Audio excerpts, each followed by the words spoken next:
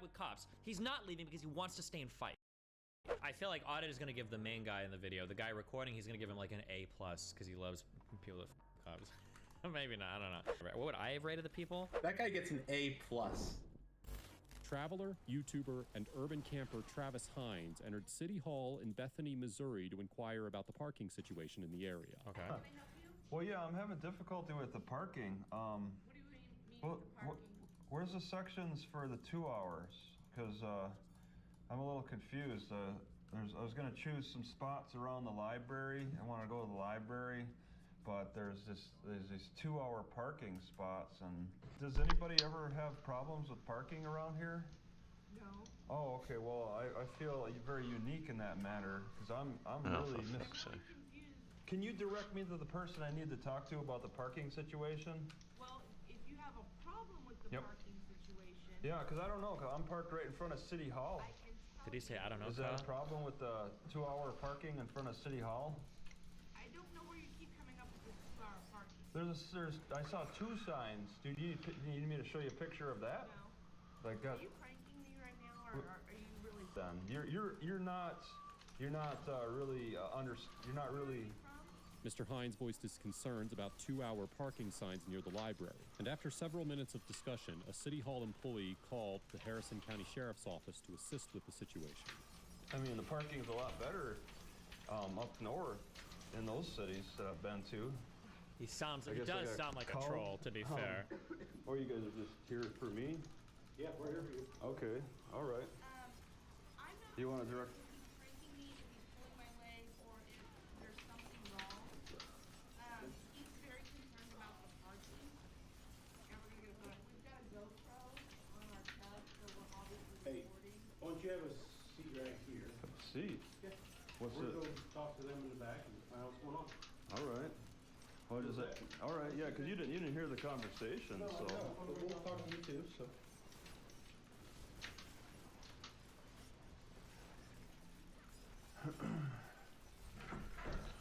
All right, well, I'm the one that they called the cops on. I guess they buzzed the cops on. And I parked right out here, and I was asking about the parking situation. Apparently, we can park across the street. Because, I mean, you know about the 2-hour signs, right? The 2-hour limits.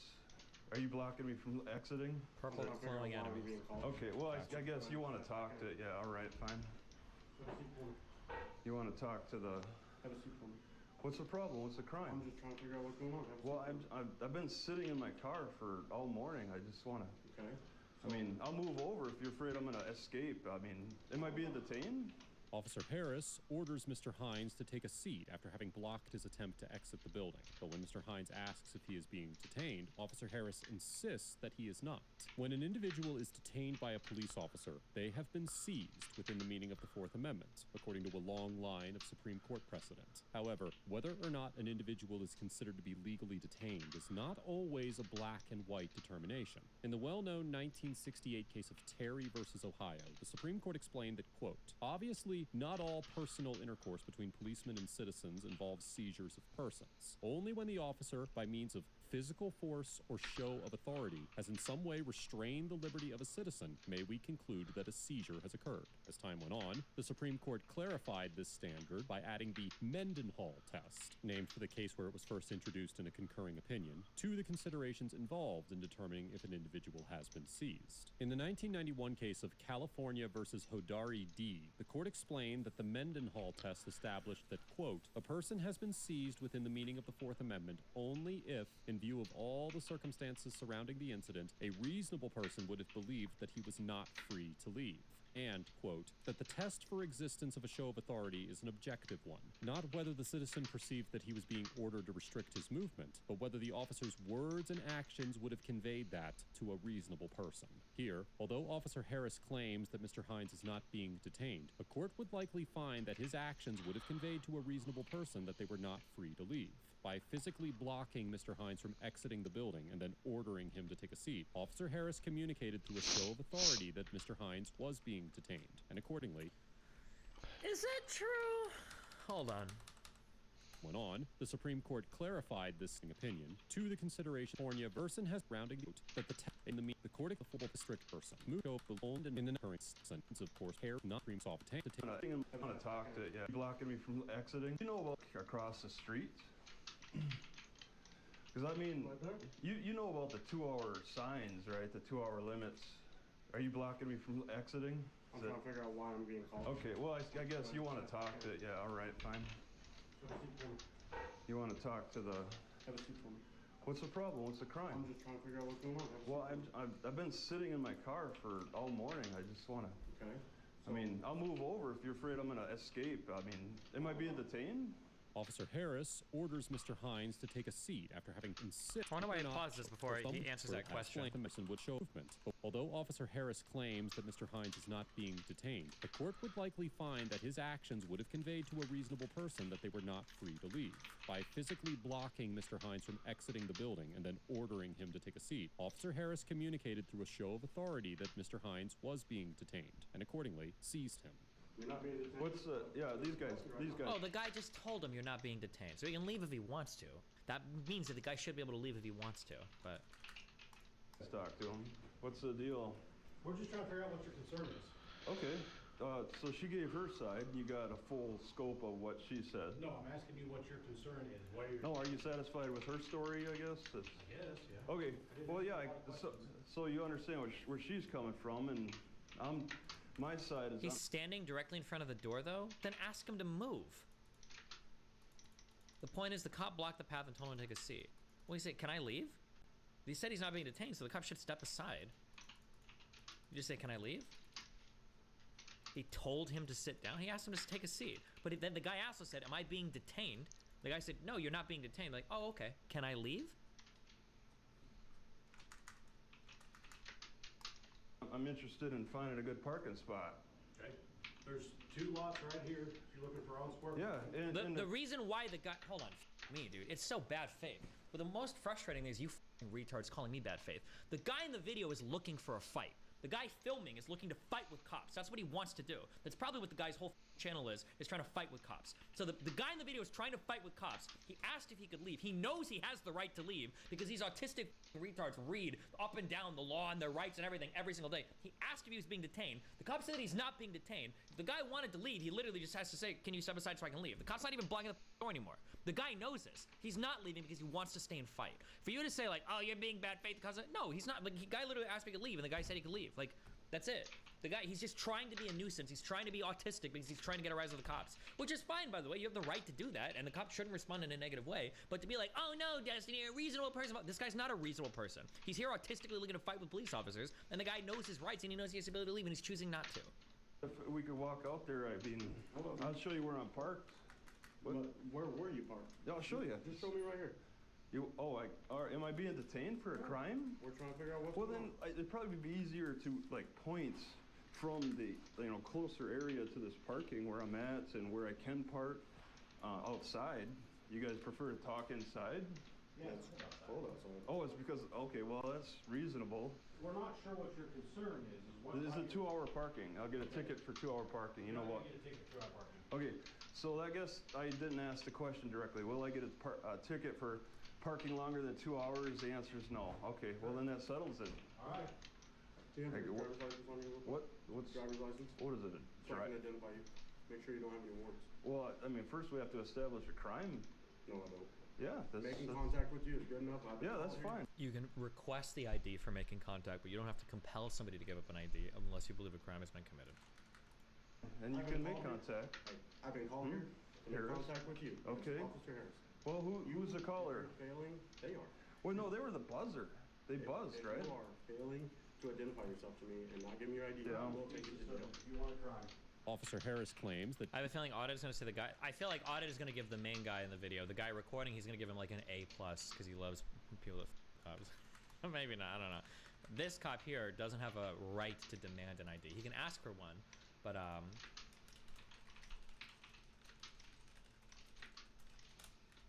he can ask for one, but he can't demand one. He can't compel the person to give it up. being called to make contact with an individual grants him the authority to identify the person he was called to contact. As we have discussed many times on ATA, individuals can only be legally required to identify themselves to officers if there is a reasonable suspicion Of a of criminal crime. activity, Yeah. and the state has enacted a stop and identify statute that requires individuals to identify themselves in these situations. Therefore, citizens cannot be required to identify themselves simply because an officer makes contact with them, even in states that have passed stop and identify laws. And only some stop and identify laws authorize officers to arrest individuals for refusing to identify themselves. As the Supreme Court explained in the 2004 case of Hybel versus 6th Judicial District Court of Nevada, Humboldt County, quote, "In some states, a suspect's refusal to identify himself is a misdemeanor offense or civil violation. In others, it is a factor to be considered in whether the suspect has violated loitering laws. In other states, a suspect may decline to identify himself without penalty." While Missouri has passed a stop and identify law, which is codified in Section 84-710 of the Missouri Revised Statutes, it simply states that police officers, quote, "have the power to stop any person abroad whenever there is reasonable ground to suspect that he is committing, has committed, or is about to commit a crime, and demand of him his name, address, business abroad, and whither he is going." It does not place a legal obligation on individuals to comply with an officer's demand for identification. So even if Officer Harris had a reasonable suspicion that Mr. Hines was involved in criminal activity, Are cops knowingly exercising this kind of thing, or is it a lack of education? I feel like one of the first things you learn as a cop is all the artistic rules around, oh, cops, hold on. A cop will try to you as much as you'll let him. That's what cops do. Cops don't, they shouldn't. Cops aren't generally in the business of breaking the law, but a lot of cops rely on you not knowing your rights. Like, hey, like, would you be comfortable if I just, like, took a look in your car? Like, can I just, like, take a look and see if anything's going on over here? Like, hey, do you mind, like, can I just check your ID so that we feel safe, blah, blah. Like, cops will say things like this, and what they're trying to do is compel you to essentially waive your rights. This is why I've said this before. I had a talk with a friend a while ago about this, that it's really ridiculous to me that in the United States of America, we don't take like a civil or criminal procedures class in school to like learn like what does a basic trial look like what rights do you have during a stop. Like in the United States of America, very few people have any idea what their actual rights are when confronted by law enforcement. And law enforcement absolutely tries to take advantage of this fact when they stop you, because they'll make tons of requests that they technically don't have the authority to demand of you, but they rely on you being polite and you doing what you can to kind of like to give in to the requests that they make. Yeah. If you've done nothing, there is nothing to hide. Do not ever think that. That is the worst. That is the worst idea. The issue, the problem that you run into is the state side. A police officer is really generally, in a very broad macro sense, is just trying to build a case, arguably speaking. The problem is that if you are answering questions, you might be answering questions that are incriminating you for a crime that you didn't even know you were being investigated for, and you could have avoided a whole bunch of mess by just shutting the fuck up and either lawyering up if you're actually being detained and then arrested for questioning, or just not by saying anything more than what you're legally compelled to.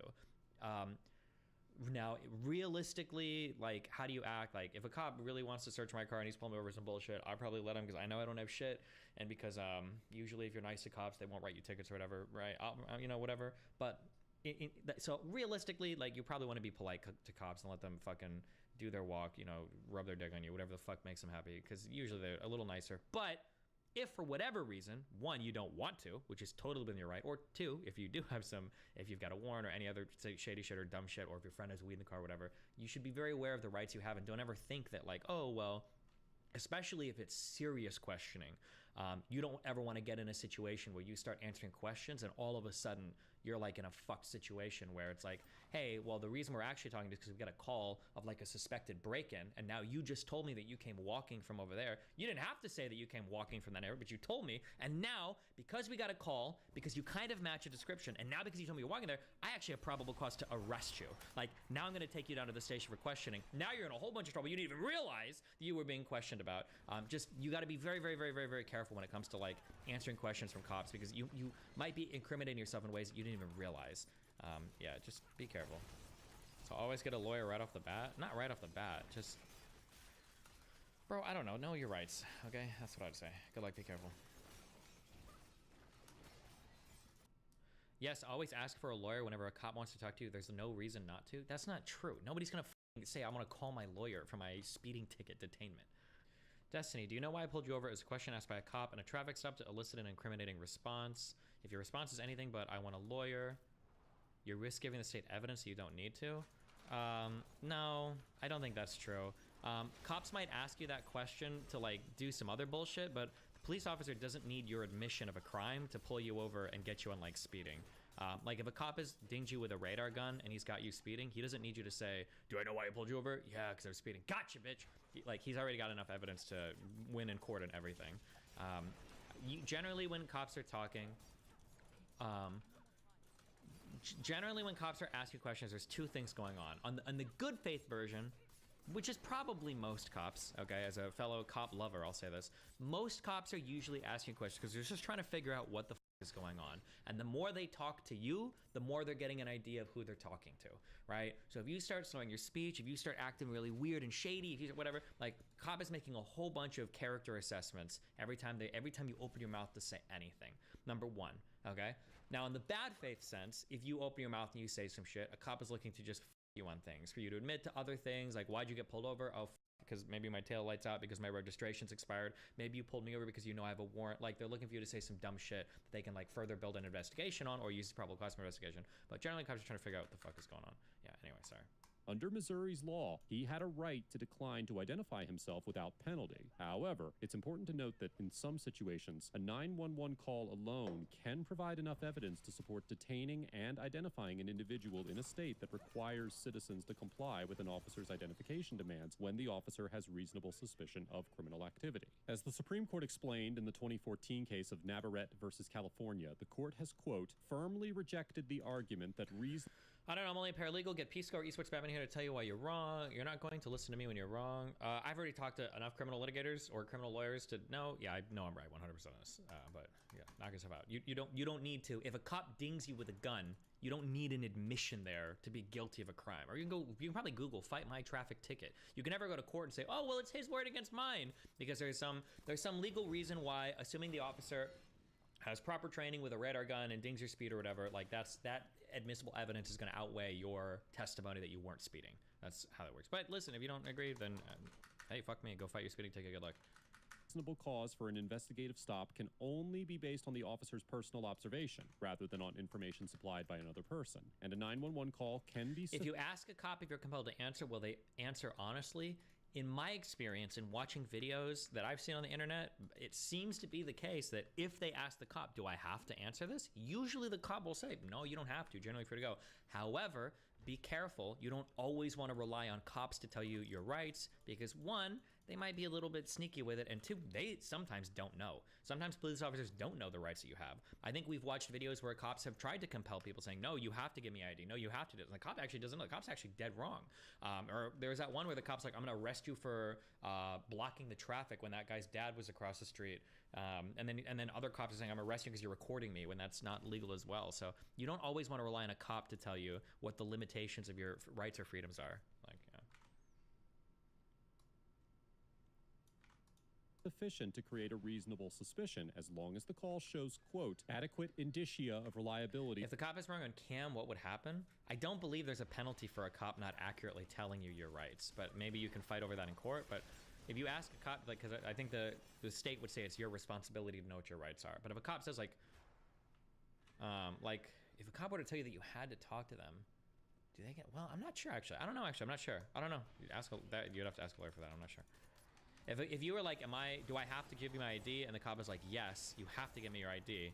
And you didn't have to give them your ID. And that ID, that later starts an investigation that gets you in trouble for something. Maybe you could argue in court, like fruit of the poison tree or some bullshit. I don't know, that like, since an investigation is built off an improper thing like that, and the cop said that, I don't know if the court would just say, it's your responsibility, you know your rights, it doesn't matter if the cop is wrong. I don't know the answer to that.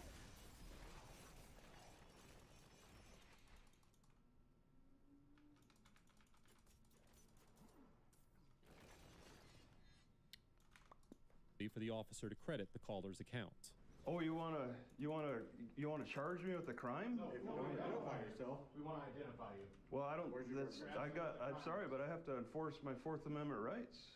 So, Well, I don't understand. You have the right to identify yourself too. If you think Where's your ID? if you think your What is this? prosecutor's gonna back you up on that, they want to follow through on this charge.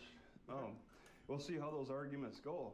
They tend not to go too well in your favor. Okay. Just doing this, Well, what, a charge of what? Do you not want to give me your driver's license? Well, do you want to give me your driver's license? I don't have to give you my driver's license. Well, I don't understand why you can't give me. I'm making contact with you. I'm making contact with you. I'm going to run And make these sure two. there's no warrants. Are you asking ID for your own curiosity? No, we're- Or for the betterment of the We were called over here because there was someone that was irate. irate? City Hall. Okay. The reason we're asking for your ID is because a crime has been committed. We're not Oh. trying to charge you with one. Well, if you think you want to follow through on charging me with a crime, I mean, see what your prosecutor, your city Am I prosecutor would want to, Wait, hold on. go through. So here's the question is, why don't you identify yourself? We'll all move on. Well, why don't we establish the crime? And we got a Fourth Amendment here. We got to get through here. It's 31 life on All right. kill. Wait, is this a good And, ring? I mean, there's steps to take with that. If you want to fully charge me with a crime, then I guess you have to arrest me, and follow through on that. Sheriff Place claims that Mr. Hines has committed a crime because they received reports that he was acting quote-unquote irate. However, he does No. not specify Okay. which crime Mr. Hines has committed. And there are some circumstances where being quote-unquote irate could rise to the level of a crime. Nonetheless, in this situation, it does not appear that Mr. Hines' conduct violated any of Missouri's laws. For example, Section 574.010 of the Missouri Revised Statute states that, quote, a person commits the offense of peace disturbance if he or she unreasonably and knowingly disturbs or alarms another person or persons by loud noise, offensive language addressed in a face-to-face manner to a specific individual, threatening to commit a felonious act against any person, fighting, or creating a nauseous and offensive odor. While it is possible that the City Hall employees were alarmed by Mr. Hines' behavior, he did not create loud noises, use offensive language, make threats, or fight, and it is more than questionable whether the employee's alarm was reasonable. Similarly, Section 565.091 of the Missouri Revised Statutes defines the offense of harassment in the second degree, explaining that an individual commits this crime if, quote, he or she, without good cause, engages in any act with the purpose to cause emotional distress to another person.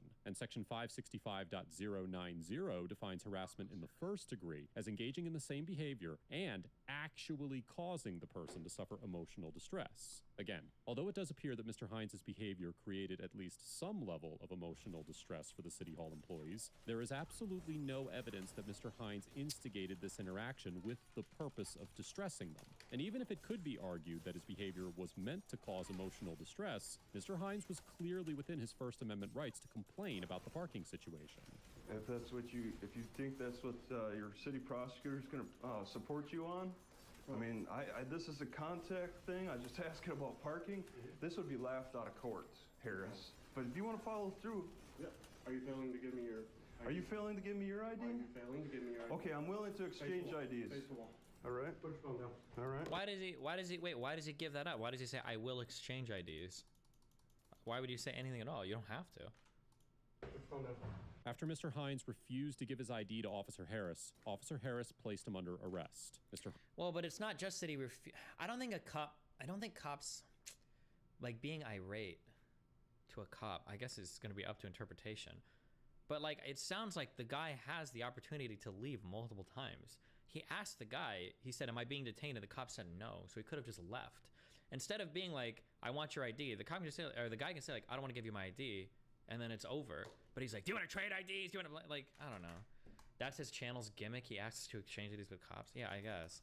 Like, cops need to learn how to handle themselves better against, like, these sovereign citizen dipshits. But I'm like, the sovereign citizen dipshits are doing the best that they can to, like, get a rise out of the officer. Like, that's the whole point of their channel usually, right?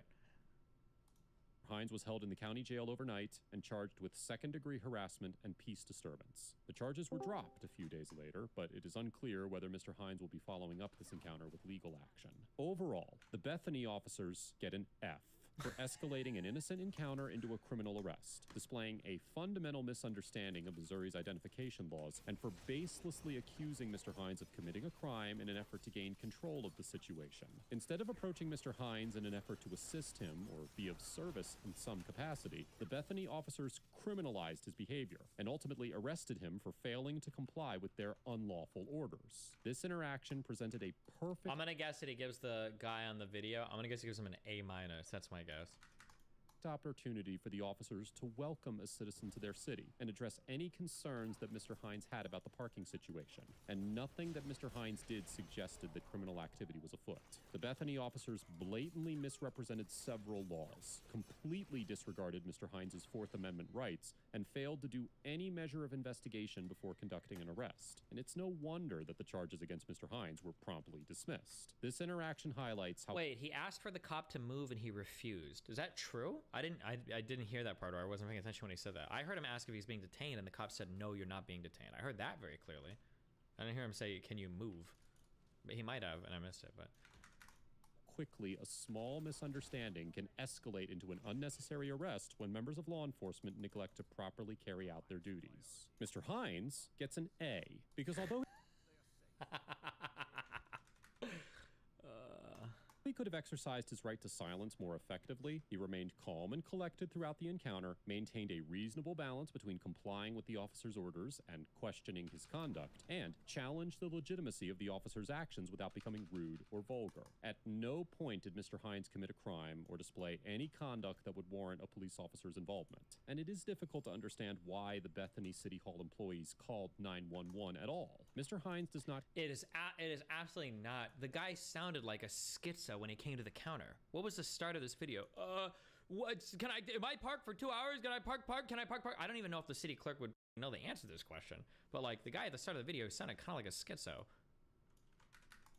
Consider himself a First Amendment auditor, but he is also no stranger to police interactions. Mr. Hines lives in his car and travels all across the United States, stopping at various public parking lots to rest and enjoy whatever public facilities may be available. And this often results— Oh, so he actually is a schizo. Jesus Christ. Okay.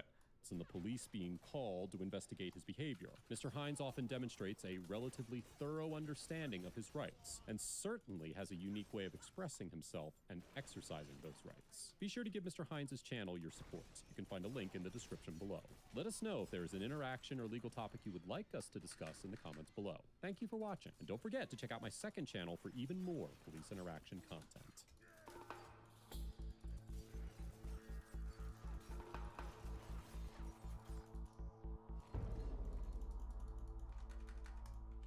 Okay. Just clarify, the arrest was wrong. I didn't see any reason for them to arrest the guy. You can ask him for shit or whatever. What would I have rated the people? The guy filming the video, I'd probably give him like a C+. Like he didn't technically break the law. He seems to be peripherally aware at least of what his rights are.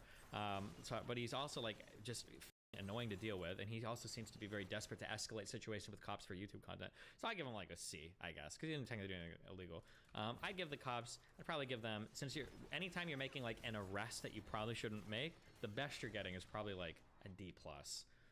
So I'd give the cops probably like a D, because cops showed up. They also seemed kind of keen to escalate, as police officers in these videos often are.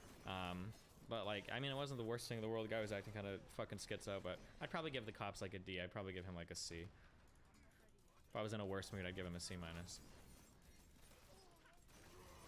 Why does being obnoxious and hostile weigh down his grade? Isn't it about his legal knowledge? No, I think it's about your engagement with the system in general. I don't think that, no, I think I don't think that just your, no, your demeanor and everything is incredibly important when it comes to managing encounters. Like if a cop comes up to me, like I have every right to be skittish as fuck if I want to. I can reach into my pocket if I want to, right? Like it's like, no, your demeanor is incredibly important when dealing with most people in life, right? Hey, so in this video, we're gonna take a look at— That's what horses eat. That guy gets an A+. Yeah, what, for making content for YouTube? Yeah, exactly, for making— he has one job, to get cops to arrest him when he's not doing something illegal, and he has to not like cross the line himself so that he won't get found in court. So he's like a Giga Chad. He did it. He acted super schizo. He might be schizo, but he acted super schizo, and he didn't do anything illegal, and the cops arrested him. So he's like A+. He was like right on the border of being like, can we actually charge this guy? You know? Okay, I'll give him an A+ for YouTube content then. Okay. Well, you don't think he not for the interaction though. He handled the interaction. Well, dude, if he— terribly. no shit, if me or you walked in there, I'd be like, here, let me know how this would go. I'd be like, hey, so I noticed all the signs here say 2-hour parking, and I was just curious if you have anything that's longer. Oh no, sir. Sorry. It's only 2-hour parking all around here, but I think there's a lot a few streets over. All right, thanks. Bye. And then that's the end. And I have no YouTube content. No shit. He can do that. He's going in there with a mission. Okay. He's got to get some cops to show up. He's got to get them to like be frisky. All the stuff. You know that's how it's got to be. Like, right? Yeah. These videos Wait, would never why am happen if you were Can I polite. not see in here? Sorry. True, I agree. Yeah.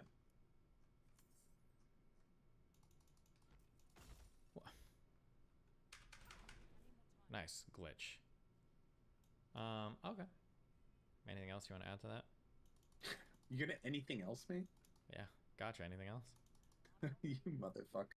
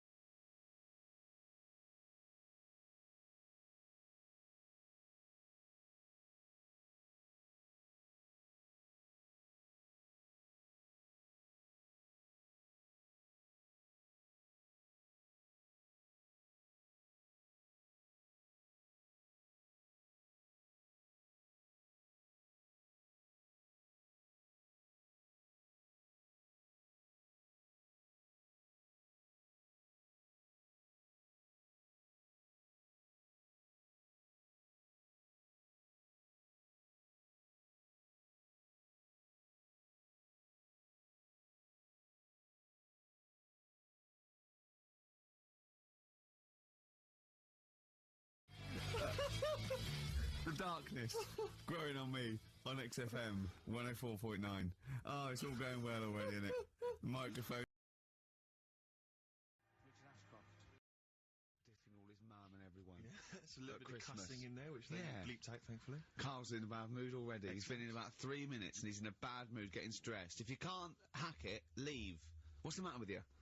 No, I'm just saying. It's been... I was meant to enjoy last Saturday off and I didn't. Why not? Why is that our fault? Because you weren't here? Just because... I don't know, but... Are you not in the Christmas spirit? Why didn't you enjoy last Saturday?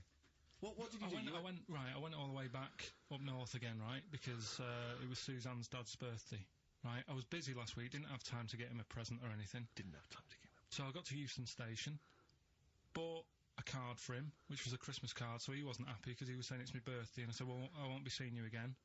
So I've got a joint card, and then we went out. Did you get him a present? Well, no, because we went out on Saturday night for something to eat at this pub that he likes. It does nice steak and onion rings, right? Lovely. So he should have been happy anyway. Yeah. But... Well, you paid for it? No. But you should have been happy anyway. Suzanne paid for that because it is her dad, right, not mine. So I said, all right, what can I do? I said to her. So she said, just buy a few drinks or something. Anyway, I didn't get around to getting drinks. I can't believe it. Didn't get round to getting the drinks. Right, so I said, right, I'll pay for the cab. Right. Oh, what a lovely Christmas gift that is. Yeah, So, £2.50. I paid, no, it was like in £3 Manchester there, it is. £3 back. So £6 you spent on him? Well, no, I spent more. See, that's what he said. He You said, get the Bolton and back, can't he you, said, for that? he said, oh, you've spent on me £6 for my birthday. I said, no, I haven't, because I gave the taxi driver a tip. I'm a little bit worried about his attitude as well. 'Cause I mean, that is a stingy present, but you don't say... Well, I mean, let's be honest, that's the worst Christmas gift ever, because, I mean, you're pretty bad, like we discussed in the past, but at least you spend a bit of money. Yeah. It's just thoughtless. Yeah. This is nothing.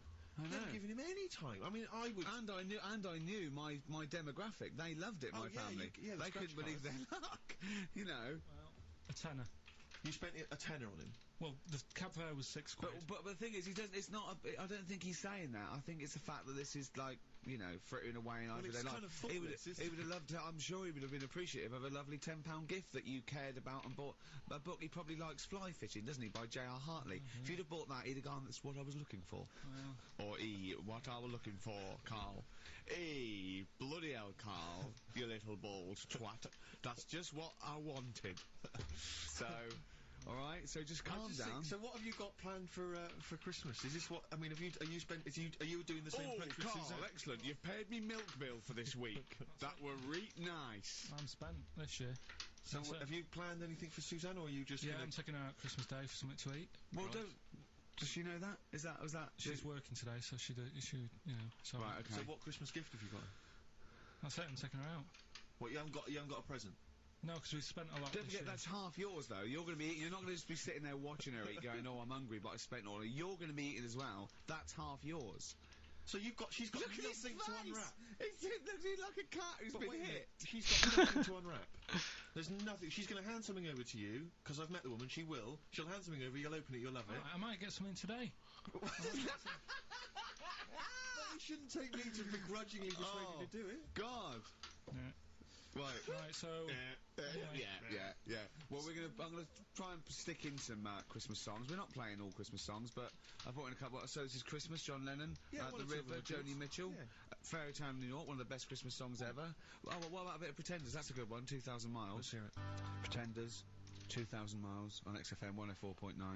This sort of Christmas edition. We're not here next week, are we? No. Carl is, aren't you? Well, you are in a way. I was doing the best of, innit? Yeah. Is it a best of? Yeah. Brilliant. Have you been putting it together? Not yet. Okay. You want to get a move on? I'll do it today. Tell me Right. what bits you want in it, and I'll sort it out. It's not for me All to the say, best is it? Yeah, it is the best stuff. Well, maybe people could email in with their the highlights of the year for them. I'm trying to think what they were. I mean, mostly It'll be talking to mostly- Carl. It'd be mostly Carl, wouldn't it? Mostly Carl. Gibberish from Carl. Oh, I think it'd be an awful lot of educating Ricky from Carl. Well, ricky.gervais@xfm.co.uk if you've got any thoughts and stuff you'd like to hear. Again, Is there anything you'd like to hear of Carl saying something stupid, me and Steve laughing or slapping him? Yeah. That's basically the Yeah. competition, isn't it? Well, there's a couple of instances where I tried to kiss him, I think, and you encouraged me. Yeah. Those are some highlights for me. I wish I'd have videoed that. Yeah, so do I. You mentioned educating Ricky. We've only got. Do you know we normally have like 3 instalments? Yeah. We've only got 2 today. Why? What Why? happened? Just Well, you clearly weren't busy Christmas shopping, so what's your Yeah. well, like I say every week, it's a bit of a struggle finding stuff that I can teach you. But at the same time, what we have got, we've started the feature. I teased MTV with it, right? So I thought I'd best start doing it before they get someone like Zane Lowe presenting it or something. Yeah. So, do we need them? Do we need them? Yeah. You should explain do we need them for those that don't like the show. Well, it's sort of education Right. about animals and stuff, and if we need them. So, like, David Attenborough once said, you can get rid of people off the earth and it would carry on, there's no problems, but, you know, get rid of a monkey and you could have problems on your hands. So, Is that a direct quote from Attenborough's current it was autobiography? something like that. I think so, yeah. So Yeah. what I've done today, right? He always starts everything with, right, so then. Yeah, exactly. Yeah. So, Okay. And he always ends things. You got yourself all sorts of problems. yeah. So that's that. That's done.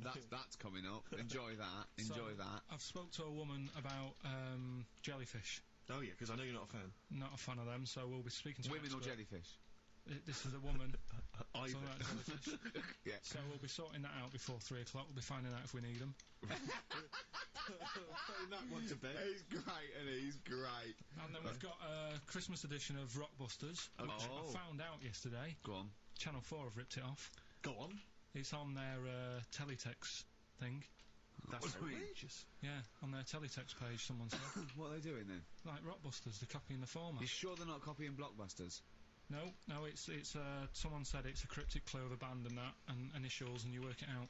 That is despicable. I mean, we should investigate this. So they've fundamentally ripped off the idea of being allowed to do a cryptic clue to guess a band. Yeah, but they sort of clever cryptic clues.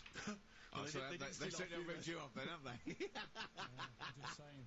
Hey, I should just point out, because it's Christmas time, we've had an email from Dickie Anderson. Oh, Whee! Dickers. Yeah, RA is, well, he's, I suppose he's a long-time listener. Yeah. And he emails us most weeks. Ricky, if, as I suspect, I'm your only listener, I wouldn't bother with your show today, as I've got to attend some family Christmas nonsense at Auntie Marian's house. That's from Dickie Anderson, and he's good because considering he hates the show and everything we stand for, he does take the time to email every week. That We thank him counts. for That counts to advertisers. Yeah. I think we've got a lot like him. We've also had a lovely Christmas card here from Alexandra, right? Who's wishes she loves the show. She loves you, Carl, and she's enclosed some biscuits for you to save you a bit of money because she knows you goes out and get your your own biscuits. And we've got some a lovely little packet of Fox's Well, why don't you wrap Creations. them up and you can give them to your girlfriend?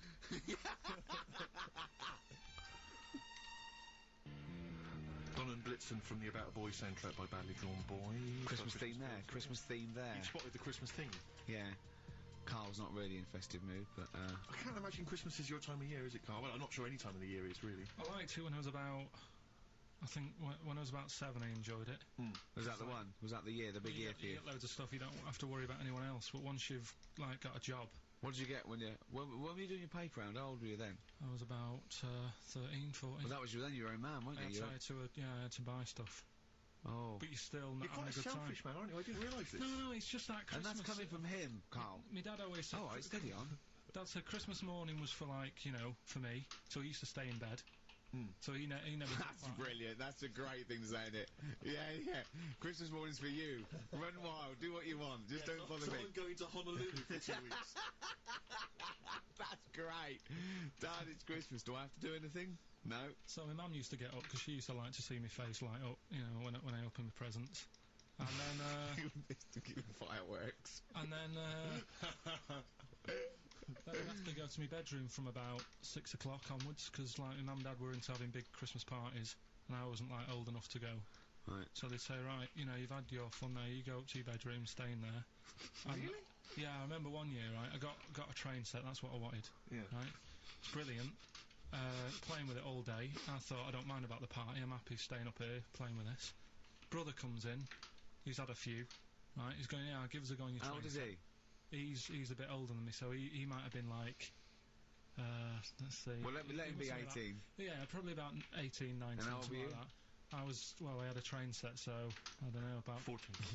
something like that. Yeah. Right, so I'm playing on that, loving it and stuff. And then he comes in and goes, oh, give us a go. He turns the transformer up to, like, 14. He went really fast for about 5 seconds, broke it, and then he went back downstairs. Wow. So Christmas, I hadn't even got to Sounds Christmas like Day. the Conservative government with British Rail. Satire, that is. Satire. I just thought that there's satire. If there's any satirical shows listening or it doesn't work in any way, because there's the analogy falls down. No. Apart from there being a train. Think it through though. British Rail was trains. Yeah. And the government broke the trains in many. Well, they didn't break them, like not officially breaking them, but they kind of. It does work. It's perfect. Oh, I'm pretty pleased with that. And I can't. And no one's asked him to be on Have I Got News For You. It's weird, isn't it? Because it's strange that when you've got a satirical mind that's as quick as that. Yeah. And he's broke your little train set. So what did you do? I just like watched telly and had some sausages. I bet you were happy with that though, weren't you? It's a bit annoying though, isn't it, when your main present of the year has been broke. And did it ever get it fixed? No, that was it. Put away. I'm intrigued why your parents wouldn't let you come and join in the festive fun. Was it like really debauched down there? Was it like eggnog everywhere? Well, no, but I mean, that's fair enough. 6 is a little bit early, but I just think, you know, if you're your kid, you know, he had his fun, put him to bed at 8 maybe. And you think so on Christmas Day? I thought that was a day for family. Well, not if there's a party going on. Well, don't have the party on Christmas Day. Well, that's another option. Yeah. Your parents are weird, aren't they? A strange breed. Well, I think that was the year, right? You're talking about buying presents and stuff. I think I did treat my mum to. I didn't buy my dad anything. I think that was like when I got a bit older. He used to get my dad something because he wasn't that bothered anyway. No. So got my mum. There was a cheap shop, right? Of course. Thank God for that. Called Snips. Right? So I went in there and I thought, let's see what I can get her. And remember Victoria Plum? I don't think so. Well, it's like a fairy character. Right. Right. I mean, Mum's into gnomes and stuff, right? So I thought, right. She must be pleased with you then. Victoria Plum. I was thinking, is that one of the neighbours? Is it like a brandy liqueur? Do you remember Victoria Plum? Victoria Plum. Victoria Plum, yeah, it's like a little fictional sort of character, right? Okay. So I saw it. I thought, yeah, she'll love that, right? So I did my paper round, saved up for 2 weeks, right? Got that sorted. Went to Snips, bought the Victoria Plum. Next day, I'm in town with her, right? So I think, I know what I'll do. I said, come in here a minute, right? So we go in and we're looking around, and I tested her, right? I went, look at that there. That's all right, isn't it? And she goes, oh, it's bloody awful. Oh, Carl. Oh, Carl. Oh, God. So then Christmas Day comes, and I said, don't bother opening it. She said, no, why? I said, oh, no, why didn't you still give it to her? So, well, it's too late, I'd already bought it. Oh, Carl. So she opened it, and I was like, And she said, oh, that's nice. I said, why are you saying that? I said, the other day, he said, it's bloody awful. She said, oh, no, I thought you were pointing at something else. Oh, no! So that's why I don't get anyone anything anymore. Oh, God! Play record! Oh, God! Oh! That's good, isn't it? Not bad. Gold Rush. Let you down. I'm actually quite affected by Carl's Victoria Plum scenario. Just the fact that, like, that eagerness, he wants to make sure it's a great present. He's saved up his paper round. He thinks it's like a gnome, but modern. I'm worried that you're using it as an excuse now, and that's why you're not buying anyone any gifts, because you've had your fingers burned once. I mean, you were 6, 7 years old. To be fair. No, you weren't. You were about 13, weren't you, if you're doing your paper round? Yeah, Oh, it must right. have been, yeah, 11 or 12 then. Right. Yeah, so I'd saved up. Oh, no, I'm not using it as a thing. It's just that. What do you get your mum this year? I've sent them some money so they can get a passport. So they can get a passport? What do you mean, are they? Are they trapped No, 'cause they've somewhere? moved. Well, they're in a holding bay somewhere in Dover. Yeah, I got What a do you friend mean? who's a truck driver who's going to sneak them across. For New What Year. do you mean? So they can buy a passport. What do they do? Sell it when they were No, a bit 'cause- down in their luck?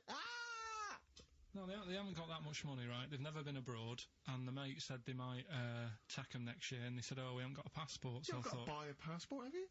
Because Isn't that your God-given right as an Englishman? No, you've got to pay for them. They're 30 quid each, so you better add do, otherwise they're conning me. Right.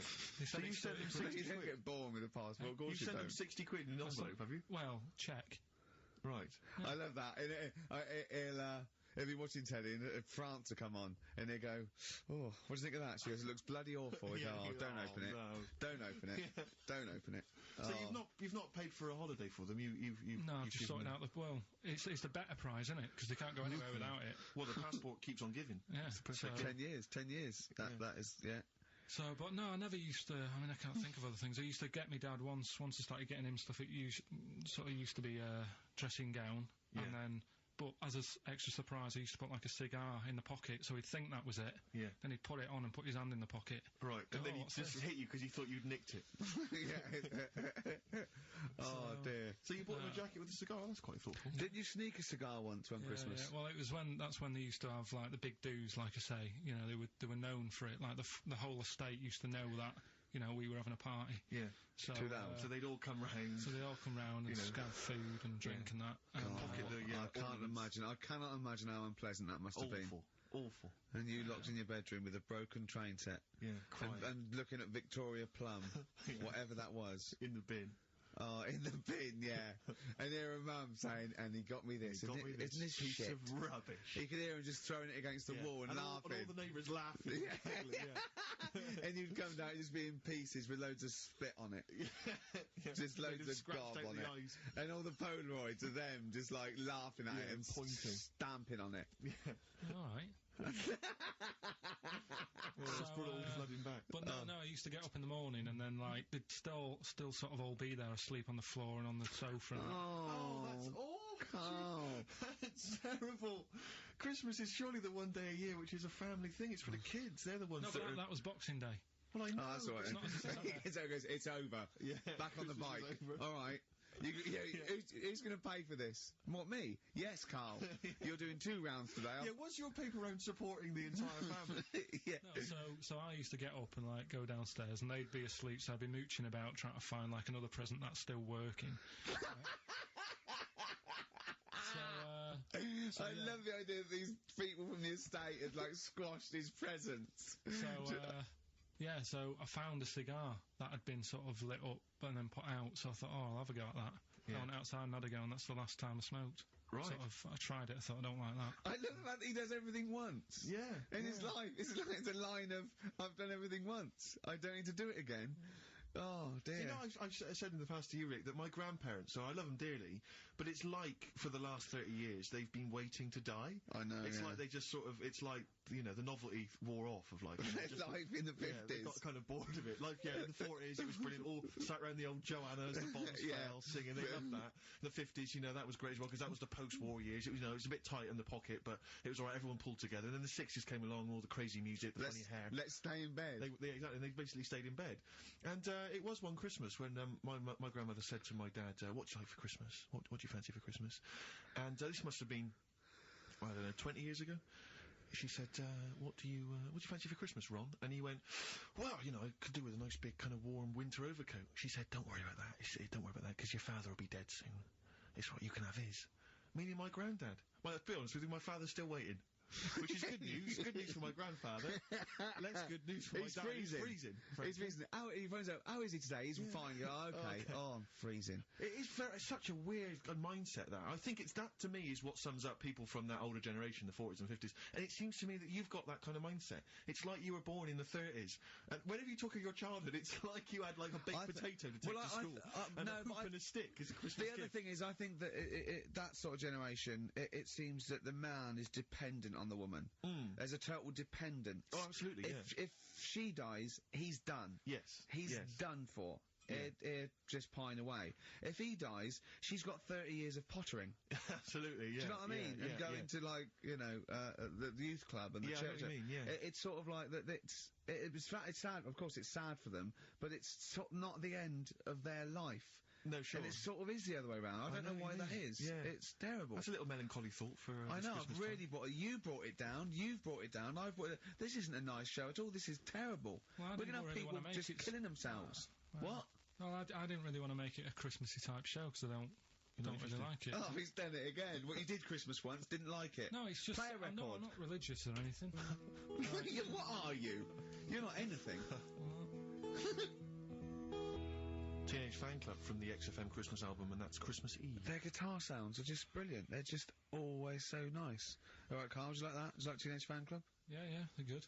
Carl, I feel like you've never kind of enjoyed the wonder of Christmas. I can't ever get the sense, maybe except when you were very, very young, you know, that kind of bright-eyed, you know, thinking of Santa, you know, kind of landing on the roof and coming down the chimney and drinking the sherry or whatever. Well, I like the idea of it, right? Sure. The sort of, you know, I used to get a couple of annuals every year, you know. Yeah, so did I, yeah. And I was allowed to open one on Christmas Eve. Oh, that's brilliant. So so they could throw it on the fire. I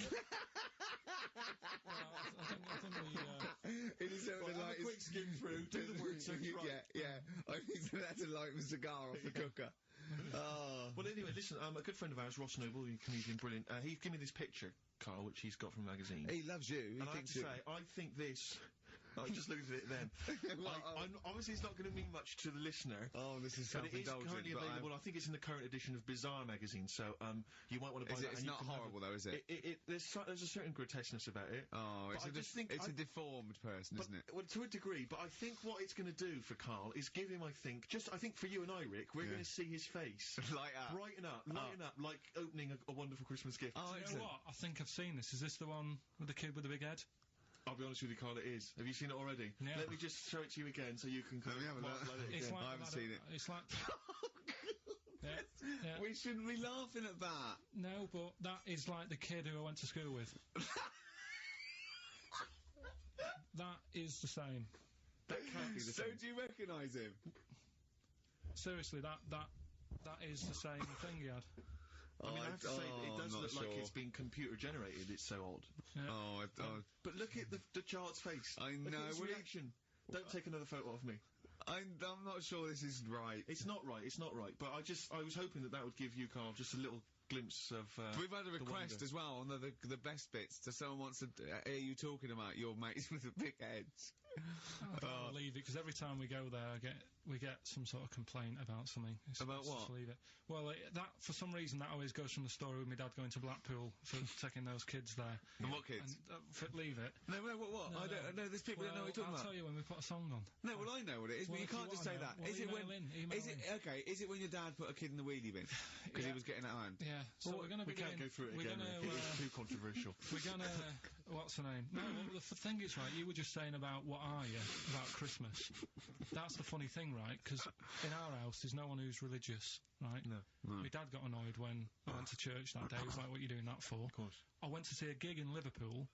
Remember the band The Christians? Yeah. He thought I'd join some club. Yeah. I said, I've been to see The Christians. He was saying to me, man, what's he doing going out with them? Yeah. Yeah. And then the other thing is, because I'm not christened or anything, my mum used to say to me, don't tell anyone that, because there's witches and stuff. I want to go back and see his upbringing. I just want to go back and see him at 7. One day in the life of Carl, age 7. Just to have 3 ghosts visiting tonight. And take him back through time. But we could go with him. We can be some of the ghosts. Yeah, I the just ghosts of Christmas past. Oh, Remember this? That's incredible. Because just say a bit more. So she wasn't Christian, but she thought maybe someone could take your soul because you weren't Christian. It's like there's cults and that, isn't there? And if they find out you're not christened, then Right. so I don't sit think down- they care. I don't think a lot of cults care. Well, But what can they do if you're not Christian? I don't see know. what- I just said all right because then through that time there must have been a time when. But that hold was on, a now they problem. know. Yeah, but I'm older now, so I'm all right. She used to worry about me playing out on the street. Oh, she and was that. worried about when you were naive and stupid and easily led. Well, Yeah. No. Good point. No, you're right now. Yeah. So Yeah. Good. Rockbusters. you know? Rockbusters. Well, tell the prizes, Steve. Yeah, tell we them have got Christmas some, gift. This some is Christmas Christmas gifts. I don't know if you'll receive them in time to actually pass them off as gifts. I wonder to if I friends can and tell family. that Ross Noble story that he told us. I don't know. We'll have to discuss that when the record's playing. Okay. All right. Okay, so you heard a track from it just then. It's the XFM Christmas album. I think that's been knocking around here in the office for years, hasn't it, Carl? Or is it new this year? It was brought out about 2 years ago, Okay. but Christmas songs are Christmas fairly songs, Christmas timeless, songs. aren't Yeah, it's not bad. There's Scott bands on there like the Dandy Warhols, the Webb Brothers are on there, Drugstore, Bell and Sebastian, Flaming Lips, all sorts. So we've got that to give away. We've also got this Smashing Pumpkins compilation, which that seems to be knocking around for weeks. Another one of those 50 years of the greatest hit singles.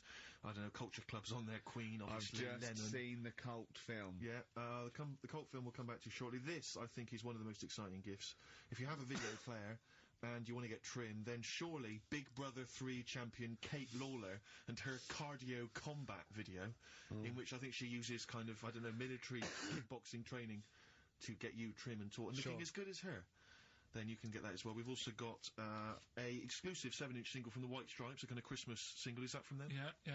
That must be quite rare. That's probably That's the only quite thing good. worth That is hanging rare. on to. That is worth something. And is worth something. the current Badly Drawn Boy album, Have You Fed the Fish, which Well, I think is slightly mediocre. They've gone up, actually. I think that the level of prices there has gone up. Not a bad selection, but here is the big movie, and actually I have to say this is not a bad one. No, it's not. Again, it's not terrible at all.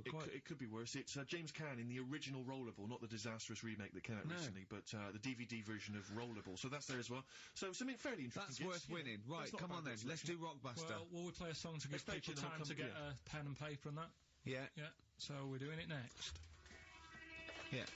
Carl Pilkington, the man of the moment, with his Rockbusters coming your way with all those great prizes. Yeah. Right, are we're doing it now? Yes, sir. I noticed Heat magazine sort of put a bit of a spanner in the works. Why? Because they were saying, oh, maybe it'll be a Christmas edition of Rockbusters. And I'd already sorted them out.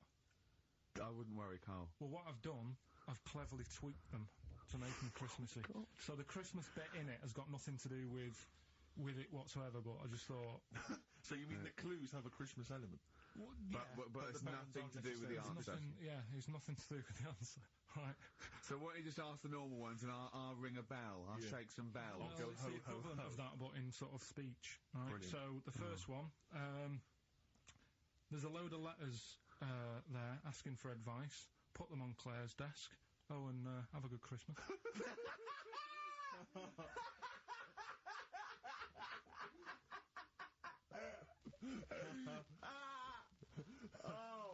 Give it to us again. Oh, God. Right, so there's a load of letters asking for advice.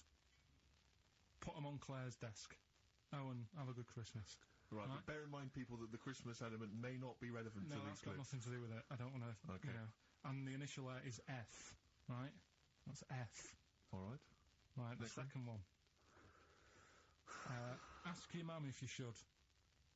After you've wrapped the presents. Right, so that's Ask your man if you should. Ask your mum if you should after you've wrapped the presents. That's S. Yes. S. All right. All right. Okay.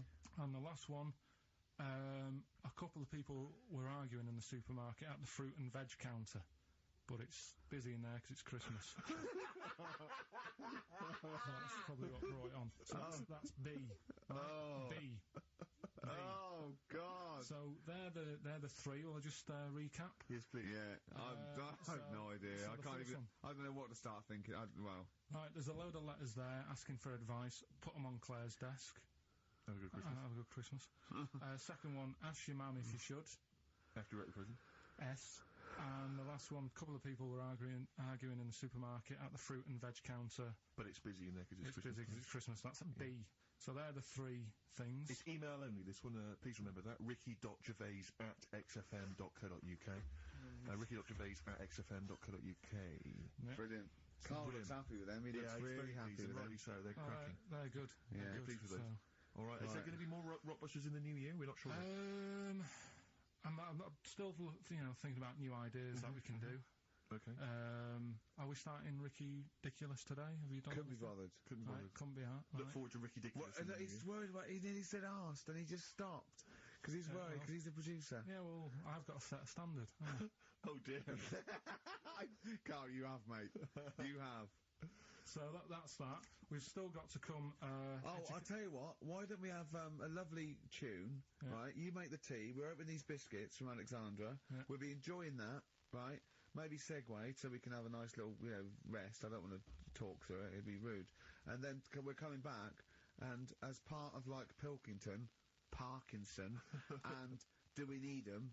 Do we need them? Yeah. Carl has interviewed an expert on jellyfish. Brilliant. So we've got that. Plus, of course, we've got a two-part Educating Ricky. You've got Educating Ricky still to come. With a Christmas theme or not? And we've still got No. things like the Pogues, John Lennon, Joni Mitchell, just David Bowie. Are you suggesting there's going to be some great music and some Great fun music chat? and some fun chat. Lovely.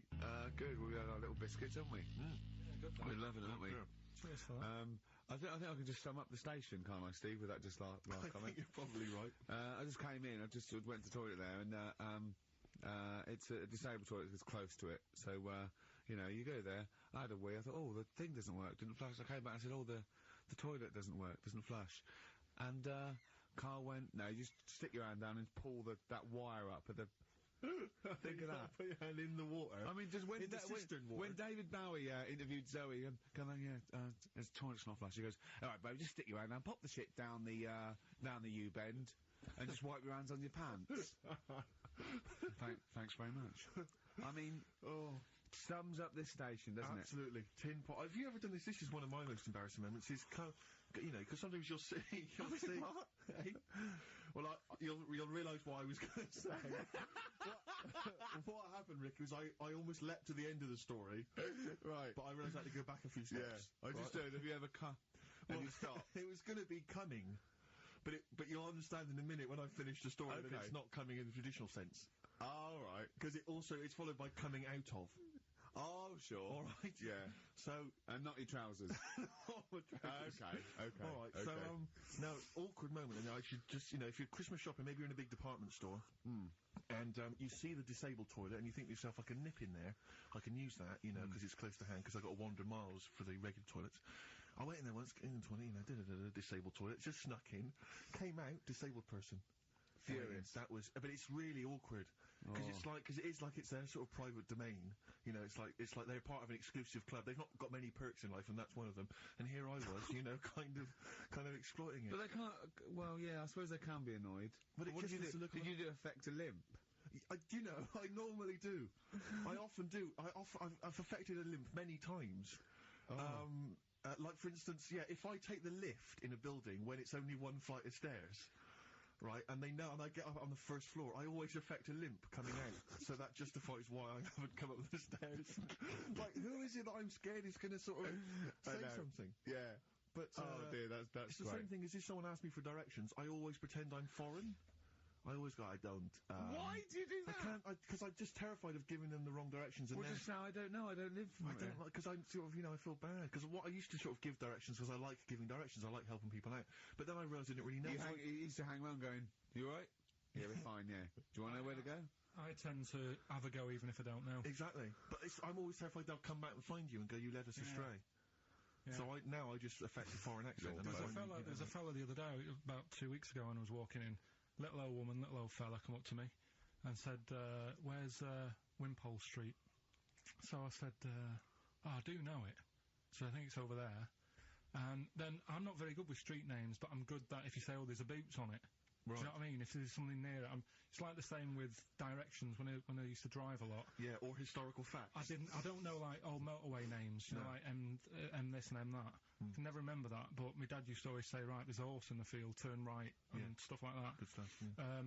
And it's the same with this fella. He sort of said, you know, where's Wimpole Street? And I said, well, what are you after? And he said, I'm after some blood. And it was there's doctors around there, isn't they? So I was like, oh, so that didn't help me. What do you mean he was after some blood? He said, oh, I need some blood. He must have had Was an he illness. bleeding? No, he just must have needed some new blood or something. He had some illness. And I was like, you know, Why didn't you go to the pet shop and get some parrots? No, but Like he didn't have fangs and a cape, did he? no, but do you know what I mean? Oh, that didn't help me out. But What if he just said, well, some pile cream, actually? Can you go, oh, we want Boots then? yeah, he would have been all right. But I didn't know where to start with that. I need some blood. Yeah, I That's just a thought very it's over there. Yeah. Just sort of pointed him away. But so he was losing consciousness. You sent him the wrong way. He's dragging himself along the pavement. Is there blood this way? The gash is growing ever deeper. Well, we've got to do Pilkington, haven't we? Do you want to? Yeah. Okay, we should explain this, I think. Well, it's Carl's new idea for a TV show. He wants to do a TV show called Do We Need Him, where he goes round and he talks to experts like David Attenborough, David Bellamy, maybe Lenny Henry doing David Bellamy, Right, yeah. if he can't get the real one. And he just picks on an animal that he doesn't really like, doesn't think you need him, and an expert will tell him if we do, if this is the first instalment. Let me put a song on, right? Now we've got him, and then I can set it up and stuff, and tell, you know, because Explain it fully. explain it and that. Let's do a classic. Let's do a big stomp in one of the best Christmas songs of all time, shall we? What are you thinking? Fairy Tale in New York. Excellent. Oh, it's always Homes amazing. featuring Christian McCall on XFM 104.9, the Christmas edition. Indeed. Next week, we've had loads of suggestions, Carl, for your best bits. It's basically all your best bits. Me and Steve are largely irrelevant in the voting. Yeah. So you can compile your best bits next week, and they'll be loving it. We had a request for the little Chinese fella in his pants, a horse in the house, cutting your hair on the railway station. If you haven't heard those stories, what does that mean? The little Chinaman in your pants, you've got to be tuning in next week to find out what that is. The only thing is, the old horse in the house was in the last best of. Was it? Yeah. Well, that doesn't stop. What's his name? If you're one of those people that want to see these clips again, tune in. Oh, Yeah, it'll well, be over Christmas. It'll be alright on the night 84. Yeah. Someone kill me. I think I'm going to live forever. Well, it's like we said before, who goes to the recording of one of those? There's always people in the audience, Yeah. aren't there? That'd be People great. actually, you know, Tickets for it will be alright on the and night. they laugh at his jokes, but I don't know I what think the how jokes many are. takes it, how long it takes to record that. The show's about 3 hours, so the recording must be about 9. Have you ever seen Kirsty's home videos on Sky I One? think so, It's Kirsty Gallagher. dogs falling down It's slides. it's like you've been framed, but falling over in a wedding. it's got audience laughter. But I'm assuming it can't be a real audience. I'm assuming it must be like No, they've Flintstones. just lifted it from the Flintstones. Yeah. The laugh from the A Flintstones. lot of people forget that the Flintstones had an audience. If you watch the Flintstones, there's laughter when Fred does something funny. Yeah. The idea of people being shipped in. But we were to talking watch about, a cartoon. I like the idea that some jokes weren't as funny as others. Exactly. Like the director going, we'll put a laugh on that, and the producer going, it's not as funny. I think Dino it's not as funny. should get a round of applause every time he comes in. Everyone knows him. The kids love him. He's We're making it up. yeah, and Barney getting disgruntled because his jokes never get decent Yeah, he's like wise. exactly. Yeah, he's like really wise. Okay, Anyway, so Carl, what here we we go. It's an exciting feature that I think will be picked up by Channel 5. It's going to be Carl Pilkington, Do We Need Him? Where Carl goes around checking out animals with top experts, asking whether we need them in the world. Yeah. So, this is the first one. We won't do it next week, but I'm already sorting out the contact. We will be looking at octopus, because They're a bit weird. Okay. So that's what you got to look forward to in 2 in 03. Again, if you have an animal that you feel is unnecessary in the world, then email us, and I'm sure Carl will investigate for you. Well, the other thing as well, whilst we're on to that, I want to sort of have a bit of research with me. So when I speak to the bloke or the woman about the octopus, right? I want you want to be armed with the response. facts. Well, sort of response from listeners, so I can say, well, 70% of XFM listeners said we should get rid of them. Sure. Do you know what I mean? Like Jon Snow does on Channel 4 when he does all, like, Political politics stuff, stuff. So, if you agree with me, just send an email saying yes. And What, if you so, don't- so yes, we should get rid of them. yes, yeah. Or, Yes, get rid of them. Because the house believes always we should get rid of these animals. You're picking animals you want to get rid of. So yes is get rid of them. No is don't get rid of them. well, and not no, it's Noah, because they go on the ark. The ones we keep go on the ark. That element I'd completely forgotten about, and I think that's a wise move, because I don't think that's working. I don't think you've thought through the whole Noah. So that's just complicating the show, I think. So yes, we get rid of them. Noah, they're saved on the ark. Yeah. Right, okay, Right, so here we lovely. go then. Jellyfish. So Do we need 'em? today we're looking at jellyfish in Pilkington.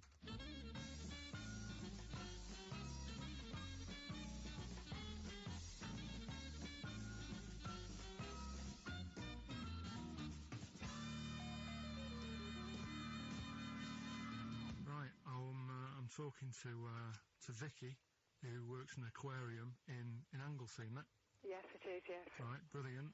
Today we want to find out if we really need jellyfish. I've got a bit of a problem with them anyway, because I've been stung by one, and I've done a little bit of research into them. So I'll tell you what I know about them. Okay. You might learn some stuff from me. Oh, you never know. And if I'm talking nonsense, just tell me. Absolutely. Yeah. Right. So first of all, they don't have eyes, do they? No, they don't. Right. So I'm right with that. No lungs. No. No lungs. They haven't got a heart. No hearts. Heartless. And they're made up of like 97% water. Yes, they are. So they're pretty useless, really. Well, they have got a nervous system. They're actually about 650 million years old. So they've evolved and they've outlived the dinosaurs, and they're even older than the sharks. And they can even outfox us, because NASA scientists have worked with them to try and work out how they operate in weightlessness, and they still don't know how they do that. Huh, perfect Took them role. into space actually to figure out how they did that. Seems like a bit of a waste of money, but... do you know Port Maddox? I used to go there a lot for my holidays, and there used to be a load of them washed up on the beach. People on motorbikes used to go over them and stuff. Yeah. This isn't... Well, we get the moon jellyfish. That's the ones with they've got pink bits in the middle. Yeah, that's their reproductive I bodies. think that was them. I think they're the ones who went over on the bike because you could see pink bits. What do they do? If the jellyfish went, would we have a problem on our hands, do you think? Okay. You might have a bit of a knock-on effect, because things like turtles eat jellyfish. Yeah, but do we need turtles? Well, don't forget that when you take out something from the marine system, something normally feeds on. I mean, they're not just there for the fun of it. Something either feeds on it or feeds on what they excrete. What you're saying is they exist to sort of feed others and also to eat some stuff that's Well, in the yeah, sea. they control the population of other fish and species that might otherwise be a problem. Okay, well, let's kind of wrap this up, right? The question that I'm asking today is, do we need them? Say if Noah had his ark, right? You've swum and got on the boat. You're all right. You're safe. He's going to keep you to sort of populate the world as well, right? So it's you and him. He's not a bad-looking fella, so you're happy. Yeah. He says to you, Vicky, Yeah. do we need him? Absolutely.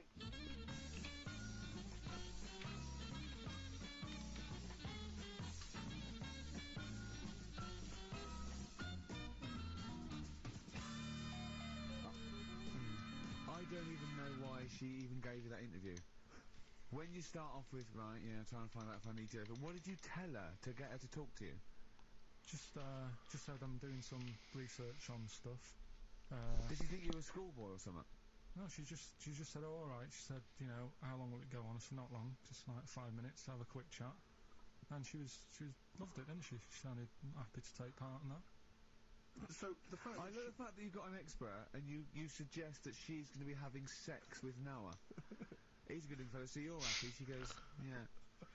I don't know why you stopped there. I didn't know positions or something. I can't believe. The problem is, really, I didn't get to the bottom of what I wanted to say because. Oh no, you did. That's it. That's done now. That's a pretty good academic work. That's proved. Yeah. No, but the turtle thing, you know, when she said, "Oh, if you get rid of them, the turtles, you know, won't have anything to eat." But when she said that, I mean, I couldn't say it because it would have took her off and confused her. But well, like, she's a scientist. She's easily confused. Well, say like when Suzanne is working, right? I'm not a very good cook, so I always get like an Indian in. What to do the cooking for you? So, right, I'll have an Indian. Right, now say if for some reason it closed, I'd get a Chinese. So why don't the turtle just... There's loads of stuff in the sea. But I didn't want to get too heavy on her, but... It's pretty deep.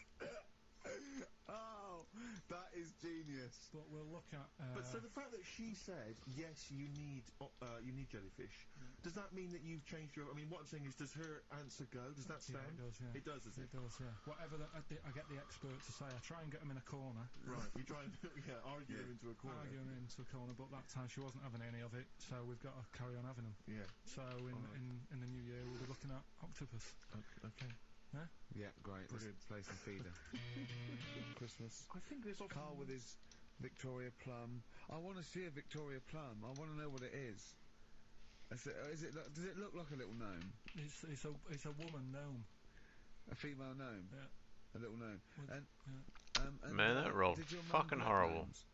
She likes anything gnomes, she likes fairies. Oh, plus 61. Wow, that rolled fucking awesome. Indians. She collects all that stuff. Yeah, and it doesn't matter what it is. What do you mean? You know, like a proper Indian with all the headgear on. Or a Native American. She likes anything with them on. Like, you know, it can be a fridge magnet. It can be just anything. A lot of Native American wisdom is around the fridge magnet because they think it has special powers of adhesion. Yeah. That's you read some of their writings, the great works. Now it reminds me, talking of gnomes, he said to me in the week, he went, "Oh, did you see that programme on telly last night about dwarves and fellas without legs nicking cars?" And I went, "No." He went, "Oh, it's amazing, right? Because they haven't got legs and that. They scoot along and they can nip into a car like the Dukes of Hazzard." Explain more, Carl. No, you see, I didn't see it. Someone else told me about it. Oh! That's what I said to you. I said, "Did you see it?" Because I missed it. And it's about these little fellas who specialise in car nicking. And the thing I wanted to know is, because this lad who sort of only watched half of it. Is he like you? Well, I said, I can understand how it's easy to get in, but then how do you get away? Because you can't reach the pedals. Yeah. Can there be two of them? But presumably he opens the car for someone else. Is it? What do you mean? What? So he's steering and he's like, right, press the brake a bit. And then there's one that's just legs but without the top half. I don't understand how this helps them though. What are they? Why are they? Why does this make it easier for them to steal Because they cars? can just get through the window really quickly, like in the Dukes of Hazzard. What? Because their legs don't get in the way. Right. Do they just run and just? But what do you mean the window? I mean, what? So someone's driving along. No, I didn't see it. And This is leaves why the I'm window asking open. you. I didn't see Do they it. leap in when there's someone still driving the car? I don't know. Well, there's too many things left unanswered here. I Well, can't go maybe over someone's seen Christmas it and they and can not know. email in. But that's sort of... This panicked you anyway, I imagine. I bet you were gutted you missed that programme, weren't you? Well, I'm interested in stuff like that because I like learning, which gets us on to educating Ricky. Oh, excellent, slick. We've had a good year of stuff, teaching us stuff. Yeah, I've learned a lot. Can you remember any of the Of course I can. There was a deaf girl and she hit her head and she could hear. Yeah. There was also some people who ate tomato soil poisons on lead. There was also a doctor who gave a blood transfusion with some parrots from the pet store. Because the doctor in America, and it was the olden days when the lines were bad, said give him his parents' blood, and the doctor this side thought said give him some parrot's blood. So that was true, and that educated me. That was fact. What have you got for us? Well, we've only got two because I've taught you about jellyfish today that we need them, so we've only got two things to go at, and I give them a little headline so you remember them to make them snappy. The two headlines you've got: oh, what a catastrophe! Okay. And the second one is, well, you'd think it beat Bughead, wouldn't you? What? Let's see if this works. Well, you'd think it beat Bughead, wouldn't you? You'd think it beat. No, you'd think it be. Yeah. You'd think it'd be Buggered, wouldn't you? Bughead. Bughead. This can't be. If this is anything with a bug living without a head, I'm not interested. Because we've done it. All we've done is found. Let's just do what a cat. So it is that. Right, do that Give one us first. the Bughead one. Which one are we No, doing? do the Bughead one. Right. Well, the Bughead one. Well, we've talked a lot about animals and that, haven't we, without heads. Surprisingly, we have. I think a disproportionate amount on it. If you're a new listener, and this is the first time you listen, you'd be surprised. Yeah, we've done all that. We've covered worms. The way if you cut their head off, it grows back. If you don't cut too high above its neck. We've covered the chicken. The fellow who blinked. Yeah. I can't go into it again. Right. Let's not go into it again. We've had the chicken with no head that lived for 8 months. Yeah.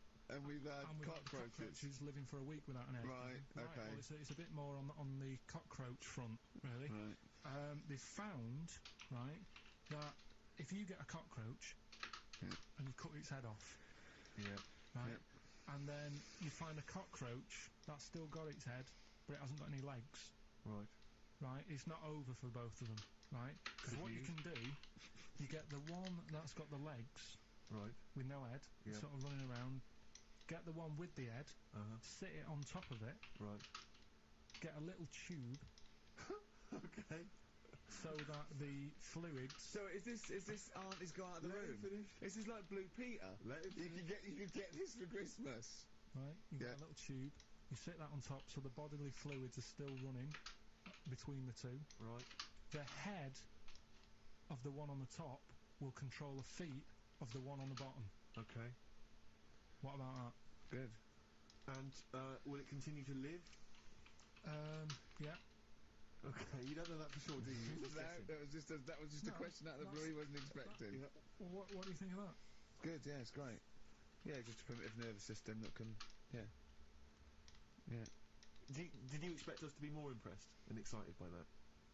Well, did you fall off your chair when you read that? Did you literally topple off?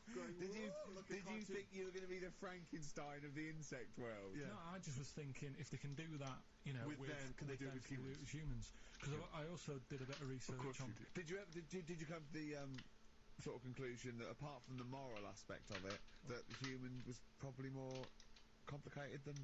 Yeah, but do you know what I mean? Things move on, don't they? Do you know what I mean? Science, Rick. You know, I had Binatone as a kid. Now they've got PlayStation 2, and the difference in 10 years. They have found that if you lose your head, a cockroach can live normally on your body, but not the other way around. Your head on its cannot control its legs because it's too complicated for your brain. So yeah. Well, then other research. Because I thought if you don't learn from that, I'll give you something else for free, right? Go on. Free. That they can clone people. The only reason they don't do it, right? Say if like Ricky needed a lung, right? They could clone you and make you the same, but the only reason they don't want to do it is because it'd be a bit horrible, wouldn't it? So and it would take sort of 18 years for me to get an adult lung. And there's all kinds of moral implications. Yeah. What do you mean, yeah? You hadn't thought of that? Because lest we forget, Rick, he ended with the only reason they don't do it is because it's a bit horrible and that. No. Which scientist said that? Right, that's a quote. Right. That's not it. That's not the other one. That's it. No. That was just, you know. We've got another one to come. Oh, I can't wait. The headline again? What was the headline again? The headline, oh, what a catastrophe. Looking forward to it. Mark. Yeah, a bit more counsel. This is from his covers album. This is called Snowbird. He's so happy that the XMM listeners understand his stupid clues, and he knows it annoys me. We'll be giving out the answers just quickly, just in case someone sort of missed one of them. I'll just quickly do them. Yeah. Yeah, go on. First one. There's a load of letters. There's a load of letters there asking for advice. Put them on Claire's desk. Oh, a Merry Christmas.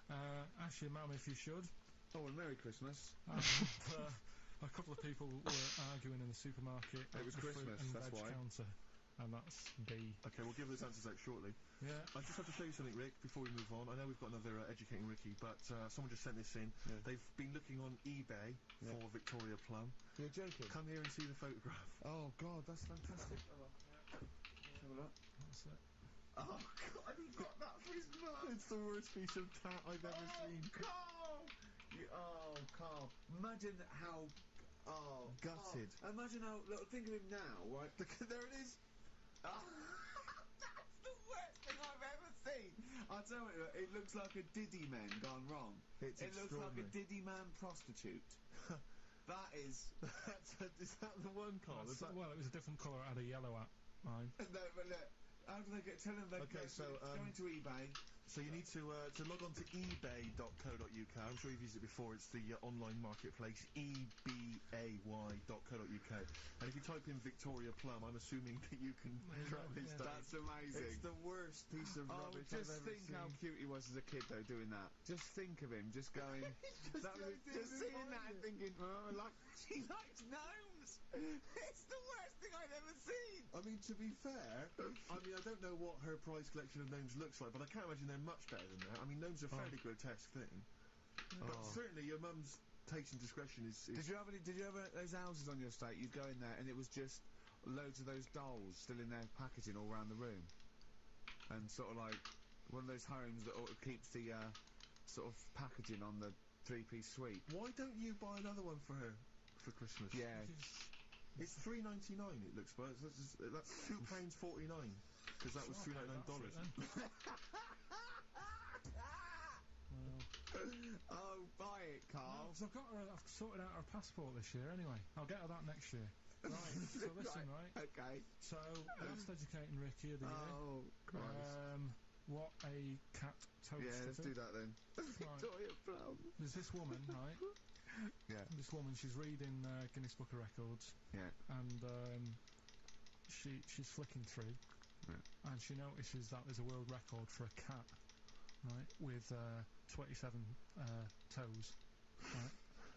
So she reads it and she thinks, well, that's not right, because her cat's got 28. What do you mean her cat's got 28? Her cat's got 28 toes. So she was like, well, hang on a minute, mine should be in there. So there was I missed the very beginning of this.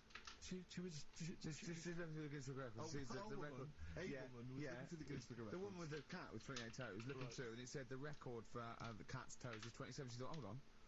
Hold on a minute, Ross McWhirter. My cat's got one more than that cat, so go on. Anyway, so she said, the person doing the interview with her said, is it happy? And she said, yeah, it's great, and it's really good in the snow. Right.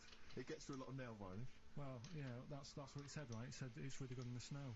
So, I just was thinking, that's it, really. That's not it. That's the end of that story. But Brilliant. But what I'm thinking is, like... It was two cats welded together. No, she said, it's happy. So, is the other sort of disabilities where, in a way, it's not all bad? Oh, Christ. No, do you know, like, that book Steve brought in for me? And there was a fella there, wasn't there, who had 3 legs, who was a juggler. And I was like, what's the point of that? What do you mean, what's the point of that? What's the point of He's what? not taking advantage of having 3 legs, is he, being a juggler? He said he should be a footballer. Right? So... No, but in a way, he's used it, hasn't he? He's probably not even that good at juggling. But because he's got 3 legs, people have gone, well, I'll give him a chance. Let's go and see him anyway, see if he's any good. Yeah. Right? So what I'm thinking is there anything else? We've mentioned the midgets today who are good at robbing cars. Because they can get through the windows like cheeks of Isaac. Sorry, so listen. Look, I'd just like to say, this is the radio authority listening, we are in no way suggesting that one midget's forte in life is robbing cars, or that if you're a midget sitting at home feeling sorry for yourself that you should go out robbing cars. I'd just like to say, this is Carl Pilkington talking. The views of Carl Pilkington do not necessarily reflect those of XFM or us. Yeah, but it was a TV programme, so it's not me, I'm just saying what I've seen on TV. That you didn't see? That somebody told me about. Yeah, so you could be wrong, just like a lot of your spurious facts that you just see on the internet, you know. I'm just saying. Yeah. So, is there anything else? We've seen the fella with 3 legs. So what you're saying is there a disability that is actually an advantage? Yeah. Right, I mean, okay. Steve mentioned about the disabled Lou. they're always really roomy and like got multi-gym facilities in them. Multi-gym facilities! Oh, do you know what I mean? Multi-gym facilities! What do you mean, Carl? There's always bars everywhere and that, isn't there? That's not parallel bars. Yeah, That's they to help don't them do get up. gymnastics. They're not in there working Yeah, out. but I'm just saying though. Do you know what I mean? So in a way, they've got that. So always, what I'm saying is, when you look on the brighter side, it's like Elephant Man would have never got up and gone, "Oh, look at my hair today." Nor do you. No, but do you know what I mean? He would never have that problem. You're a maniac. Forget it. I thought we'd be able to like, get a serious discussion going here. Well, okay then. So this is a serious discussion, is it? Yeah. Okay. Well, let's treat it sensitively then. If you really want a serious discussion and talk about whether there are some disabilities that are an advantage, let's think of some then, shall we? Well, I've said 3 already. Yeah. You can't say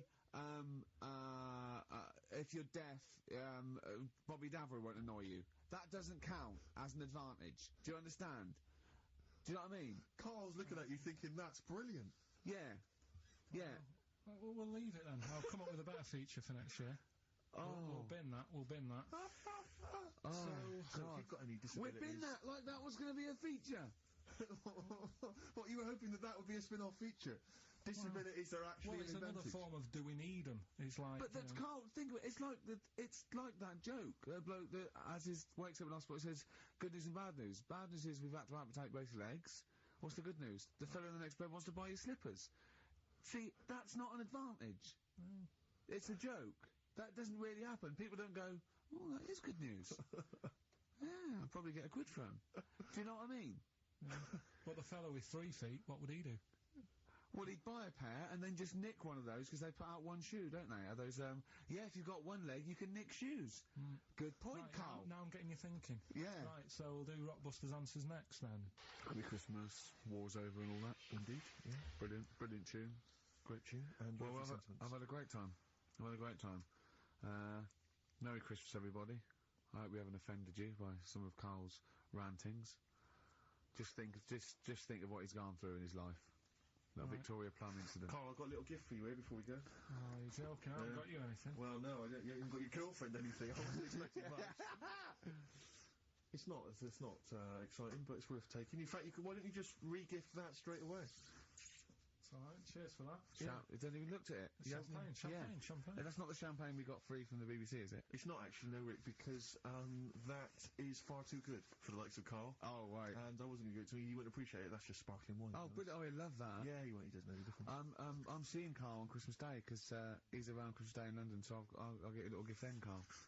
Alright. That'd be good, wouldn't it? It'd be a nice little... Okay, answers. We must give the answers. You would have to go to bed at 6, though, so we can play. Right, here's the last clues of the year. You had, there's a load of letters there asking for advice. Put them on Claire's desk. Go that on, was no idea. F. That was for foreigner. For Rayner.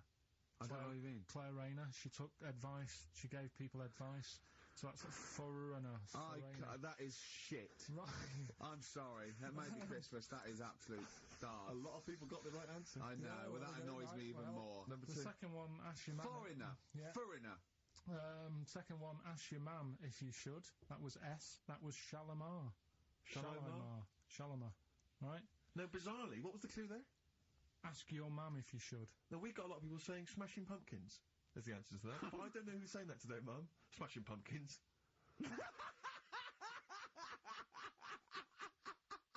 Merry Christmas, Mum. Smashing Thanks very Pumpkins. much. Nice bollocks. Oh, that's great. That's great. Right. Smashing Pumpkins. You've got to be fucking kidding me. For Christmas. Yeah. And the last one, Lovely plums. What, my Victorian? right, we've got to wrap it up. Come on, then. A couple of people were arguing in the supermarket at the fruit and veg counter. That was B. That was Banana Drama, who were like having an argument. What do you mean banana drama? What? No, wait. What group is banana drama? What group is banana drama? You're a fool. You're a twat. When you say that, but you accuse Carl of that, you're also accusing lots of the listeners, including the winner, Nicola Rogers, of London, and she wins those great prizes, and she got them bang on, so... Banana drama. So can we finish there now? Yeah. What do you mean? absolutely. What do you mean? Can we finish there now? Just play the ads and go. No, what are you talking about? We're going to play Jerry Ricky River all day. Play that then. What? Look at you. We haven't got time. He was stunned. Merry Christmas. Enjoy the festivities. Oh, this is starting to annoy me. With tongues, it's Christmas. Stop messing about. What the fuck happened there? It's the best of. You've been voting in all week, sending your emails. So here's the clips that you wanted. Carl Pilkington in the chair now. The talked about, the acclaimed Educating Ricky. Right, well, just in case anyone's new, doesn't normally listen. Basically, I'm educating Ricky. Do a bit of research in a week, find stuff, news, history, anything that's interesting. 3 stories, I give them a nice little headline. You take your pick. Between now and 3, you're going to learn 3 things. Yeah? Yeah. So, the headlines are, I'll be no buying one of them. Give us that again. I'll be no buying one of them. Nice, okay. Yeah. We've also got Hippopotamus News. Okay. And can you believe it? Can you believe it? Well, I'm going to go for Hippopotamus News. Hippopotamus News? News. Right, well this one, it's... I'm not going to take the credit here. I heard Christian talking about this on breakfast, right? Because it's a good...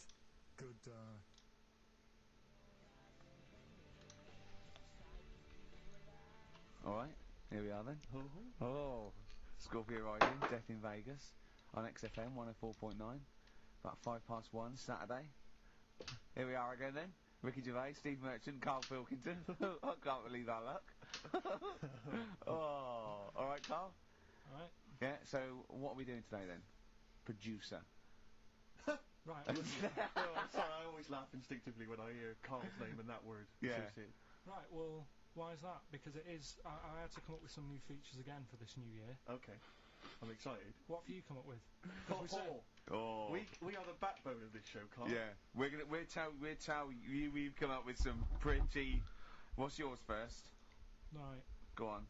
Right, well, Rockbusters... That's old, that's not a new feature. Yeah, but we'll keep it. Right. For So another you're bit. just keeping an old feature? Okay. No, it's an old favourite. I'm sure there's a lot of people that are going, phew, I was worried that he'd lose Rockbusters. Rick, I've just come up with a new idea. Why don't we just play some records that we like? There's a new idea for 2003. Yeah. Oh, you know what we can't, Steve? Because the library's out of order. Oh yeah, the record label, we can't get in there. We're not allowed to get in there. We had to scrounge something from Capital Gold. So anyway... Right, Go on. So we got Rockbusters. What are they doing with the library? Are they getting some records in that we want to play? Is that their new idea? I know, let's get some records in Yeah, they they're want to play. thinning out the Gina G. Yeah. 4 non-blondes, goodbye. Give that to Foxy. Go on, So sorry, Carl. We'll do... Why do I keep doing this one with this Do We stupid Need 'Em shade? in 2002. Do we need them? Do we need him? Yeah. We'll We've got... continue Like, that. one of the Got worst yeah. fucking I'll ones. explain that later. Yeah. Right? Yeah. And then the new stuff comes in. Ooh. Right. As always, I like to sort of get words and tweak them and stuff. Sure. Yeah. So I was thinking of either doing something with... there's a lot of weird rituals, isn't there? A lot of Right. weird rituals? Yeah, there's weird stuff going on around the world. There is, yeah. And I was going to tweak that to rituals. Okay. Right. Again, starting with the title, the pun first, then working out what it is. And Well, I then- found and some weird stuff. oh right, so it's specifically Just stuff what? that goes on, like rituals. there was Most of the weird stuff I've heard about happened to you in Manchester Yeah. in your early years. well in India apparently it's good to have a flat head. So the Again, just flirting, just bordering on the racist, but never really gets there. Always. Well, go on. because there's no intent. There's no hate. There's no hate. It It's just doesn't- clumsy. it's just- yeah, it's just stupidity. Yeah, Yeah. exactly. Go on. What Sorry, do you so mean? what do you mean? It's good to have a flat What head. do you mean it's good to have a flat in India? we'll talk about it later. Brilliant. That's rituals. So You've hooked a that few already. people. You've hooked a few Right. in. Go on. Alright, so I'll have that later. So So, it's hold on. essentially like educating Ricky, only it's specifically about rituals. Is that strictly speaking what it is? I Okay. suppose so, but then again Yeah. you could say radio is all the same because it's people talking. Okay, Carl, brilliant. A Yeah, brilliant no. comeback. Yeah, So- really go back. Not all talking nonsense though. Well, So that's where we're different. Go on. also, right, I like teaching stuff. Yeah. And you've done well. So what I'm thinking is rather than just touching on a topic, sort of giving you a few bits of information on one See, topic. this is what I'd like to do, because the last thing you taught me, I remember, was there was a blind girl, she hit her head and she could see, and that's all I got. Yeah. So if you could go into that a little bit more, that would have been educating me. Well, today we're featuring stuff on World War 1 and 2, right? Oh. So that's that little title for all this little thing is, what do you think of that then? What do you think of that then? Play a record. So Rick, can I have just thought of a joke? Go on. What's the similarity between Lord of the Rings and this show? They're both rubbish.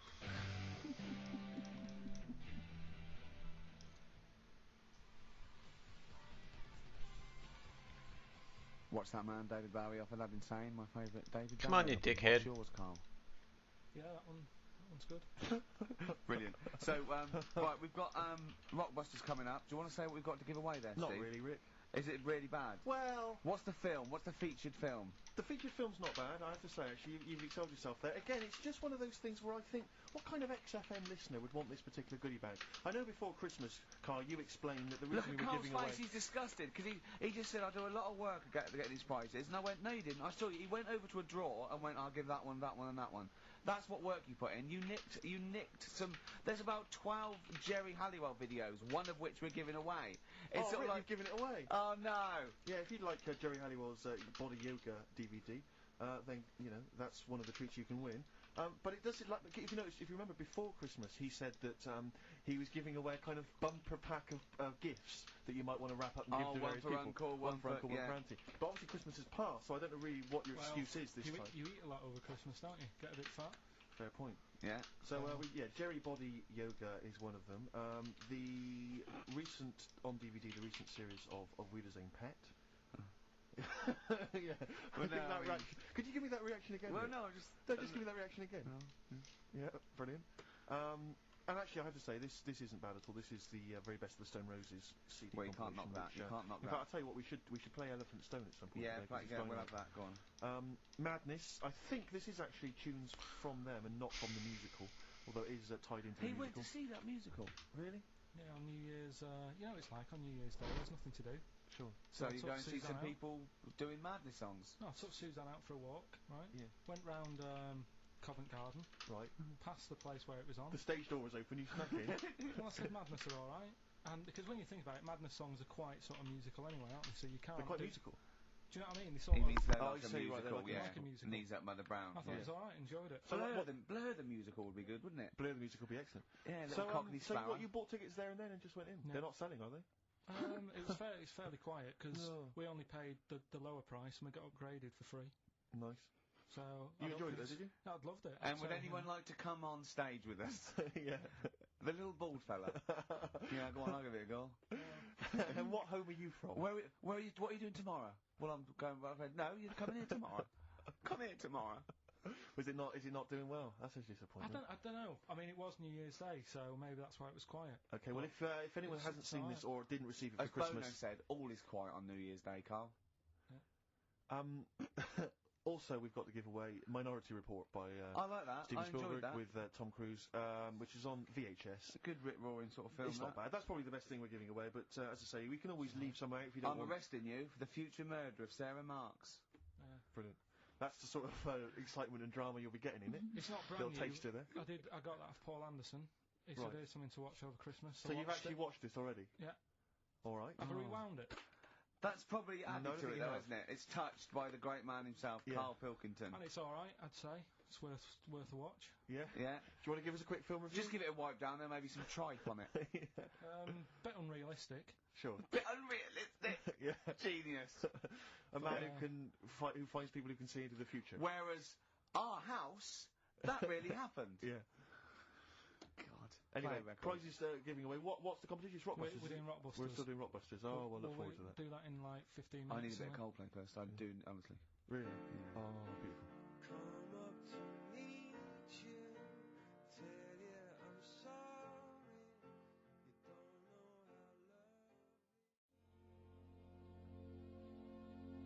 Coldplay, The Scientist. I think they wrote that about Carl. Yes. Yes. On XFM 104.9. Right, I'm Ricky Gervais, Steve Merchant, Carl Pilkington. Can I just ask Carl how he got on over Christmas?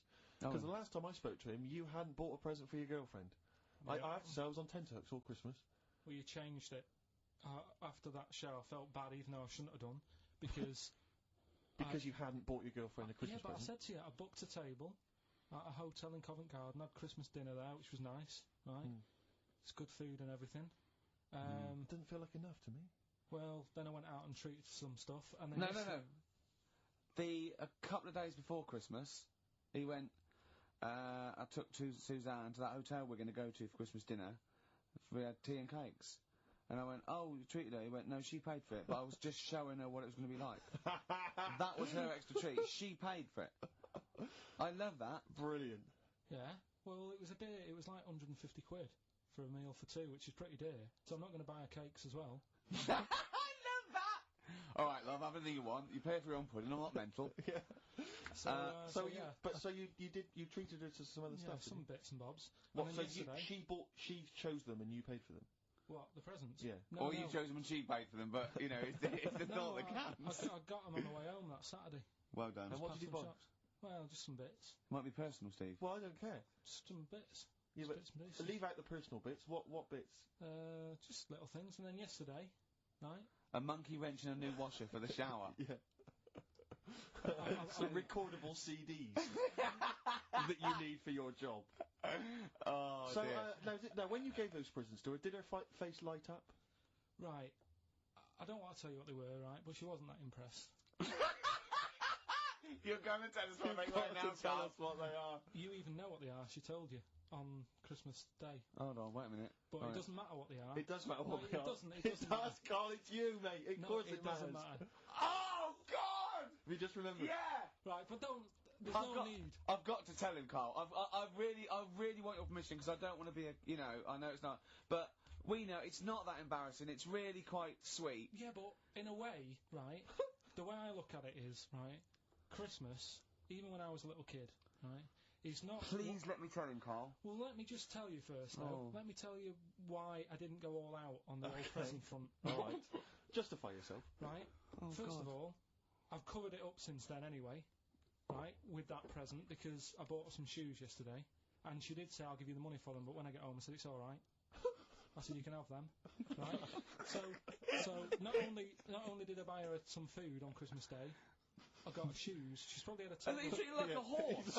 Yeah. It's not like, yeah, there you go, there's your shoes, there's your food, right, bed down, see you later. Yeah, but what I'm saying is I she's have done... fed and clothed Yeah, her. did you comb her hair? She's done well this year, right? So, the thing She's done well this year.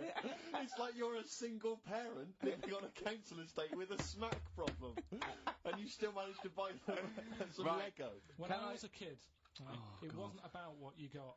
I remember one year when I was about 8, right? It's going to make me cry, isn't it, this? No, it's not. I'm just saying the way it is, right? I woke up at about 4 in the morning, and I was like, oh, what forgot? And I couldn't sleep. I was that on edge. It's the excitement of Christmas, isn't it? It's like, oh, what's wrapped up? I need to know. Sure. Yeah. And it's the fact that people are saying, no, you won't know until tomorrow. Yes. That annoys you and winds you up. Okay. So I got up at 4 in the morning, opened my presents, and then went, right, I know now, went back to bed, had a great sleep. Yes. Right? So it's nothing to do with the excitement of what you get, it's the excitement of not knowing what you've got. And then what happened when you got up to go down with the So presents? but hang on, so what you're saying to me is that you could wrap up a brick because the thrill of Christmas is in hoping and being excited about what it is, not the actual gift itself. Yeah. Is that what you did? Rick, did she get a brick? No, let me tell him now what he got. He got her a present, right, and she said, she came, I said, yeah, he got me. It was an industrial-sized packet of condoms. It was a joke gift. No, it wasn't a joke gift. It wasn't even a joke. I went home that Saturday after here, past Boots, thought, might have something in here. They were on, like, some value. Right, you passed the Were they makeup. used? You passed the makeup, you passed all the other... Past the makeup, stuff. past the lovely vanity cases. Yeah. The foot spas. Exactly. Yeah, The bathroom Oh, products. hold on. How much are these, love, for 100? Yeah. $4.99. Yeah. Do I get them reduced if I buy in bulk? So how many did you buy? What was it? I don't know, probably about 100. Right, okay. And is she allowed to use those with anyone? Did you wrap them? Can she just go out and have a wild Well, fun you don't with need to wrap. They're already wrapped, aren't they? Oh. And then what did she say So, when she opened them? I No, just- wait, Carl, what did she say? Right, play a record and we'll come back to this. You're worse than my father, that's genius.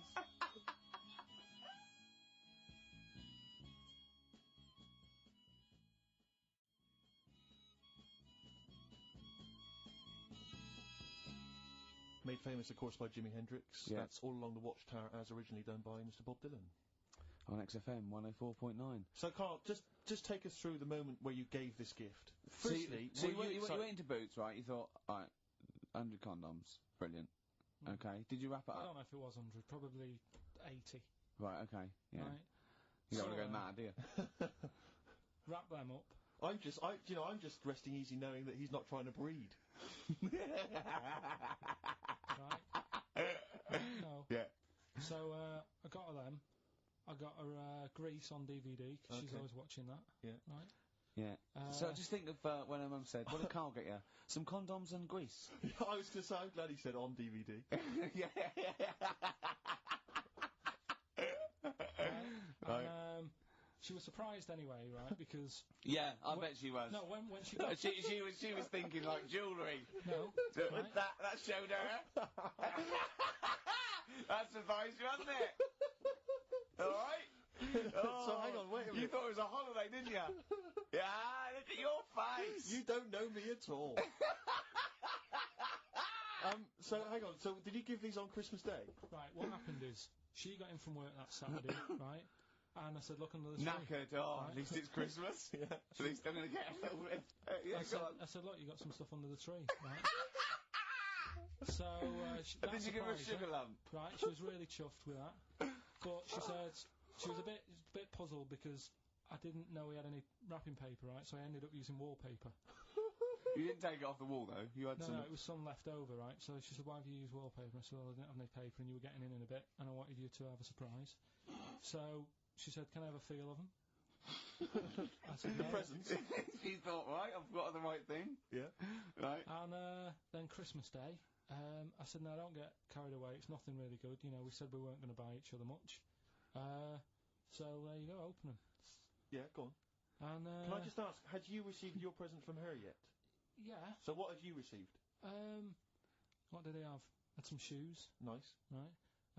Getaway game for PlayStation. Nice. which is Just alright. I'm just totting up Just the part value of the value of of this. those, Go on, yeah. And just also think about how much fun and pleasure you get from them. Yeah, yeah, Although, yeah, of course, condoms, I can see the Well, see the appeal. Well, okay, so yeah, I think but I can... also add to that bit 150 quid for a meal.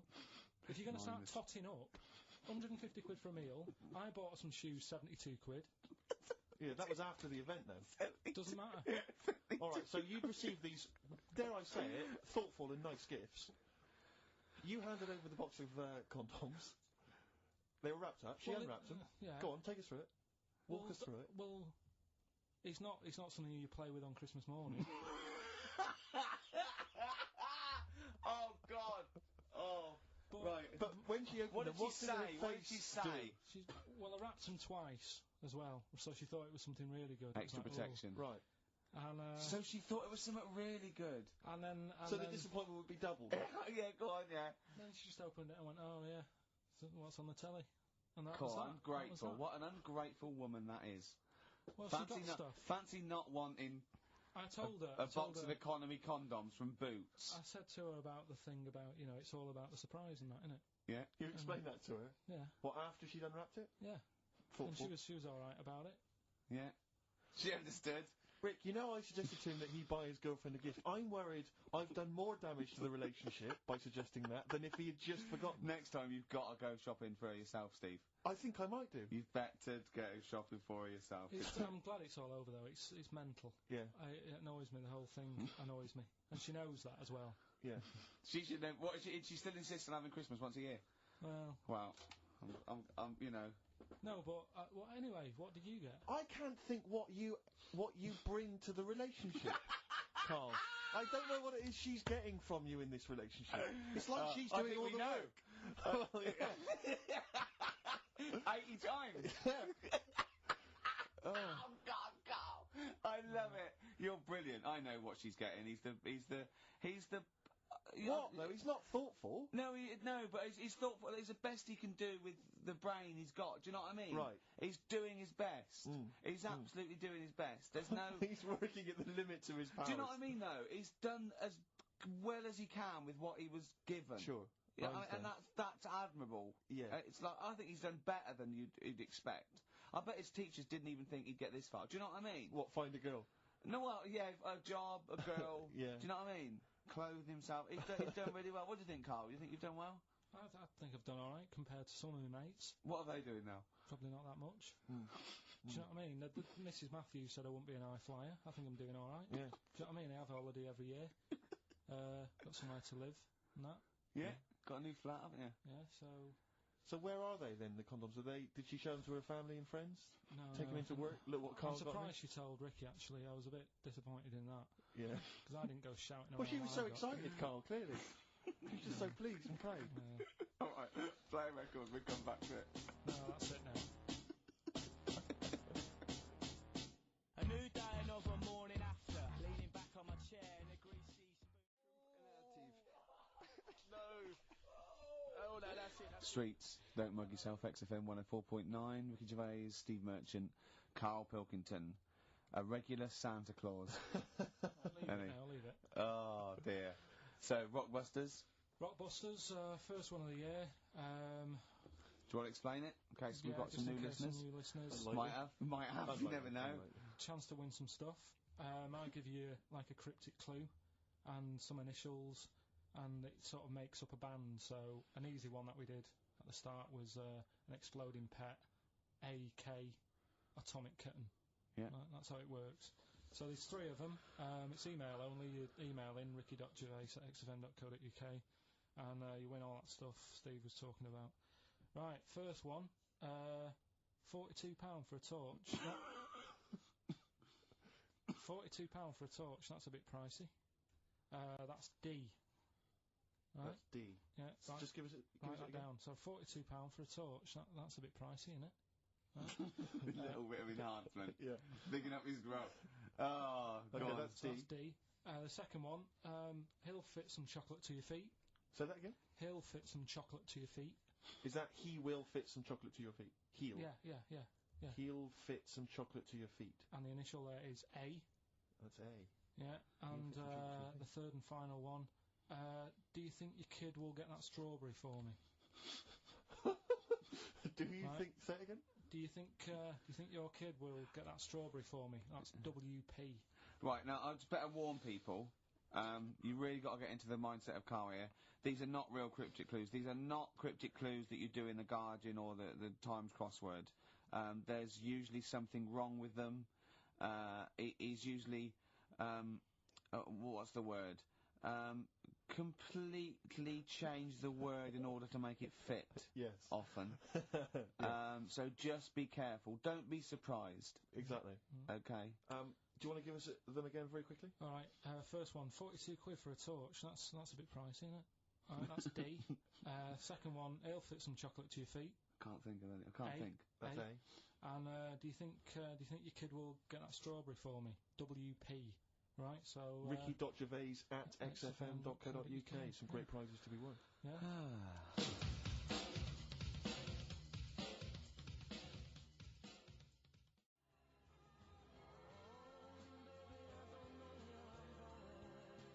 Richard Ashcroft, Science of Silence.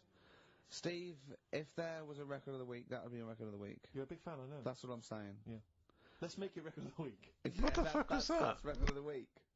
Richard Ashcroft. Excellent. Science of Silence. Brilliant. No one gives us anything anyway. These pluggers, they come in. We get things like homemade bands that they've pressed it in their garage. Yeah. You can hear their mum in the background going, "What are you doing?" Exactly. Mum! We're recording this for XFM! Yeah. 104.9, Ricky Gervais, Steve Merchant. Carl Pilkington. Carl, what have you got for us? I was just thinking, the irony is, we're the only people on this station, I think, who play their own records, aren't we? I know. There's loads of people who do. Rubbish. John Kennedy plays what he wants. He's on in Yeah, the but night. he's on 3 o'clock in the morning, no one's up. Zoe, on Drive, she plays some stuff. What do you mean, what does she play? Fat Boy Whatever she Slim, wants to probably. play. Here's another remix. You know, I won't say who it's by. Christian plays some of his own. Does he? Yeah, so Yeah, but they're probably novelty songs, aren't they, buddy? Right, listen, right. Yeah, New Year and all that. He's great, isn't he? Rockbusters is on the way. We're getting some good stuff coming in. I have to say, I'm amazed. Every answer I've had so far has been correct. I listen to the clues. I've got no idea, and I know you, Carl. I spend time with you. Have I you know how you seen the work. XFM listeners? Well, of course they're the same as Carl. Sure. Of course they've got the same mindset. Yeah, yeah. Oh. Right. So what did you do for New Year, incidentally? Well, I cocked it up a bit. Right? You're joking. Go on, You're here we joking. go. You're joking, mate. Go on. I went and booked a You table. got the wrong day. No, right? Booked a table at a restaurant that was shut. Right? What? I booked a table at a restaurant, and the one that I called, it wasn't the one. The call had been diverted. So Suzanne said, call them up and see what they're serving, right? Because I forgot to do that when I booked the table, right? That's great, anyway. Because the thing is, right, it's a restaurant in Covent Garden, but they've got one in Victoria. But when they answered and they said, no, Victoria, I thought that was the person who was answering the phone. Do you know how some people say the name? Right. Right? So then when I called them up and said, what You thought he sounded a bit funny. Right? So, I'm confused, Carl, but probably not more. Well, no more than you would have been on the it was a branch of a. He doesn't want to give the restaurant away, so he phoned it up. There's one in Covent Garden. They answered the So phone. it's not, the restaurant's not called No. No. They said no. Victoria. Why can't we name the restaurant? I don't know why. It's not libelous. Are we scared that, are you scared people are going to sort of see you in there because it's your regular haunt? no, it's just that, you got to pay for stuff, haven't you? Right. I mean, it's... Okay, anyway, so you've I got... wouldn't mention it before New Year, but it's not... So did you go all the way to the restaurant to find out that it was closed? No. What happened is I called Was that them the name up. of the restaurant again? Right, the restaurant's called Christopher's. They've got one in Covent Garden, they've got one in Victoria. He Right. phoned up, he went to book, it's a lovely restaurant, I've been there often, I recommend it to him. He phones up, says, can I have a table for new, he said, no problem, sir. Right? And then, Suzanne said, oh, you better call up, see if they've got any haddock on the, menu. And he went, hello, and they went, hello, Christopher's. Victoria went, Victoria? They went, yeah, he went, oh, no. That's it, innit? So then I just said, no, forget it. I'm not going all the way over there. So I cancelled it, right? So then I called up Suzanne and said, look, I've made an error. The place we were going to is shut. Was she surprised again, or? So we're not going. So she said, oh, try some other places. And I did. They were all booked up, right? I was fed up anyway. What the fuck? It's always like this, isn't it? Why didn't my artwork? So I said, look. You know the common factor in all these stories? You hate Christmas, you hate Christmas, you hate New Year. It is you. Right? Yeah. So I said, I'll sort something out. Yeah. So I went to Tesco. Leave it with me. Went to Tesco's, You boots went was to shut. Tesco.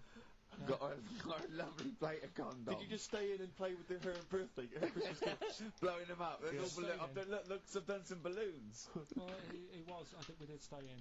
And I watched that thing that, 100 Greatest Moments, which was annoying me. Did you see, there was a nudist on it? You know how I feel about them? Yeah. Right? Did you see him? Man with two knobs. There was a man with two knobs on it, and a nudist who just like wanders about the house. But it said, and when he visits people, I was thinking, who lets him visit? I go, Exactly, yeah. But he must go there with trousers on and go, hello, lovely to see you. Can I just pop all these off? Well, not really, no. And I'll tell you what annoyed me the most. They had a white sofa. If you were a nudist, you'd get a darker one. Right? So anyway, right. So we ended up watching that. That annoyed me. And then I was tired by about 11, and I said, "Oh, let's go to bed." And she said, "You can't." And that annoys me. The fact that because it's New Year, you got to stay up, and it's like, well, why can't we just? You should bring it forward. So in case you want to quarter to 10. Well, you stay up, and it's like my eyes were dead heavy, and I was like, I want to go to sleep. So just stay up, and then it's midnight, and you go Happy New Year, then you go to bed. Yeah. Well, not everyone, Carl. Some people have a little party. So it's horrible anyway. Yeah. So, are you 86 years old? 86 on my nerves. Do you ever enjoy? You never seem to have any fun, Carl. This is what disappoints. This is what worries me. I feel like you're going to die. You're here, young, you're here, Carl. With us two, we've got three. As I was just saying to Steve, three of the greatest comedy minds ever in one room, and Steve pointed out since the goodies. True. Do you know what I mean? Well, I mean, it should be Party Central. Yeah. So anyway, right. So this is when I spent time thinking of new ideas. Right. So that's when I came up with. What did I come up with? Rituals. Yeah. This is about. It's good to have a flathead in India. And just run us past. Just run, yeah. It's good to have a flathead in India. Is that it? Well, what they do is they put wood around your head and sort of clamp it and the flatter head you've got, apparently the more attractive in some part of India. Can't remember. So that's like that's a ritual. So I don't know where to start with this. No. Well, leave it. We'll be doing that. Well, we've done it. That's So that was the this first week. one, was it? That's this week. Right. We've also got Do We Need 'Em, which we carried on from last year, which is finding out, what animals we need in the world, which ones we can get rid of. I'm talking to experts and that, finding that out. We're doing Rockbusters, that's underway, we're getting emails in. And what do you think of that then? What do you think of that then, of course? I love this that he treats his show like it's a checklist for what he's got to pack for holiday. Yeah, Do you know what I mean? He just goes sun cream, it's sort of like it's done. Look at his face. No, but I try and come up with stuff that people will remember and go, that's interesting. I'll tell my mates that in the pub. Another one I'm thinking of doing. Do you know the film Around the World in 80 Days? Around the World in 80 Gervais.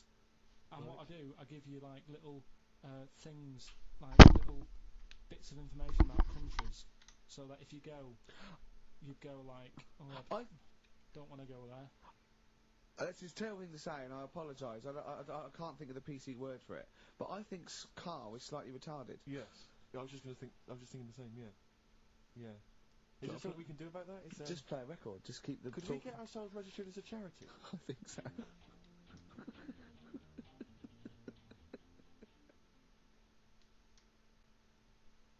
Badly Drawn Boy, Born Again. On XFM 104.9. I was just looking to see if that's a new single. It looks like it probably is, Rick, if that's of interest to you. It's a new one. Yeah. So, first of our regular features with Carl, we've got Rockbusters. That's rolling. There's people coming in. They're getting them right. I don't understand it myself. As ever, Rick, you'll be amazed and confounded. So I don't know the answer, and I haven't looked at the answers. I just like that moment. It's like when you go down Christmas and you're excited about a present, and it's like some condoms. You know what I mean? Well, I love that. that moment. Yeah. I don't know how he's going to top that next year. I don't know how he's going to top that. All I can think of is some corn plasters. Right. It's all right, love. The batteries are included. Got you a pumice stone. Right, now, do we need them? Do we need them? It's something we started a few weeks ago. We're always talking about animals and insects and that. And it's like, if you took an animal out of the world, would we have problems? Right? Would it make any difference? Yeah, would it make any difference? We did jellyfish last time, didn't we? Yeah. We sorted that out. The woman said we've got to keep them. We do need them because turtles eat them. Yeah. So I've moved on. Octopus. Do we need the octopus? Yeah. Let's find out.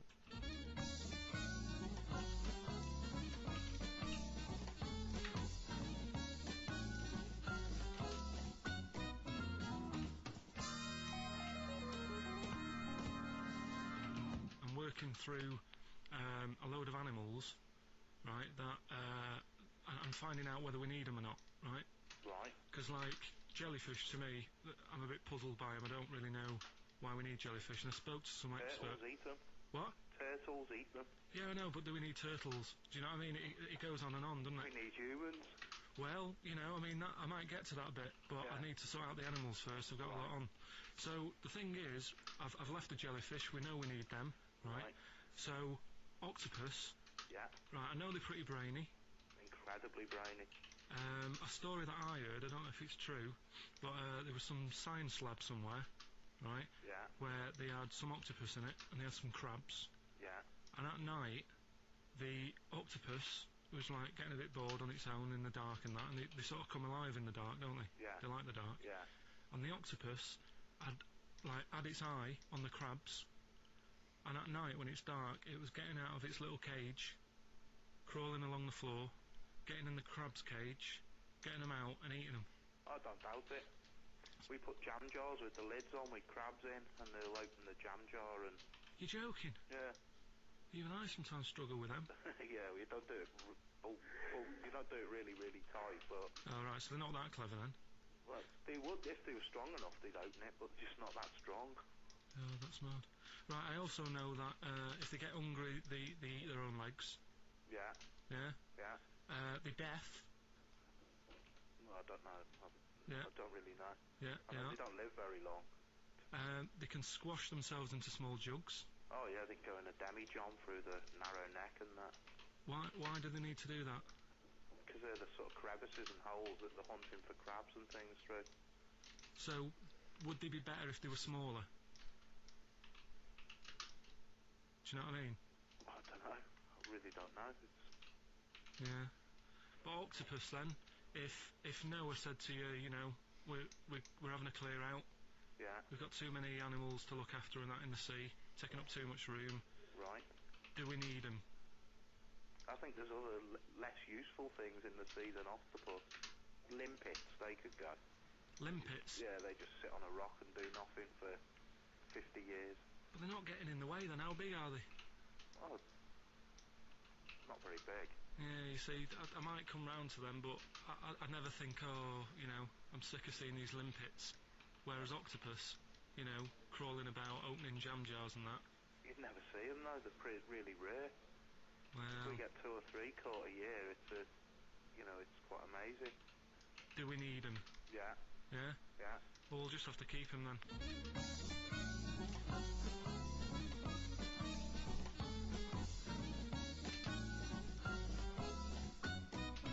I love that Carl can confuse a scientist. Yeah. Yeah, because all systems of logic break down. I know, Everything they've ever even the learned. scientist was going, well, get rid of limpets. Yeah. That Now, is who brilliant. was that guy?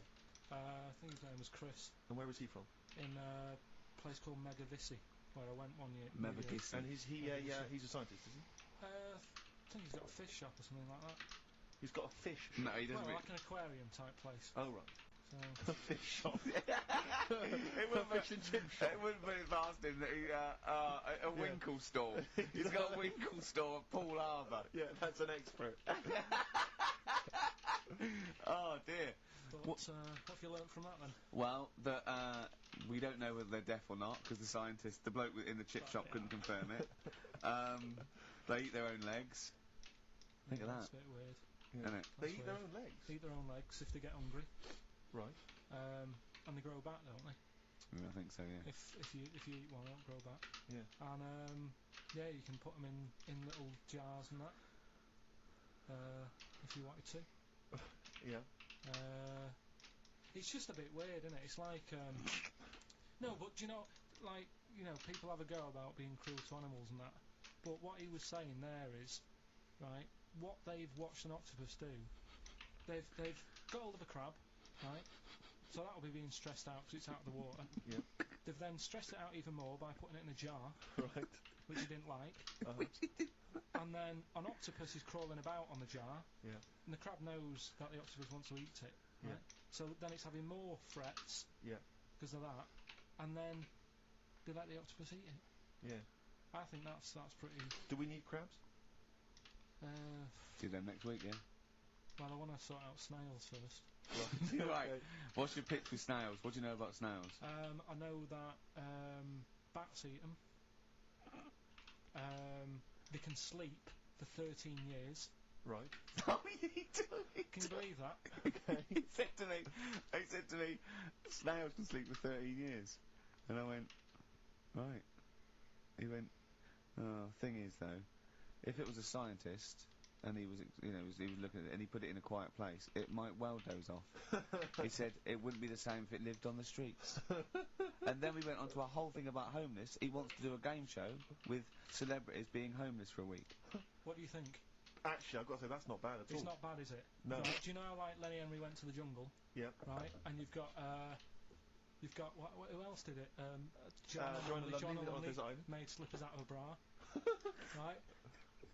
So I'm thinking, like, get a celebrity and say to him, no, just because. I'll tell you why. Right. I'll tell you why all this came about. When I was walking back from that Christmas meal that I bought my girlfriend for 150 quid. Right. Lest we forget. Right. I was walking down Mortimer Street and there was an homeless fella there, and it was like, oh, you know, it's really, really bad. But the weird thing is, it was about, I don't know, probably about 8 o'clock. Yeah. No, about 9. Right. And he was asleep. And I just thought, do homeless people ever think, you know, I think I'll have an early one tonight? Right. That's what got me thinking. It's a bit weird, the whole lifestyle of it. The fact that he had an early one. So, what if it's a bit weird that he's sleeping not in a home, but on the street? No, it's just that if I was homeless, I'd probably stay up quite late because it's not nice. Do you know what I mean? What are you talking about? just being homeless isn't a good thing, is it? No. People forget how bad it is. Yeah. Right. But surely sleeping gets you out of reality. They sleep because they're tired. They can't sleep very well, so they need all the sleep they can get. Yeah, but sleeping's nice if you've got a nice big bed. What, you think that they can go, I'll stay up, I'll go to bed at 2, I'll go straight to sleep, and I'll pop up at 8 when the alarm clock goes off? Well, it's just what I was thinking, right? So I was thinking how bad it is, and it's, you know, especially this time of the year, you know. Yeah, it's terrible. It's the really worst thing. And to sort of give it some publicity and get a bit of help behind it, get celebrities, someone like Phil Mitchell, maybe, off EastEnders, who's a big fella, he can look after himself, put him in a shop doorway, have some cameras set far away in a building or something, they can film him, and it's up to him how he raises money for food to eat. He could sign autographs.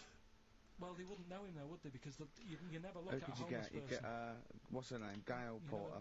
Yeah. Gabby Roslin. Right, yeah. Narinda from Big Brother. Yeah. Who else would do it? I got a game show Les idea Dennis, I reckon, I do got it. a game show idea called On the Game. And what happens is, you get Narinda from Big Brother.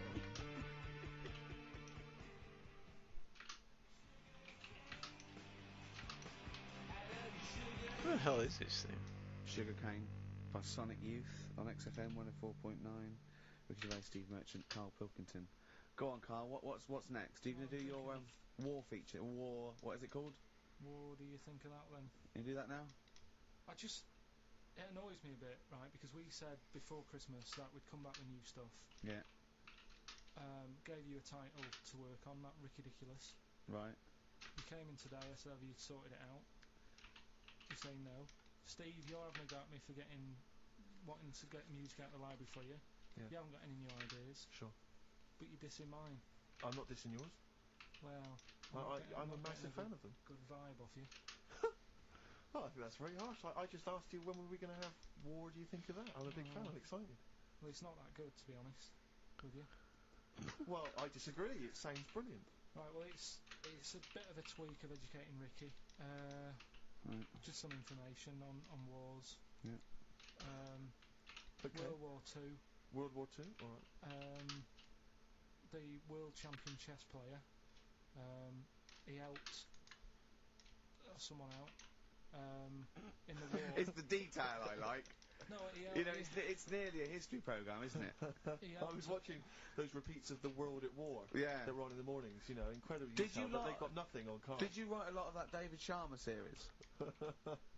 He was able to use his skills that he has to play chess, because apparently chess is all about probabilities of like where a piece will be put. Right. And they got him in, and they said, "Can you help us out?" He said, "Yeah." And he said, "Right, where should we like?" Hitler has just moved his queen. So that's a He sent in a bishop that ran diagonally through the troops, knocking them over. Sorry, wait a minute, Carl. So they got a chess Sorry, player. that's it. Well, yeah. It's just like, oh, what do you think of that? Again, that's not a story. But it angers me that he says that I'm down on the ideas when I mean, that's beginning to shape up as quite interesting. I thought you were going to tell me which battle or which event was you... World War II. There's not a battle. But which bit of your World War II? Like the middle bit. It's 6 years worth. Yeah, well, probably about a bit in. Guessing. Guessing. Well, alright, yeah, there is a bit of guesswork, but it doesn't matter. But that could have been an interesting thing if you told me it had an impact on the when Normandy you look landings. at these things, do you go, bloke wants out chest, oh, use that, and run away from the computer? No, or run out of the bookshop? I read the first line where I get enough information, I just think... What do you mean you read the first line where you get enough information? Imagine if you were someone's defence lawyer, exactly. and he was like, he's on death row, and went, I don't think he did it. Yeah. I read the first line, I didn't read the file completely. He was in a hotel in Texas, right? Go on. It's enough. Oh, some other It's stuff. enough, it's enough, it's enough, it's enough. And yeah, I just thought they always take ages on deciding where to go. It's just like, you know, but there's a better way. I don't know what you're saying now. I don't know what you're talking about. Well, I actually don't know what you're talking about. When people play chess, they take ages to make the move. So I'm just thinking, there's probably a quicker way. Of what? Than finding where a boat is. Than getting a chess player in. I don't know what you mean now. Are you talking about battleships now? They should have got an expert battleships player in. yeah. What? Carl, forget that one. Or someone No, I'm not being funny, but what is that? What are you telling me there?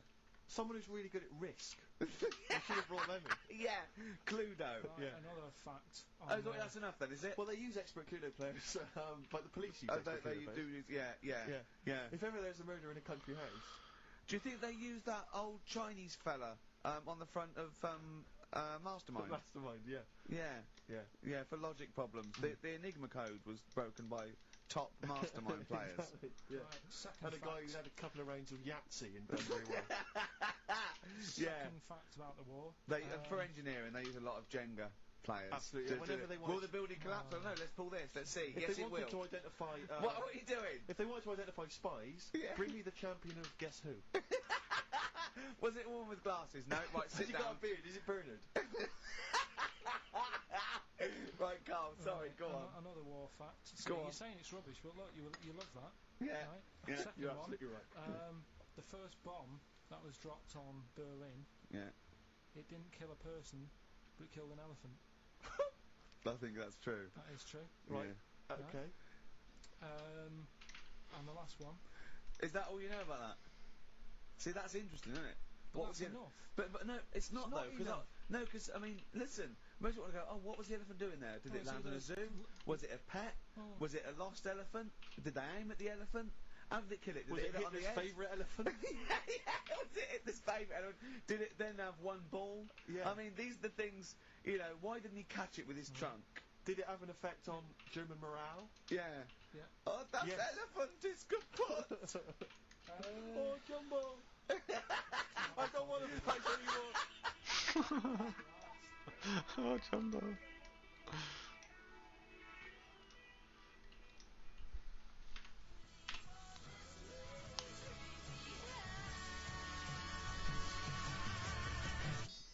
Cheering breaks, painkiller on XFM.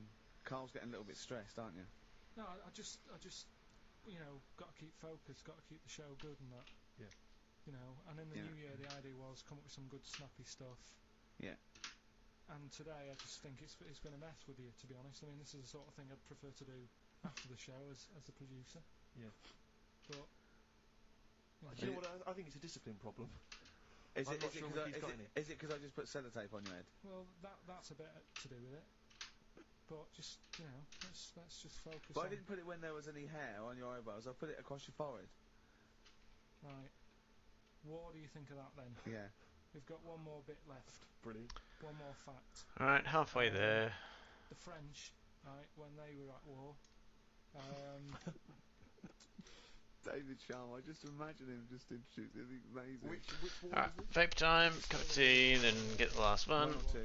Ah, I'm gonna get 100. Yeah. right, World War II, what the French did, everyone needs a code. Everyone needs a code. Yep. A code when you're in the army. This is and a that. Disney song. And you know, to sort of give the go ahead if you want to go into battle and stuff. Okay. Right? So, Everyone needs a but the weird thing game is, show. right? The weird thing is, do you know what theirs was? Go on. Do you? Yeah, I know what it is. It's So what bit was weird. the French code? For what? To sort of say, right, yeah, go on. But they had more than one. on this day. But I don't know what day it is. On All this day. And what, it's like saying, what am I thinking of? What was the battle? What was the... Okay, so alright, what... Look at him, look at him, look, he's genuinely confused that I've asked this question. Right. It was... No! If you ask me a question, ask me the question correctly. What was the code for battle during what battle? World War II. No, that's not a battle. That's a war. Yeah, it was in a war, yeah. I don't know what to do. He confuses people. Oh. Alright, okay, what was it, Carl? What was the Yeah, code? what was are the you French thinking code? of? Right. John's got a moustache. What are you talking My about? lungs are gonna burst. That was a code that the French used. You know, like, I mean, I just think it's a bit daft, right? Because you could come up with that by mistake. yeah. Two French blokes talking in the trenches, and they see a major walk past, and they go, oh, "Look, John's got a moustache," and they all go and go, "No, I was just talking. What are you talking about?" Well, the way I don't think that's a good code. I'm not. I you know, don't believe it is the code. No, it is seriously. And what?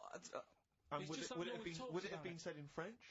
Yeah. Okay. Yeah. But Yeah, the weird yeah. bit- Guess the- in. Guess in. Yeah, yeah, yeah, yeah. No, but What? you see, I can't even be bothered. What are you saying, Carl? It's not very good code. Do you know, like we've talked in the past about, you know, things you don't see as an old man eating a Twix? Yeah. If they use that's safe, because no one is ever going to see a man having an old man having a Twix. What do you mean? Well, use that as a code. Don't use a saying, John's got a moustache, that could crop up. And it's like the war's kicked off. How did that happen? Well, I said John had a moustache. Oh. Two French folks would never be saying John's got a moustache. Why would they? Because back then they were fashionable. He nearly makes sense, doesn't he? I assume it would have been Jean. Yeah. No, probably John. And how would this code have been? I mean, who would have announced I this just to read everyone? it. I read it like that, Steve. That's what was on the internet. This is a code that was used. John's got But a don't be moustache. angry with me. I know, but you're always asking questions. Because I'm interested in history. Yeah. No, you're genuinely interested in bloke, Carl. We'd like to know. I'd like to film you secretly. You know, like they do, like Nature Watch, when they put it in a you know what I mean, a badgers sort of thing, Warren, right? yeah. And they just watch it. I'd like to see what you do, pop around and go, I wish I could download the music in your head, because it'd be wah, wah, wah, wah, wah, wah, wah, wah, wah, wah, wah, and you see something weird, you go, wah, wah, wah, wah, wah. And then you read that and you go, wah, and you write it down, and that's what comes out. John's got a moustache. I'd like to see next Christmas. Imagine the French, right, for their battle cry, for their battle code to know it's going ahead, they're going over the top, is you never see an old bloke eating a Twix. Imagine that. Yeah, but all these things are things that I think in my head. Right? Keep them in there. Do you know, like Please. before when I was talking about going out on, Christmas Day, Yeah. having a meal on the way back, seeing a homeless person. Yeah. And then I think, God, that wouldn't be good. I don't know, TV show, right? You can think of things like that. When I saw the homeless fella, then I got talking to Suzanne about when I had to sleep in my car. What do you mean? Go on. Let's play a record and come back to any sleeping in the car. God, I can't Shall I wait. play a song for the I lovers? was watching last night, Carl, on cable TV, 1987's amazing Sign of the Times Prince in concert film. It was dynamite. I thought to myself, how brilliant he is. It reminded me of the gig I went to see last year. He played this tune. It's from the album Parade. Okay, I don't want to discuss whether or not Prince is acceptable on XFM or whether he's a genius. He is a genius. That's the end. That's the end of the discussion. Play the tune. He's dynamite. It's a song for the ladies. I remember, I was going to tell you, I was on the way here. You know, do you remember John? He's got a moustache now. I can't believe it. Lads, no! Don't. It's not on. It was. The battle's not on. Look at your face, Carl. The elephant did die. Yeah, no, I believe that. happened. Yeah.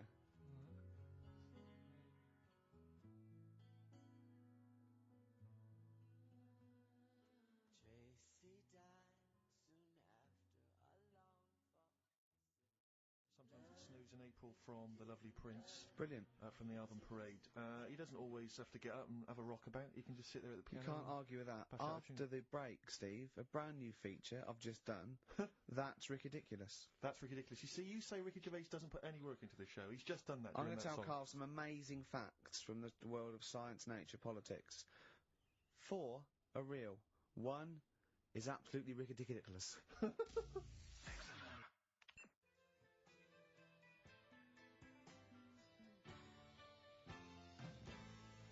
Cat Stevens from Catch Bullet 4 album, Sitting. Little interesting fact for the nerds. We got it down to 2 songs to do this intro music to The Office. It was that one and Handbags and Cloud Rags. We went for Handbags and Cloud. Interesting, isn't it? It is a fascinating fact, except Yeah. of course I still feel we should use that one, except we couldn't because Cat Stevens' people wouldn't let us, or it was too expensive, or something. I don't know. We re-recorded Rod Stewart one. That was too expensive. I still prefer that one. Yeah. Difficult. Difficult. Decisions. Rick, Anyway, decisions. that's ridiculous. Right. 5 facts. Right. 1 is totally made up. All right. Just do 3. 3 and then Oh not well, one. there's okay, right. Oh, let's see. What should I do then? There This are more was moves. carefully planned. There are more moves possible in a game of chess than there are particles in the universe. You can't get any colder than liquid nitrogen. I think it's minus 273. It's impossible to get colder than that. The honey badger has got skin so loose that if you grabbed it by the neck, it could come away from its skin, turn round, and bite you out of its anus. That's ridiculous. Right, Rockbusters then. Wrapping it up. It needs some work, that game, but I see it's got a lot of mileage. Right, here we go then. The first one, £42 for a torch. That's a bit pricey. Go isn't it? on. That was D. Yeah. That was Daylight. Wait, I thought Delight, and I thought it doesn't work. second one. I actually thought Delight doesn't work. Second one. There's no, wait. Dear Light, it doesn't work. It's Delight. Second one was. No, Carl, it doesn't work. Yeah, but if we're going to continue with this feature, you've got to tweak them a bit, right? People have got it. We've had loads of emails, more than ever. So, do you know what I mean? Let them decide. If they don't like it, they won't email in, but they're loving it. They've all come from the same institution. Go on. He'll fit some chocolate to your feet. That was A. That was Aerosmith. Right? Aerosmith. You've heard of a blacksmith? But a smith is just a workman. It doesn't necessarily. No, you can have anything. You can have a locksmith. A smith doesn't just mean it does shoes. Right. Do you think Aero Cobbler would have worked? Unfortunately, there isn't a band called Aero Cobbler. Get ready with a winner. Do you think your kid will get that strawberry for me? That's Wilson Pickett. Wilson Pickett. Have you got a winner? I'll give you that. I have to say that I don't know if these guys have won in the past, but they were the first people to email in. I mean, normally I just give it to anyone, but these guys, literally, you've given the clues, Carl. I'm amazed. Everyone seemed to get Aerosmith. Everyone got D-Light. Everyone got Wilson Pickett. I'm absolutely stunned. You know, they deserve it. They deserve the junk. Prizes. Right. So we'll give it to Jonathan and Louise, who, as I say, may have won in the past, but as I say, they were very, very quick. You've got to beat them if you want to win. Yeah. And they're from Wrexham. Brilliant. So good luck to them. So I that's hope that they then. enjoy Jerry's yoga diet. Back next week then. Yeah. See you later.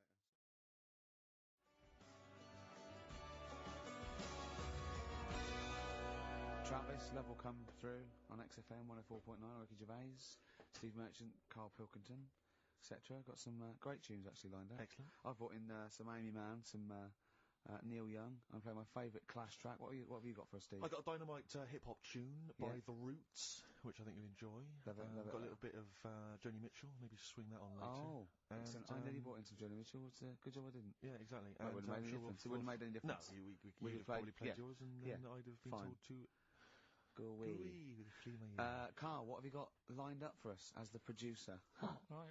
Well, Rockbusters. Been off this week again? Has he? Yeah. Another week off? Another week off, yeah. Yeah. No, I didn't have a full week off. I had 3 days off Yeah. because I was working all over Christmas, Yeah. and still didn't stop working, preparing stuff.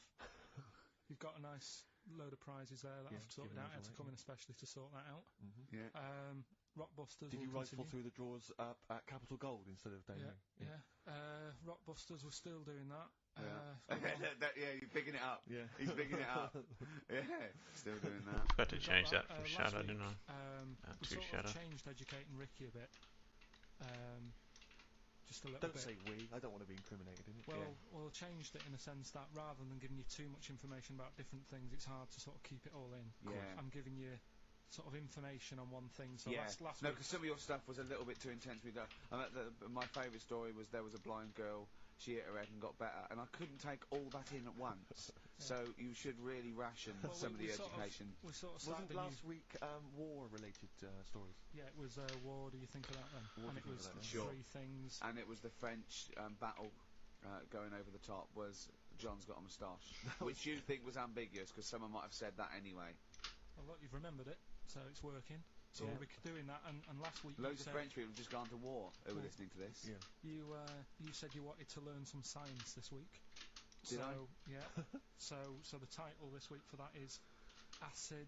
I would sort you some science out. Acid. Acid. 'Cause that's How sort long of- did that take you to come? Listen, well, you know, look, people love Carl. There's comedians come to me and go, "Carl's the funniest man." They absolutely love him, right? But I think we're only seeing half of it, right? If we can get him on television, his face then when he told me that title was like a child at Christmas. Yeah. He was so proud of it. He was excited what I was gonna. It was brilliant. It's a bit like when a child's drawn a picture in art class. You know you've got to stick it on the fridge, you've got but to, you basically yeah. think it's crap. Yeah. It's very much like that. All right, Carl. Is that good? Yes. So we'll be doing that. Do we need them? Yeah. Have you got another one? Yeah, I've got another one. Looking at snails. This Oh, week. yeah. Snails. Do we need Because I know you're snails? not a fan of snails, are you? Well, after a bit of research, I found some good stuff out about.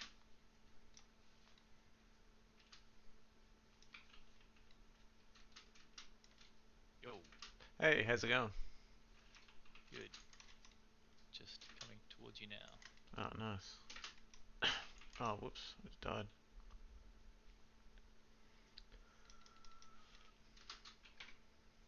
Man, so close to 100. Yeah, just a bit over half, 99 and a half. Takes so long.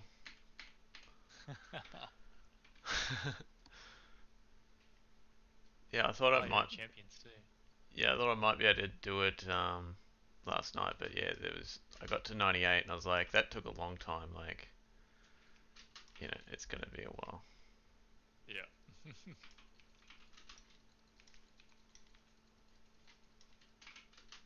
Oh, what? Hey, what happened then? I don't know. I don't know.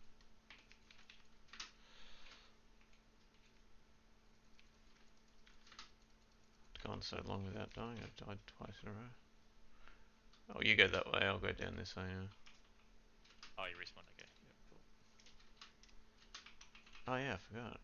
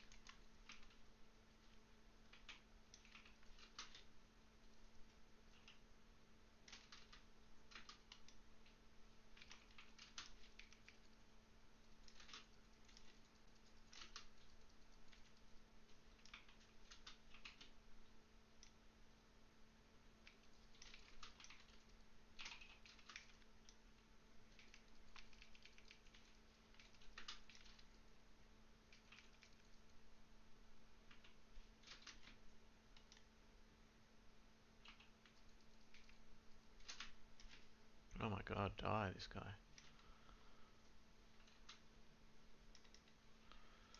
Yeah, these ones are quite rare, the champions ones. I've been running sigils the entire time. And, yeah, you don't get them that often. Get heaps of the... Yeah, I get heaps of the trash ones, but... They probably lowered it because they know everyone likes them. True. Seem pretty good at like nerfing the fun.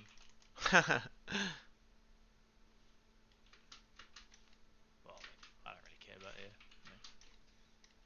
My headset's about to die.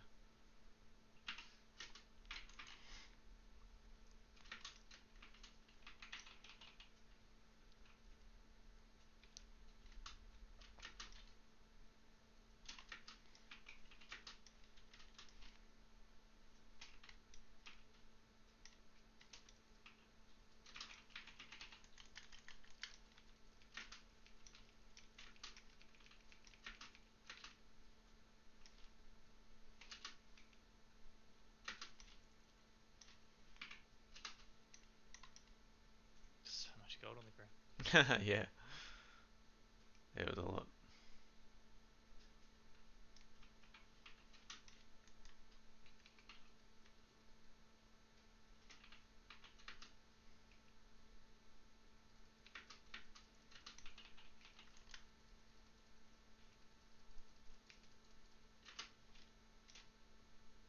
Lost Archives.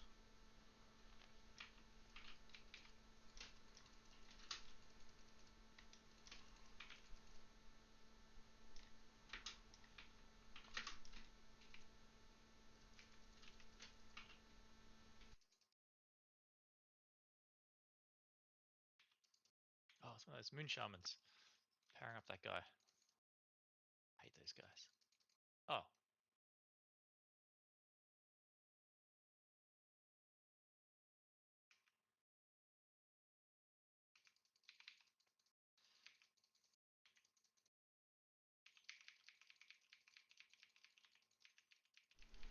Ah, there we go. Oh. Are you dead? That's better. Can I heal?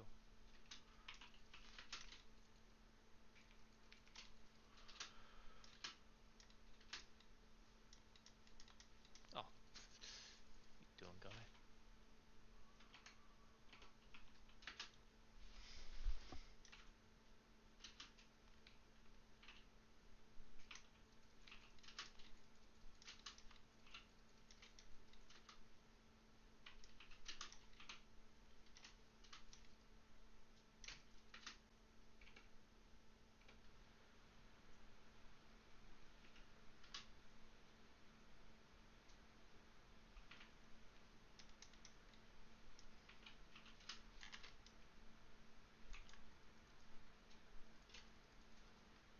What?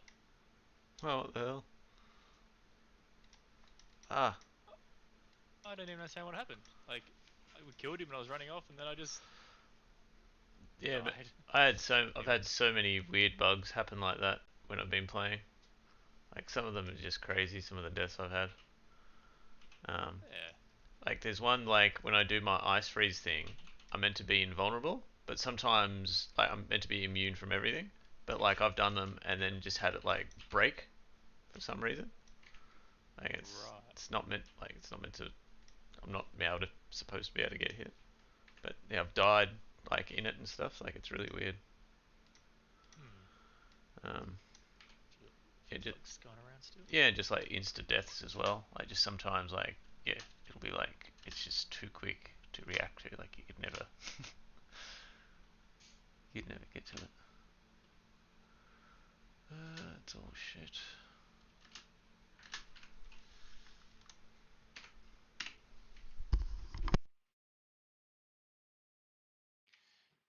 There's another rogue build going around at the moment, which is like a flurry. Oh, it's a flurry and. I've heard of that. I don't think it was penetrating shots, but flurry and something else. Yeah, I think they use ice and stuff. So I might have a look at that later.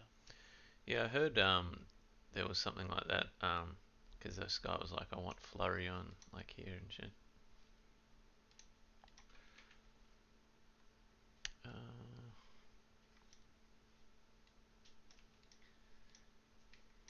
We need like our inventory needs to be like 10 times bigger or something. Cause, oh, definitely.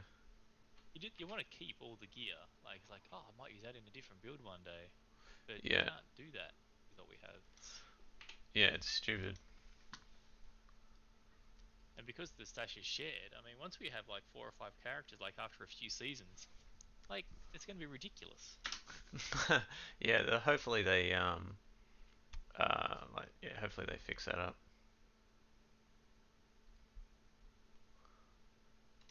You almost want the stash to be not shared and just have like one tab that's shared or something, so you can sort of transfer stuff in one tab but not have all the tabs. Yeah. Yeah, they I need don't to need to share my rogue gear with other characters, for example. Well, they could easily add more like tabs at the top and stuff. They need to get rid of gems. They need to make them just passive part of the game. Like you pick them up like a resource. Yeah, that would help. Because yeah, they're annoying as.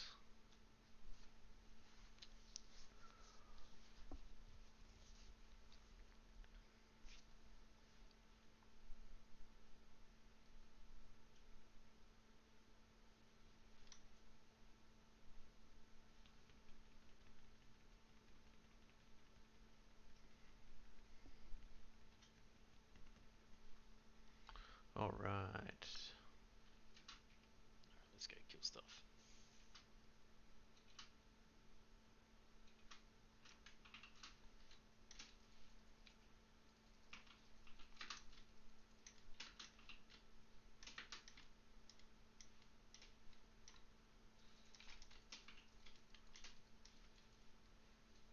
One way.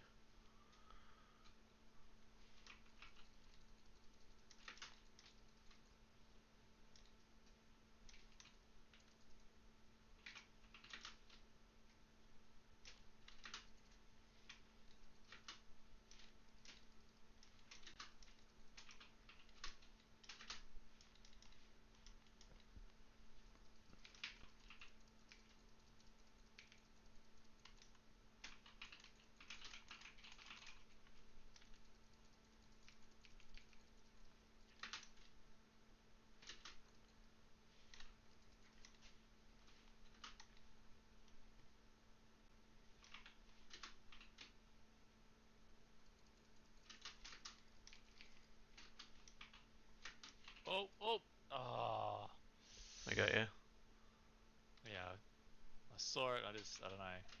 Either teleport was on, dash was on cooldown or something. But Yeah, it happens heaps at this level. I find like just one shot instant, and I was like, half the time I don't even know what's hit me. I'm just like, what? What was that? it almost needs a log or like a replay or something like that. Yeah, well, I recorded. I mean, I guess get. I recorded my last one. I'm gonna upload it later. I'll show you. It's ridiculous. Yeah. Yeah, it's just like I blink in and it's insta death.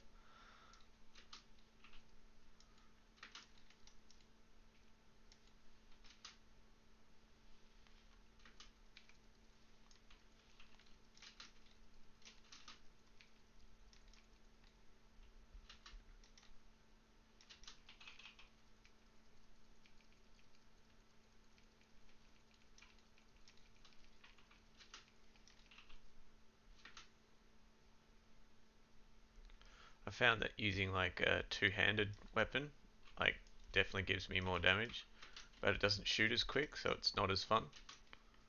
So Okay. Yep. yeah, so screw that.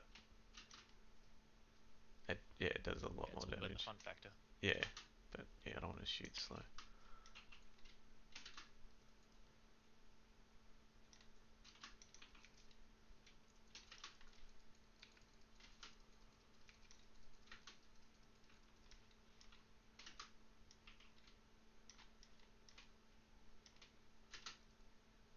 Oh, Oh, lost it. Yeah, we lost him. Oh, lost him, you think? Alright, let's go. He's dead. Oh, nice, you got him. Yeah. Oh, there's another one here. Oh, nice. He dropped two legendaries for me. Yours. I wouldn't drop anything apart from one yellow. Yeah, my one on mine just dropped a yellow.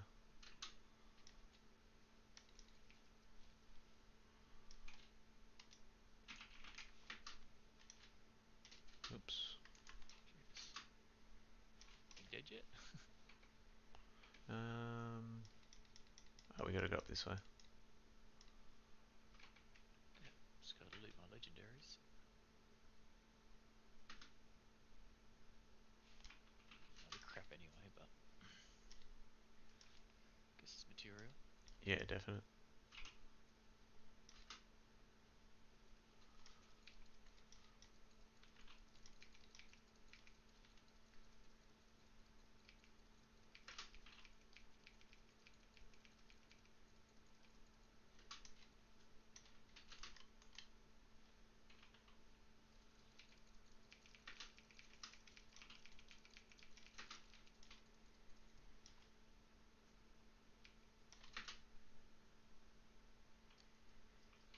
Oh wait, still gotta kill two more keepers.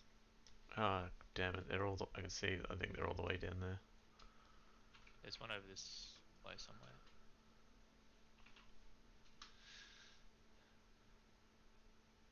And this Yeah, map's these huge. maps sort of suck. The ones Yeah, I where know. it's sort of just a bit of a maze or. Yeah, it's enormous. Yeah.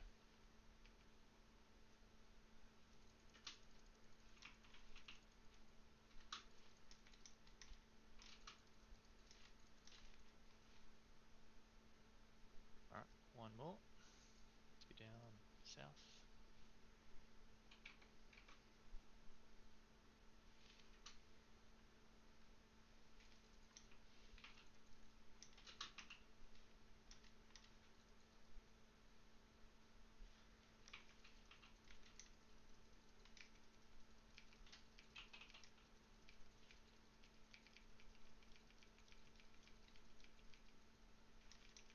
Nice.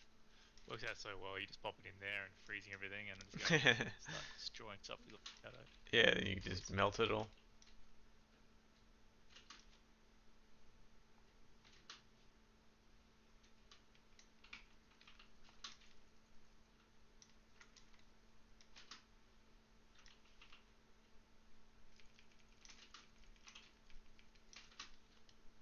Alright. Room key. I know, right? Where is it? Ah. I'll kill them all.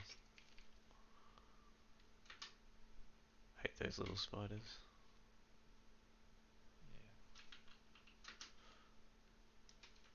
Where's the room? It'd be nice getting to 100 and then being able to fill out your Paragon board properly. Yeah. Have you got everything filled out? It's just like sort of spares now, or are you still sort of I'm trying to get to another. Yeah, I'm trying to get to another node, but I'm gonna have to redo like just some of the paths because yeah, like I'm gonna be short just a bit of getting to the last node, which I obviously want to get to.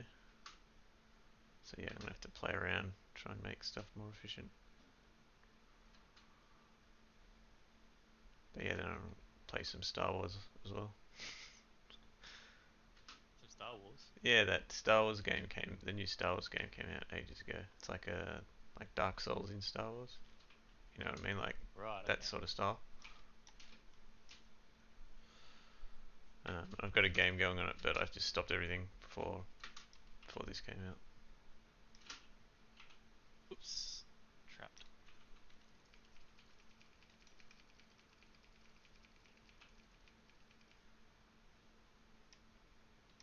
Oh, I got Champion's Demise. Oh, nice. Just then. Yeah.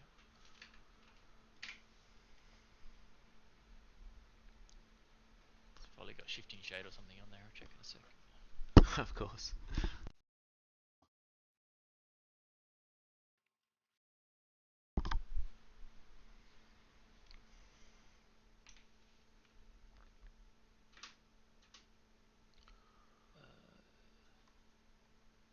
Oof, level 99 Ice Heart Bray pants. Oh, they're like perfect roll. Oh no, they're not. They're horrible. Okay, so the only negative that's bad on this one is ranged defenders that take 60% less damage from distant targets. So that might affect you maybe, but Oh, yeah. it's level 53, so it should be Yeah, alright. that should be pretty easy.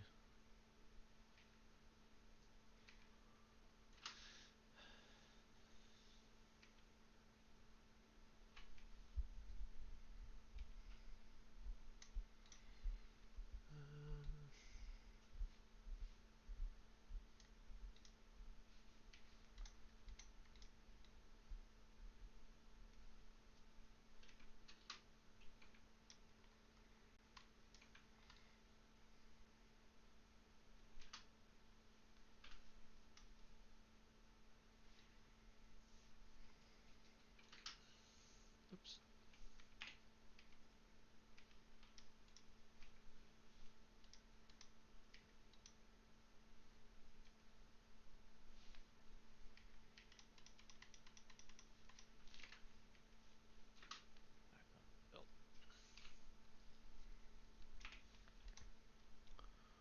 Alright, so...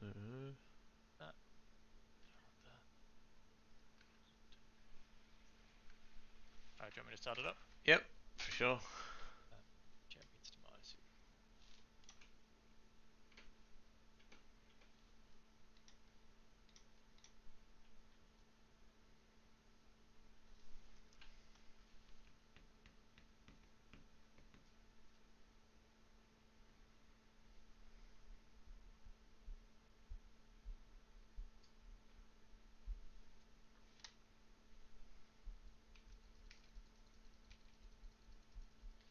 Ah, thought I was in the dungeon. I was sitting outside waiting. Oh. They really gotta fix that. So when you portal to the dungeon, you actually portal to inside the dungeon. Yeah, I know.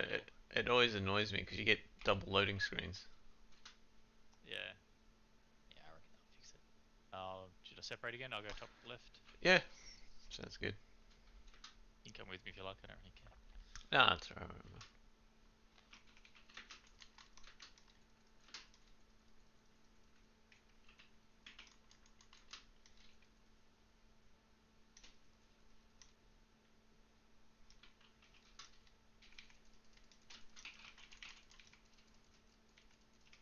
Whoa. Okay, I might use a res. Yeah, I've go got for a it. pack with about 5 elites in there. I don't know, it's pretty rough. Yeah, they're super strong.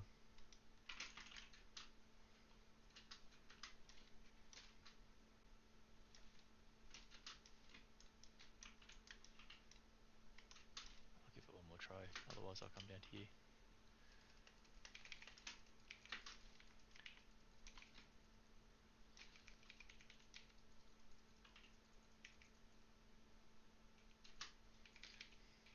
no, I can't do that. That pack's ridiculous. I'm gonna come down. I'll use a res and I'll come down to you. All right, cool. We'll tackle it together. Yeah, I met my match. Cocky roid's no longer cocky anymore. Oh, and also killing a monster enrages monsters near it, making them deal more damage.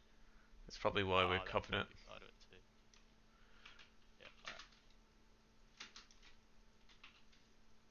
Yeah, and I guess on the slightly harder ones, it's gonna be, you're actually gonna feel it, but sometimes that doesn't really make much difference.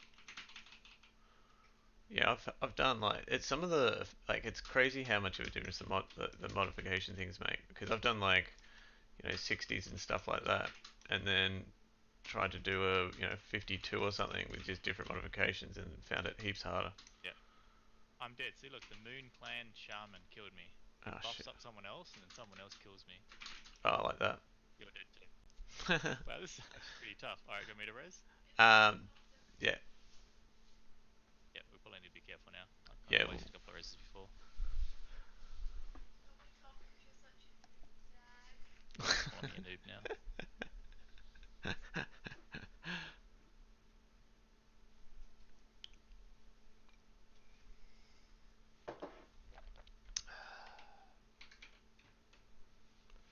We can do this. Come on, it's just a 53.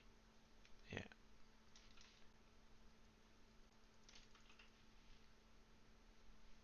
Let's go down here and get the what's it called? Vagresum. The pedal.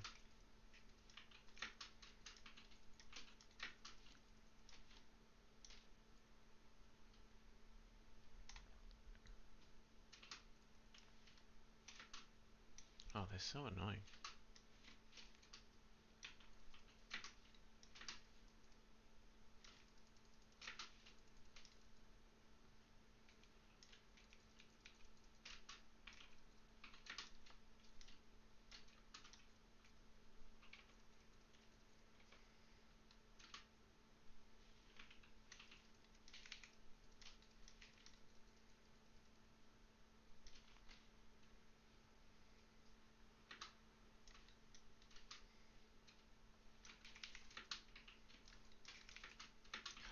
Nah, I'm dead. Take care. Alright, I'm out. Oh no, I'm disabled. Yeah,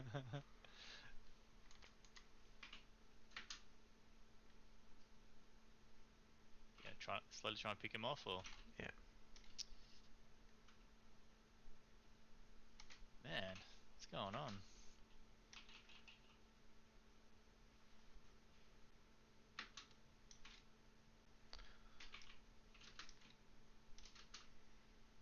Yeah, the party play makes it like crazy harder as well. Like they buff them up pretty full on. Scales them up. Yep. There's a Thundering Moon Clan Shaman. Yeah, that's the way. Get in, kill some, get out. Yeah. Yeah.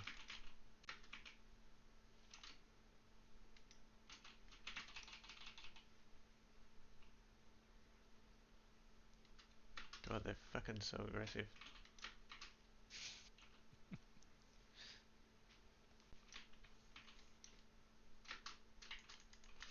That was close to dying.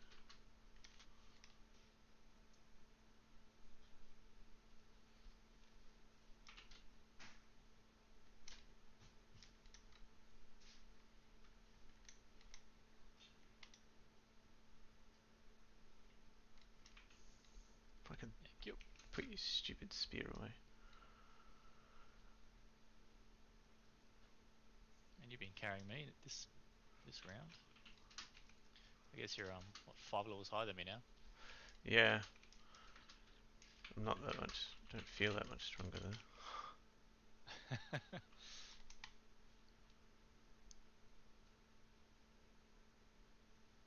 guess it's probably scaling as well. Yeah, true.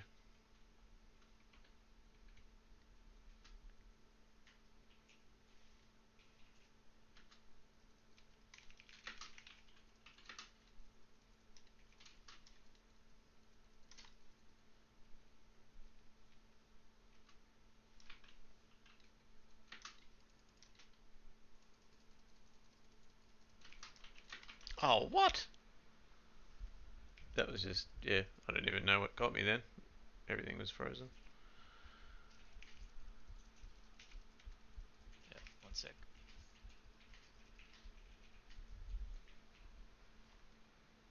Thank you.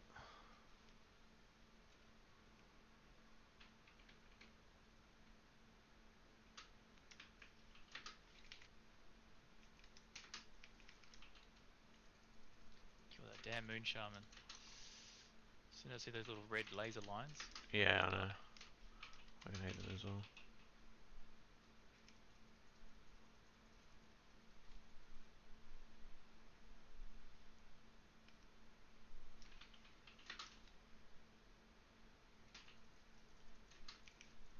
Oh, that was so That was nice. good. They all grouped so hard. Yeah, they all exploded. Oh,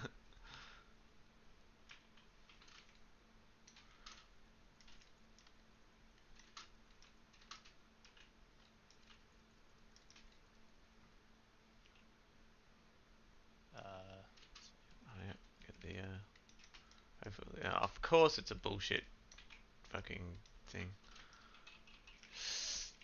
Whoa.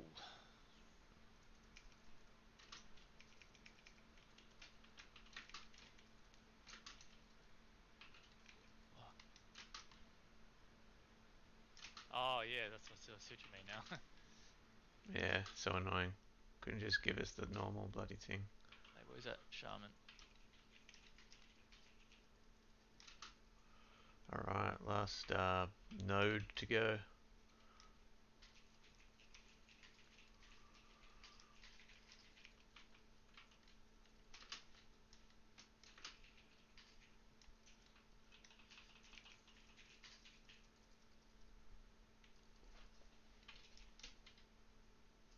Oh.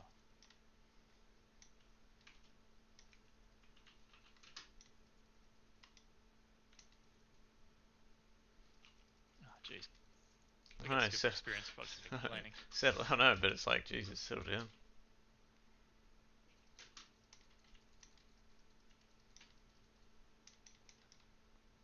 There's been a lot of experience there. Yep. Oh, we get to go down here. Yep.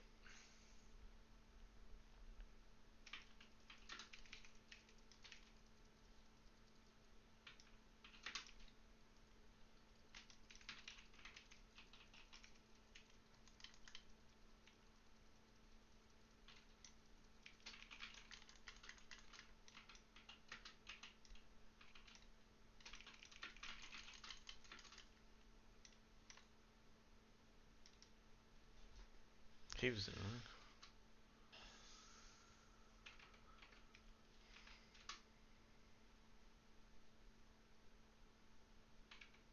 Gold chest. Oh. I'm not sure if you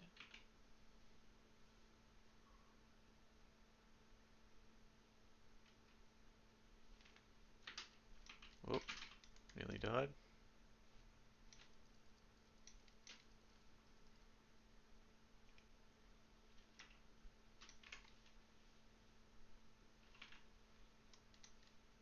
Alright, now there was a massive pack up here, so.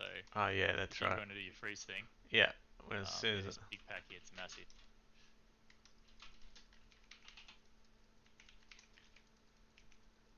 Oh, why am I? Oh, I'm feared. I was like, why am I running away?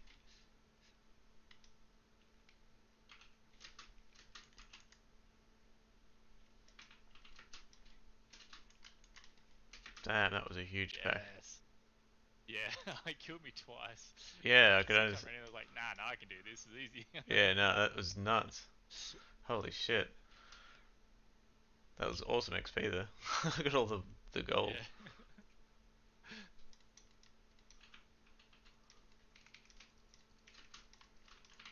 Oh.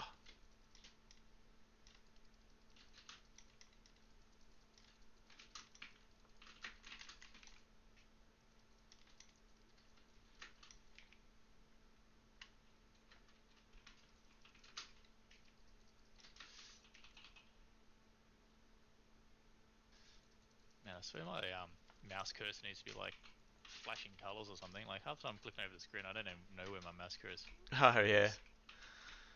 Yeah, I was gonna change mine because some people change theirs to like different colors and stuff. I've made mine medium size. I think there's like 3 sizes you can make it. Oh, okay. So I've just left mine as the default.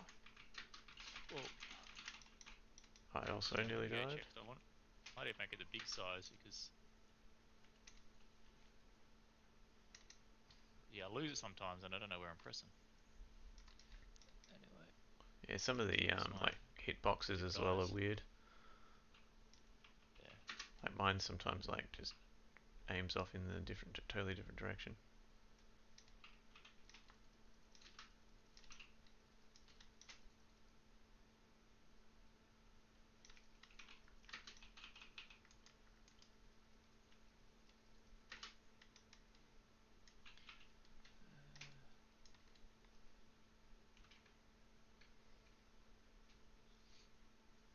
What am I, 94? So it might be 97 by the time I go to bed tonight, maybe.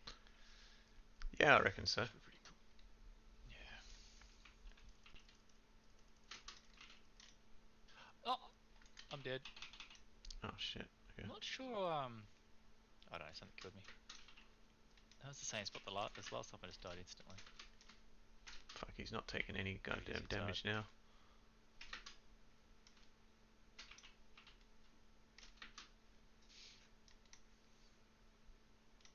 Oh. Fuck off.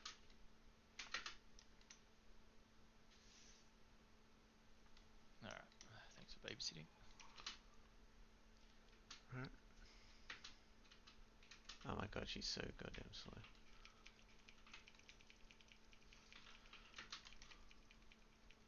Oh my god, look at that damage, holy shit. Yeah, that's nuts. That makes it heaps easier for me. Yeah. Oh man, sorry, go on. Yeah. Found a level 99 Raiment unique, which is pretty cool. Alright, no idea what that is, but... Oh, it's like the main piece for the sorcerer to play with. Ah, okay, yep.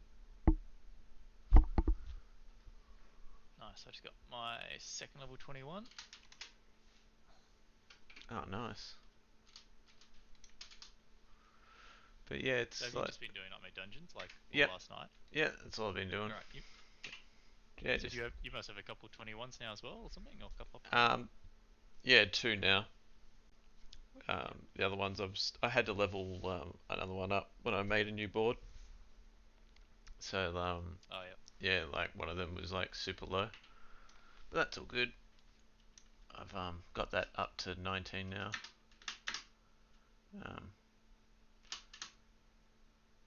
Yeah, it's kind of. I won't have them all up to 21, but that's all right. It'll give me something to do. Yeah, just give me something to do. Yeah, you don't completely finish the game yet. Yeah, for real. Alright.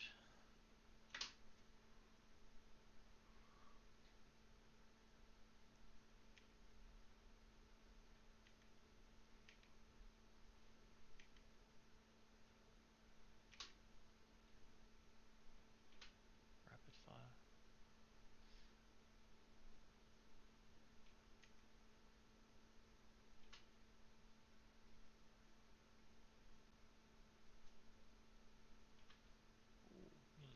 Nearly good.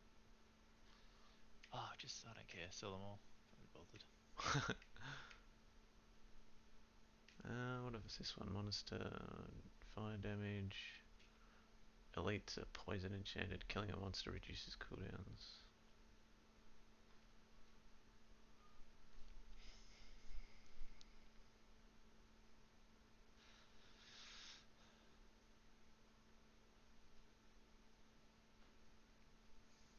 Oh yeah, this one's pretty good. Critical strike chance is increased by 9%. Okay, yep. Go for it.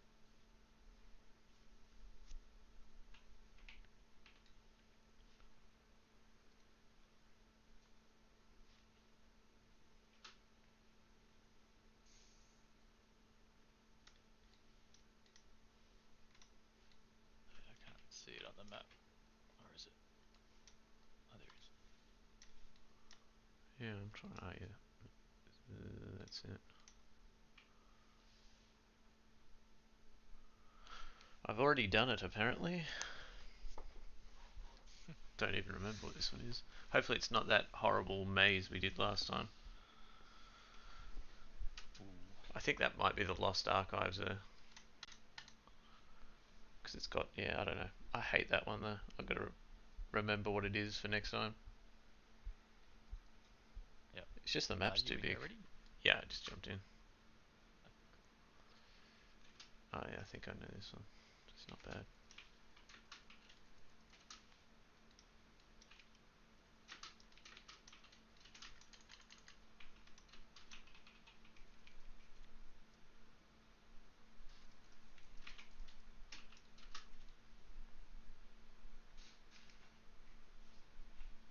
Ah, this is the door one. Yeah, I remember this. Oh yeah.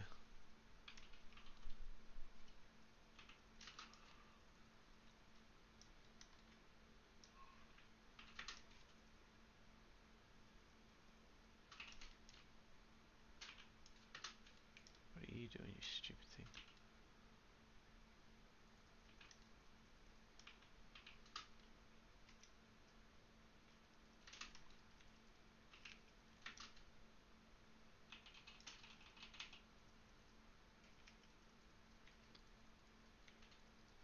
Sorry, I sort of left you there a bit.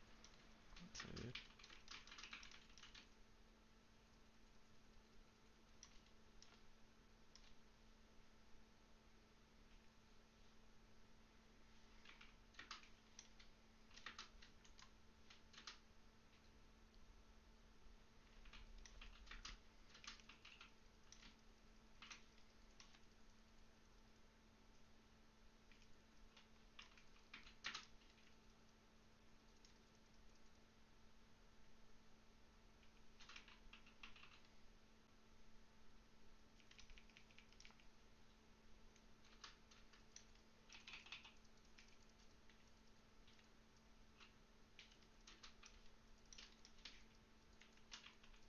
Oh, I'm dead. Yeah, just use one of the revives. I don't think we'll need all of them anyway. Yeah, alright.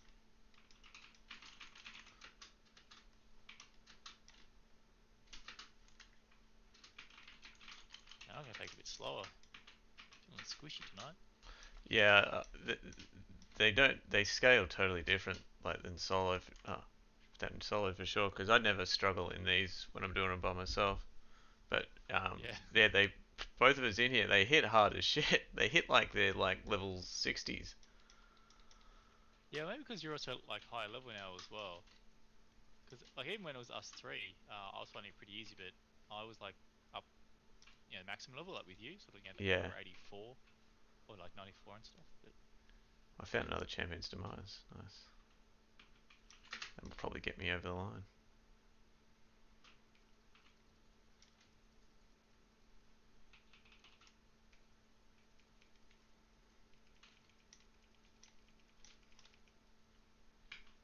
that's gonna explode. Yep.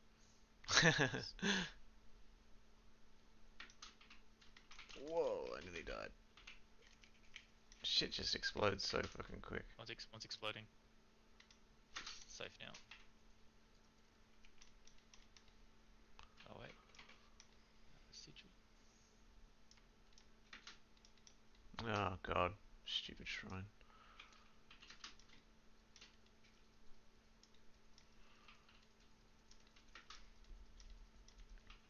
Half the time the shrines are bloody booby trapped. At least it's experience, I guess. Yeah, that's a good point. It's probably why it annoys me so much. It's because I'm like, ah, god, I should do it. Like, there's no reason to not do it.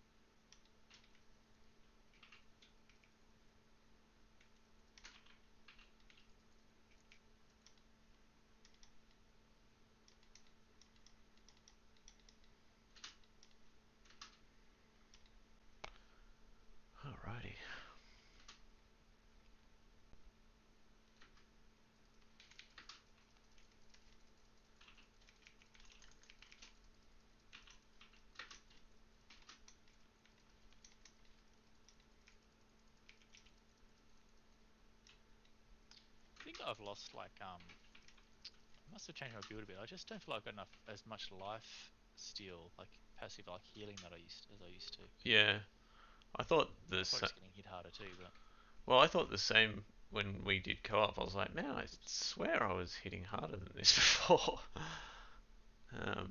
Like just shit wasn't clearing as much. Like I'd have to focus way more on an enemy than I used to. So- we missed section. Oh, are you serious? God damn it. Hopefully it was just an event or something. We don't have to go back there. Oh yeah.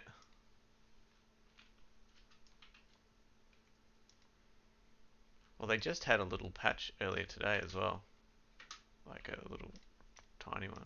So I wonder what they adjusted. Didn't say much on the Sneaky one. Yeah, they were saying it's for a crashing patch, but my game still crashed heaps today. So Alright. I think it's bullshit.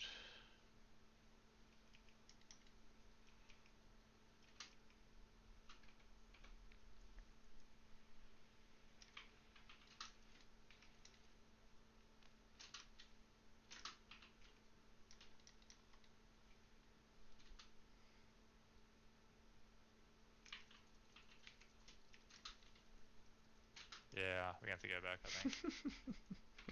Oh, there's one more section. Oh, there is down the bottom. But yeah, we've got nowhere near enough of the shit. Yeah. Let's go do the close one and we'll just hope that maybe.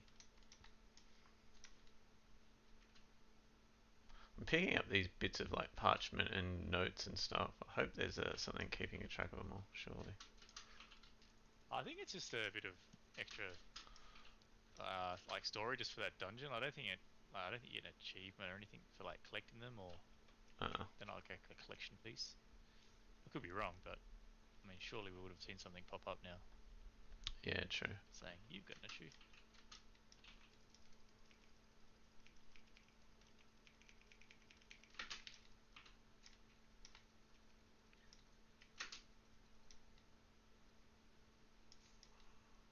Nice. We didn't have to go all the way back. Oh, sweet, yeah. Thank God.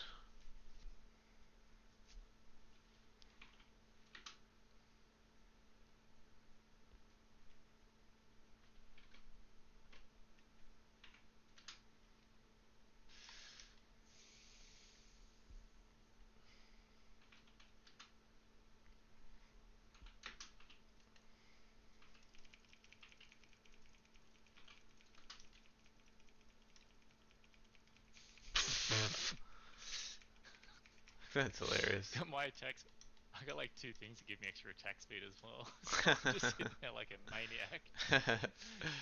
He doesn't know. He's got like 1,000,000 shards of ice, and then you just hitting him. Ow, ow, ow.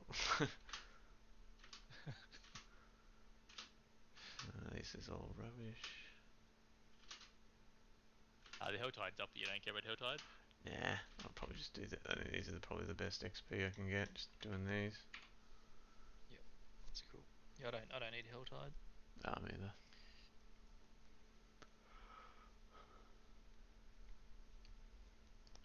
I've got a Champion's Demise as well. Alright, cool, yeah. I just need a minute because I need to get rid of my inventory, but also, Same. I think my, consumable tab's filled as well, so I've got to try and clear that stuff out. Yeah, nice. Kind of nice. Kind of annoying as well. Yeah, now when I'm recycling stuff, I'm getting like all the rawhide stuff drops because it's already full. Yeah.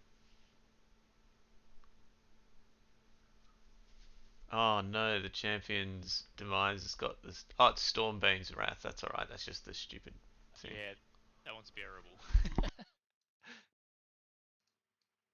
Crowd control duration versus monsters is reduced by 40%. I don't think that'll matter because they explode pretty quick anyway.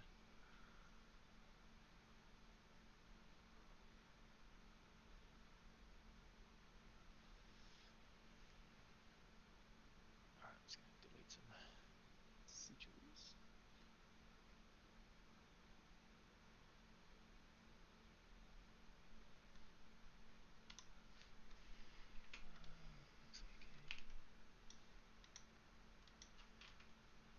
any cold enchanted elites is terrible as well. Yeah. So these ones are, say if you've got a fire elixir or anything, it'd be good because they're using their physical damage as fire. So I just drank a fire elixir with XP. Yeah.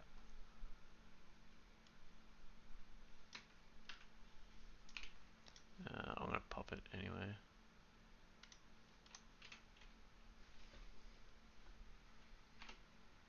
Yeah, I'm good. Just deleted a few. Alright, I need half a level, 3 million to get there.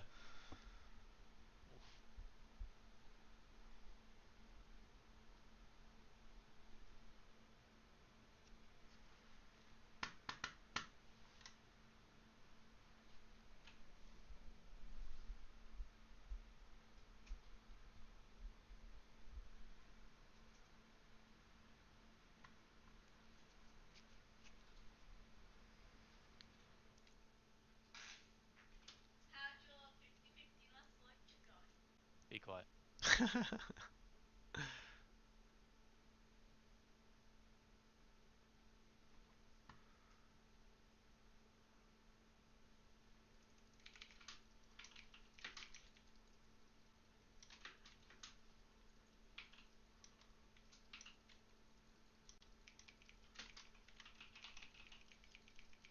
Oh, actually, I know what I can do. I've got to, I think I've changed my points around. I've taken 3 points out of, poison enemies do less damage.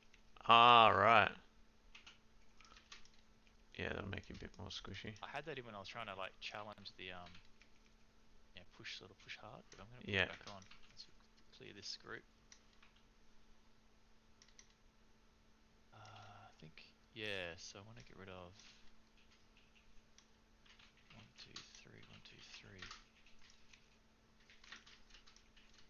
Alright. Yeah, Goddamn that should be spiders. better now. Piss off. This look should get a moose. I can't believe how many there are. Holy shit. Fuck off. Yeah. There's so many. Go away.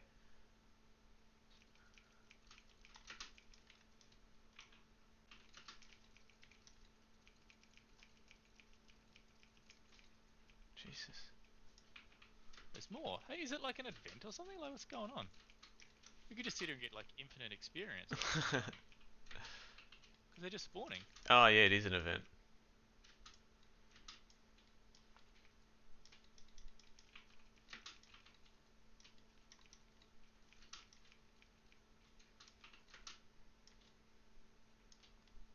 Oh yeah, it's got that person there.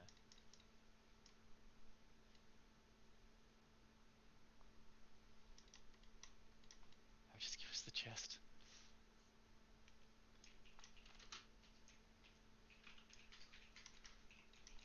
Alright. Stupid rock.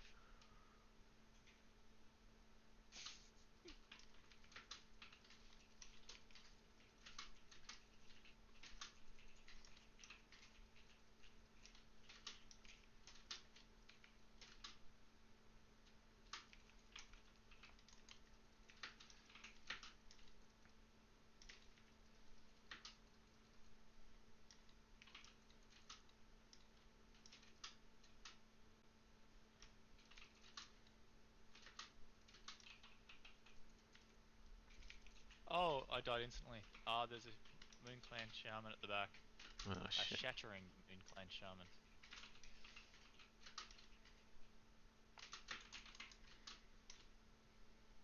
Jesus, so many there. What the hell? Yeah. I'll use a res. Yeah, just use res. Yep. Coming from your left. There's a lot there. You might want to run.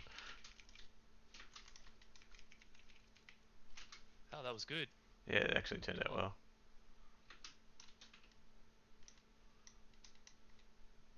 I think this Brock's broken. Good. Don't tell him.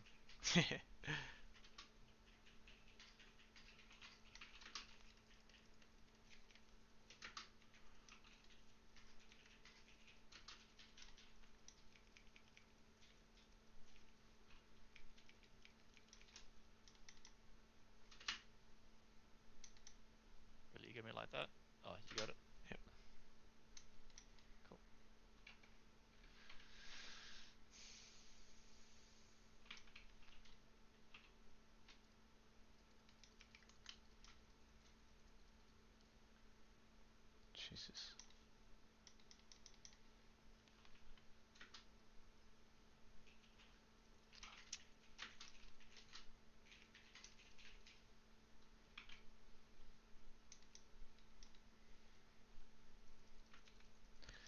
It really is nuts how much XP this place gives you.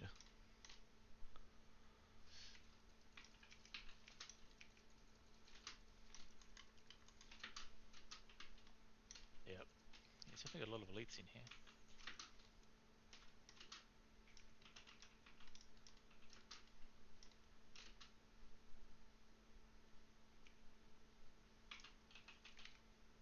Oh, bigger group.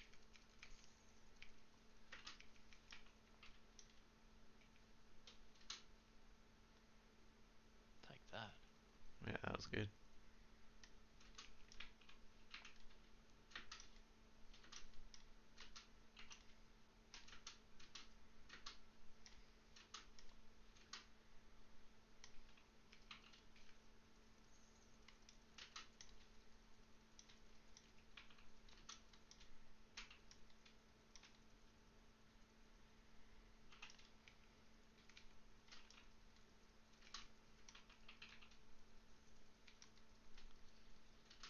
Ah, it's gonna be booby trapped one, is it? Of course. Oh, it is. Oh, I got another champion's demise. Oh, really? Awesome. Yeah. It wasn't like half an hour ago saying, man, they're so rare, it's hard to get them. Yeah, yeah, I hadn't had Almost any. have one drop every time now. Yeah, I played for like hours last night. I had like maybe 4 or 5, but yeah, it wasn't super regular that they were dropping. Nothing compared to like the Lost Archives ones. I've had like a million of those.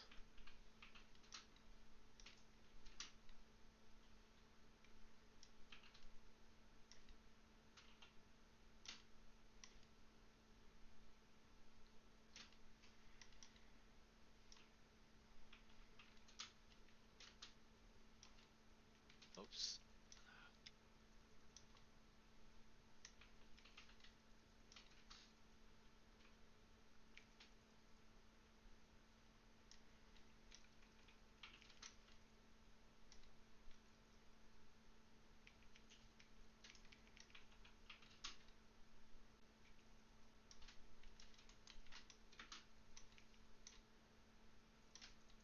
Nice.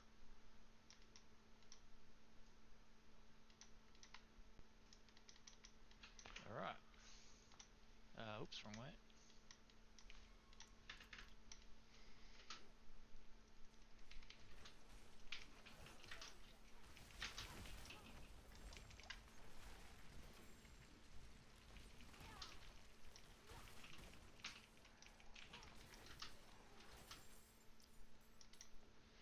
Good thing with poison too, if I get enough poison onto them, I can pretty much just run away and then Yeah, die. just let them go.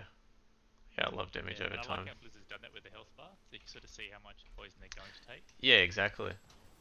Half the time when we do the bosses, you can see like, oh yeah, they'll be just dead now. We just leave them. Yeah. Just walk away. Stacks up so quick. It'll be good for when we do Uber Lilith. Yeah, I'm saving mine till I get to 100. Yeah, I'm not even sure if you can attempt until you get 100. Oh, what's that quest? I got a quest, the Echoes of Hatred. Oh really? 94 quest. No, I haven't got. Peaks. I haven't got that. Maybe you've done it. So it's got like Lilith's presence still lingers within your mind. Seek an end by way of beginning. Or something. Huh. Weird. And I assume that was like the Lilith, like the quest to get to the Uber Lilith. Oh yeah, Echo of Hatred. boss. Yeah, you're right. Mine says the same thing. So I think because I saw someone on YouTube saying like they should have saved it till they got to 100 or something, like maybe just for the challenge. I'm not sure. Yeah, well I thought we'd do it So, together because there's no way I can solo it anyway. Like even the most nut job sorceresses, like the dude who got the first 100 and stuff, like even they like have to have very special builds to do it. Like I can't be bothered with that. Oh, it's close. Got trapped in the Stormbane's Wrath.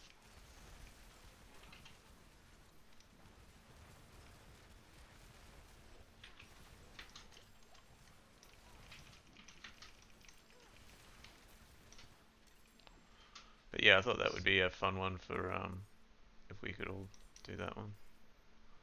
Yep. Because Yeah, it'll happy to it'll be save mine. I was gonna save for 100 anyway. yeah. I think it'll be pretty nuts.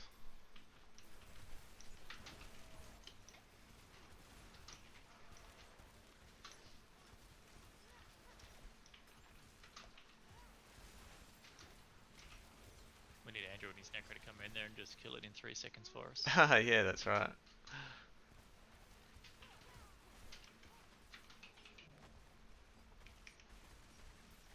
Oh, I'm nearly 100.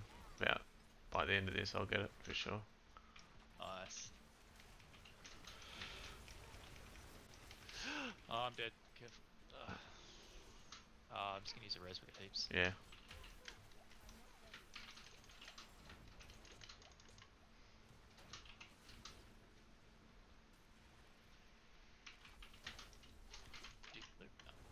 Whew, that was close. What? Oh wait, I'm instantly dead again. Yeah, I had. It must be. I don't know what it is, but I've had some similar stuff happen to me as well. Like you just blink in and you just die instantly.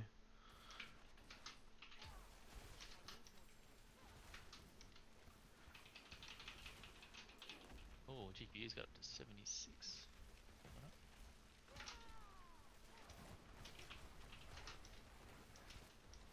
Yay! Hey, nice. Hey.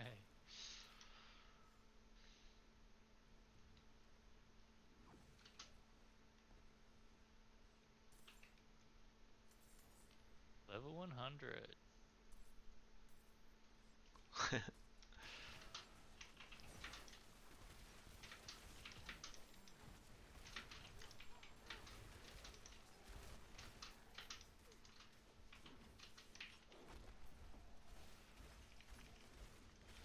I'm done. Oh fuck! Stupid thing. Oh, actually, broken equipment. Maybe it was broken before. Oh shit! Maybe that was why I was running and not doing much. Ah! I thought I was outside the little circle. Do you want to res then? Yeah, I'll come back. Yeah. Don't have any revives left now. Okay, let me go repair, then I'll go and call the boss. Yeah, cool. Get the wheel.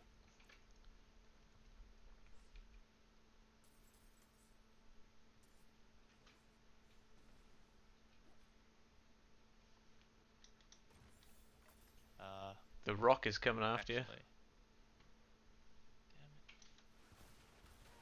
I'm not sure if you're going to be able to kill these 2 elites by yourself, because... Yeah. I'm not sure if I can put the rock down without leaving the dungeon. Oh right. Yeah, of course. All my armor is broken. Everything's broken. Oh I shit. won't be able to fight. That's probably why I died instantly. Yeah, just go back. To the rock. Just go back to town, and I'll just chill here. What happens to the rock though if I run away? Oh, that's alright. If it drops, I'll pick it up. Okay. Alright. Don't you dare. Oh. Check Yeah, it out. I've got to try and get a spot where I can actually get out of here without. Okay. Alright, back in a sec.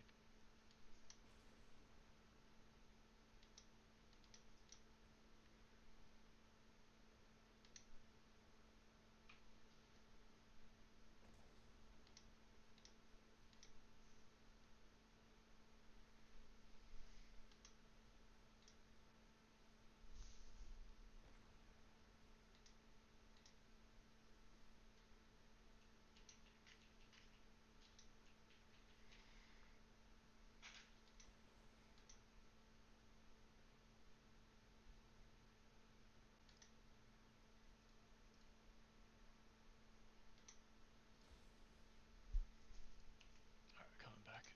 So I'm just keeping the Rock in a certain spot, just going backwards and forwards. Keeping him busy.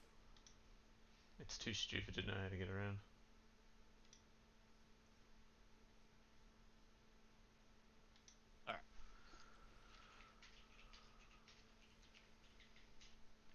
Alright, now these things killed me instantly last time, so I'm just gonna like...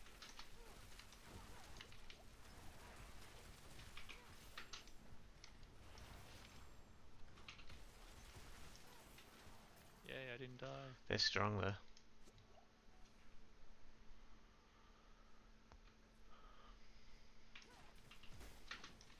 You don't really aren't gonna sit there, are you, Stormbane? You are.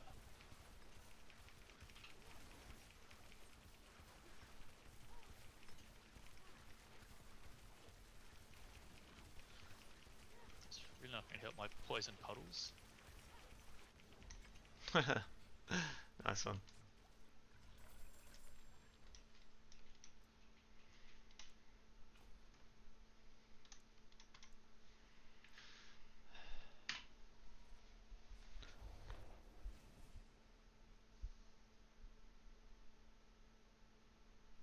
So what are you gonna do now that you're 100? I'll probably have something to eat.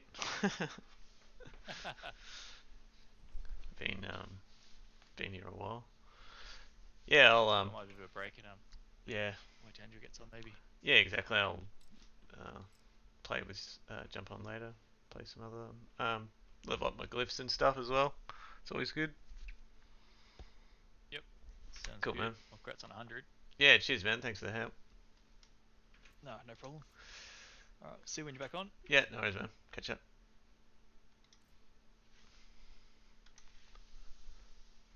Way. GG's, man.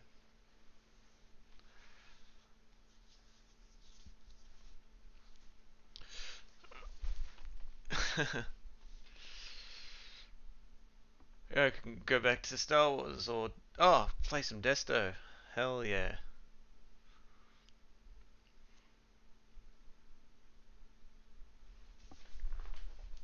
And get some to eat, I think.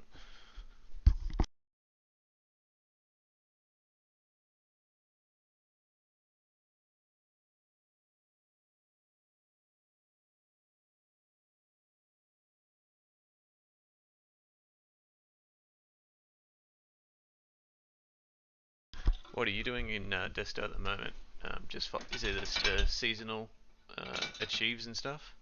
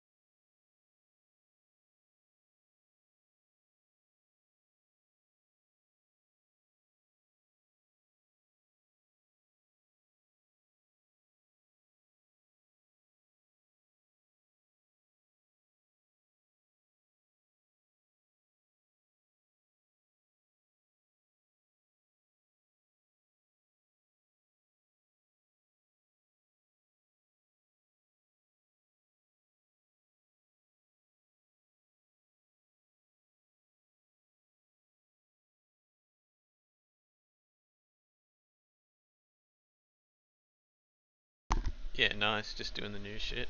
Yeah, for sure. Yeah, do all the builds at the end.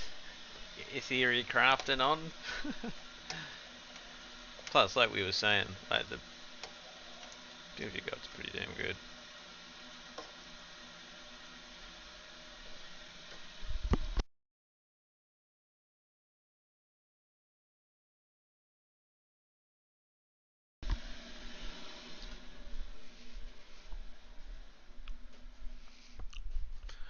just gonna be right back, and then I'm gonna play some Dista.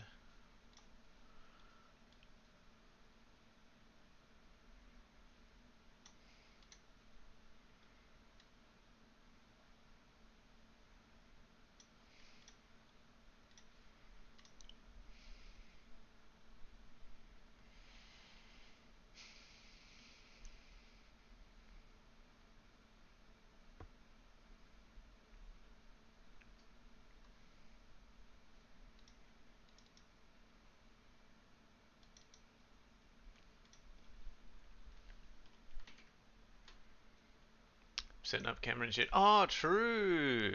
Yeah, man.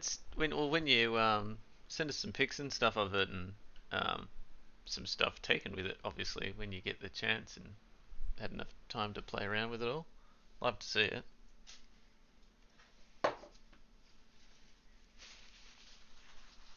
God damn, it's going to be some sharp looking shit.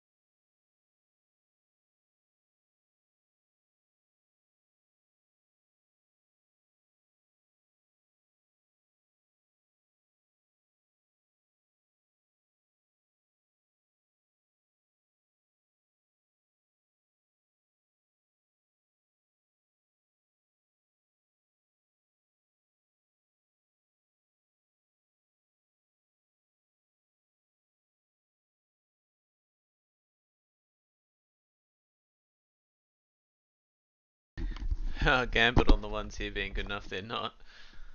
But I can set it up. Oh, fuck yeah, that's awesome, man.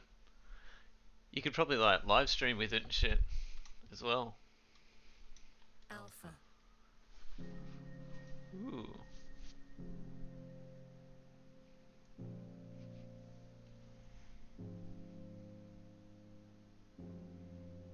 Jesus.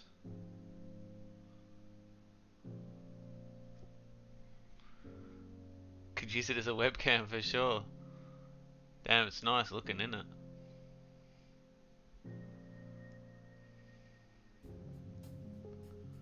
Shit.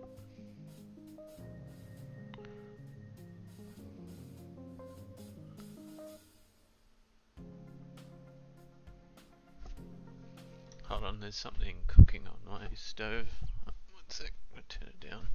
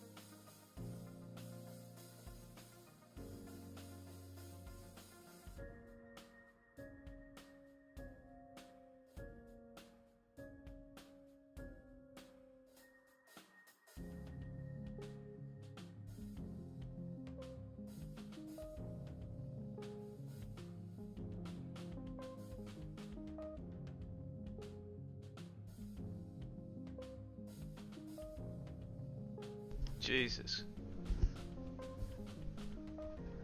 Guessing that's autofocus. Huh, that's nuts.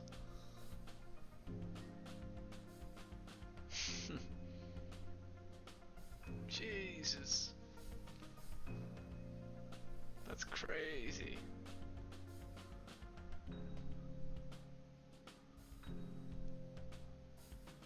Local hoodlum probably stole the bike.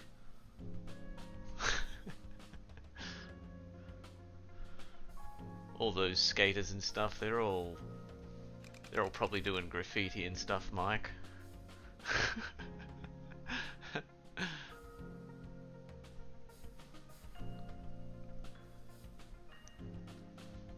Tagging. Bear it back.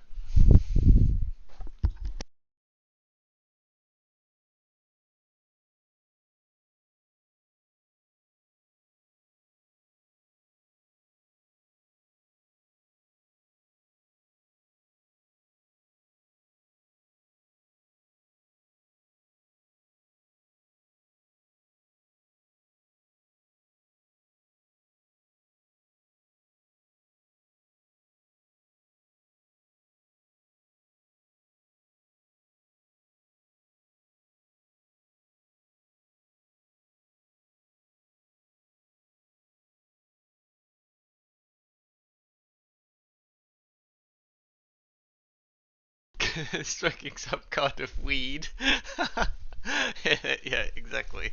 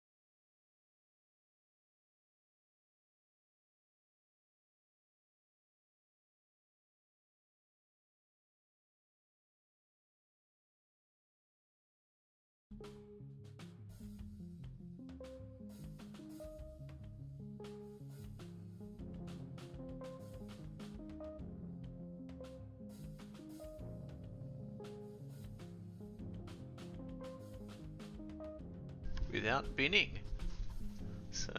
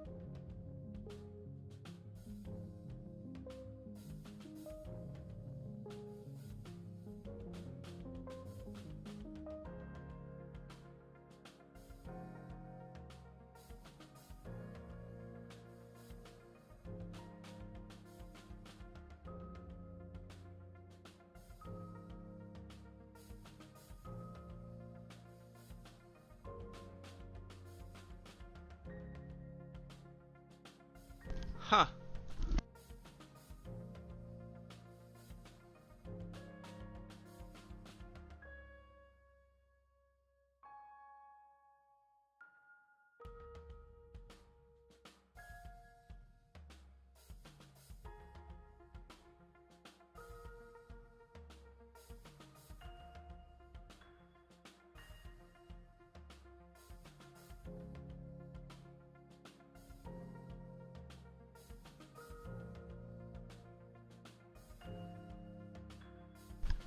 Shit, man, you'll be all over this. So many functions and stuff, that's awesome. What a banger.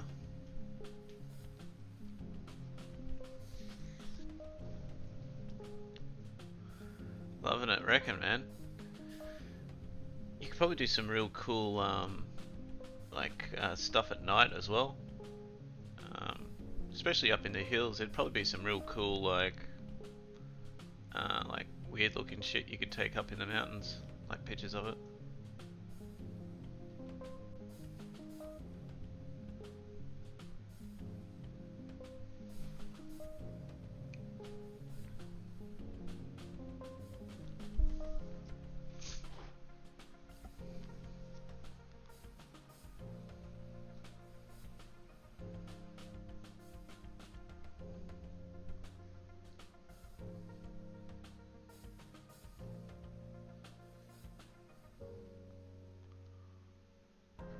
Ah, can use it. Huh, you can pair it with your mobile? Shit, that's mad. You can file transfer that way. That's sick.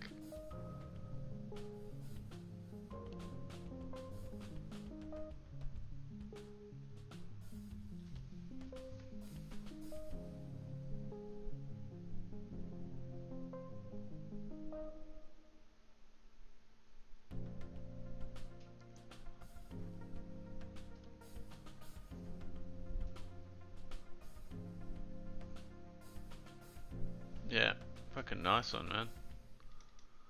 Well done, sir. Guys? It's Friday afternoon, and I'm feeling like a goon. Guys? It's Friday night. Drinking Diet Sprite. Okay, guys, stop. Enough bullshit. What the hell's going on in the news, please? What is this? Developments today Whoa, after a Supreme Jesus. Court ruling. What the hell was that? Developments today. Developments today after a Supreme Court ruling puts an end to affirmative action programs at colleges and universities across the country. Oh boy. We cannot let the decision be a permanent setback for the country. We need to keep an open door of opportunities. Well, the ruling means schools can no longer take race into consideration during the admissions process. It overturns a long-standing precedent that has benefited Black and Latino students in higher education. A landmark decision by the Supreme Court after a 6-3 ruling strikes down affirmative action in higher education, effectively upending the use of race as a factor in college admissions. Okay, so these Supreme Court perverts did something with affirmative action. I don't understand what's going on here because I'm what they call a common shit bag. So I need commentary to help me understand. This is the Charlie Kirk Show. Buckle up. Here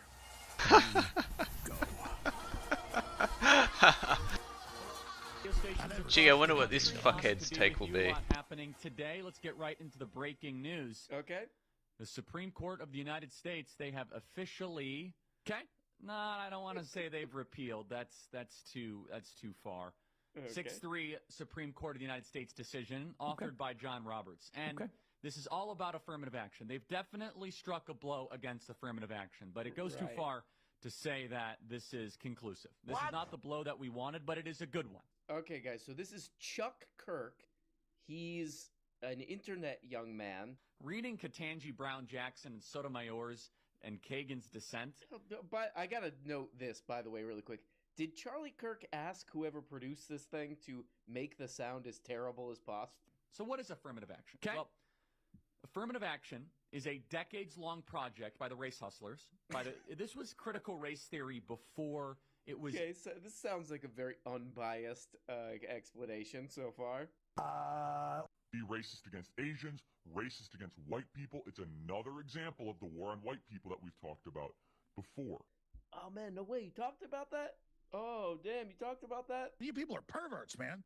Oh man, Chuck is really pissed off about this. He's going like this. He's going like this. Our man Chuck is really pissed off about this because these unfair and racist affirmative action policies. It's another example of the war on white people that we've talked about. Almost prevented him from going to Harper Community College. Harper Community College. which is a public community college in Illinois, that he briefly attended, but dropped out without having completed any degree. Okay. And guys, I too suffered from this. I did not get into Harvard because of racism. White people. Because of this racism that Charlie Kirk is talking about. Anti-white racism. It's because of that, not because my SAT score was see me after class. Okay, guys. I'm kind of curious about this. This is from the Los Angeles Times. Higher education experts say a small number of highly selective universities consider race in admissions. Among the 1,364 four-year institutions in the country, only 17 admitted fewer than 10% of applicants, including Stanford, Harvard, and Yale. Ooh, we have a recording of the students of Harvard and Yale. They go like this. And here's Stanford. Here's Brown. I like women, not men. Here's UCLA. These elite schools do not reflect higher education as a whole. They account for just 3.4% of colleges and 4.1% of students. They use affirmative action to advance their missions, valuing diversity and opportunity for students of all backgrounds. So I would say, Chuck, you don't need to worry about this too much. In reality, experts say, most institutions accept most students who apply. Oh, like the thing Charlie went to. And me. Which means they don't need to use race as a factor to apportion seats. Rather, they mostly look at grades and transcripts to evaluate whether the applicants have a good chance of succeeding, experts say. Oh, great. Harper's Community College. I think you're going to be fine. I think you're going to be fine.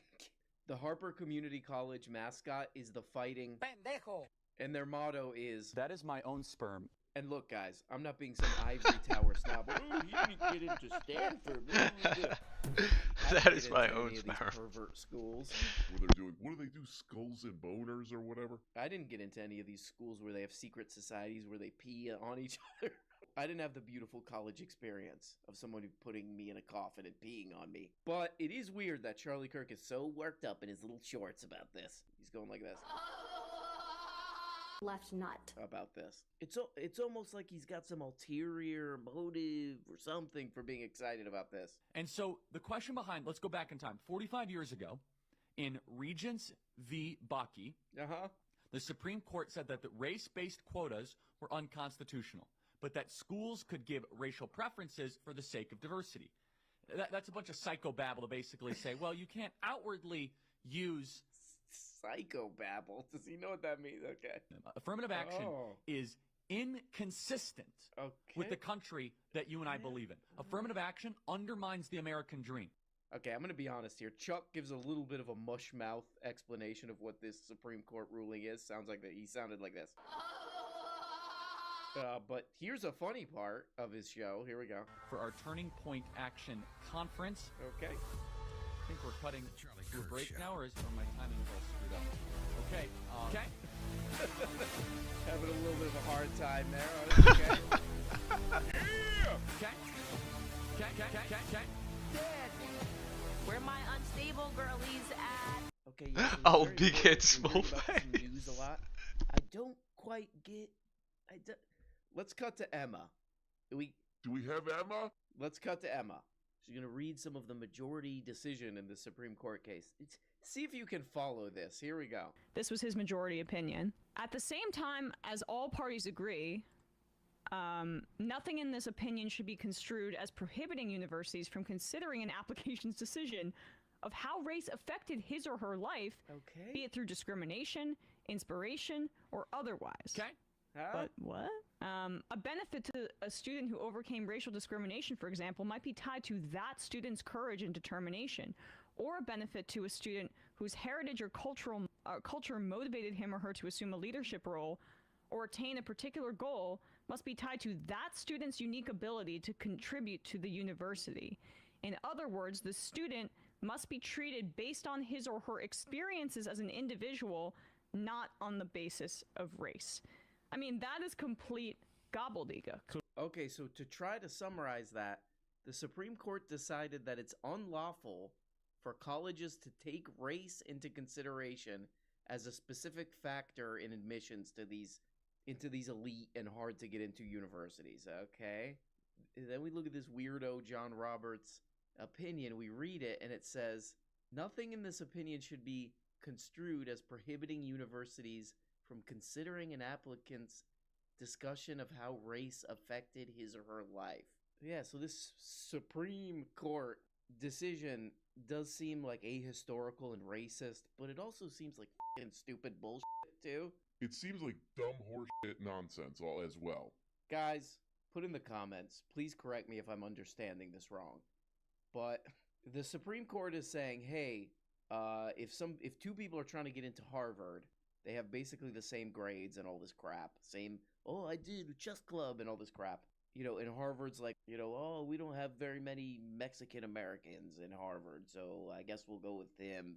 I guess we'll take him because he's Mexican American. We want more Mexican Americans here at the great and prestigious pervert Harvard. So you can't do that. But if that same person writes an essay where he's like, oh, there were challenges being a Mexican American that I overcame, they could look at that and they could say, well, that factors in. You're in, Mexican American guy that I made up for this story. Okay, great. So there's the Supreme Court doing a lot of great work. Okay, let's hear what else this pendejo Chuck Kirk has to say about this crap. Here we go. Concentrated campaign and infrastructure, and more importantly, a bureaucracy that has been directly at odds with American values as you and I have always seen them. Affirmative action is inconsistent with the country that you and I believe in. Affirmative action undermines the American dream. So here we are always telling our kids about the MLK dream, which hilariously one of the Supreme Court justices, I think it was Ketanji Brown Jackson or Sotomayor, quoted MLK. MLK's line is, what I was raised in 4th, 5th, and 6th grade, and in 7th grade, I remember we saw the speech that I dream of a country, I have a dream that one day we will be judged by the contents of our character, not the color of our skin. Boom.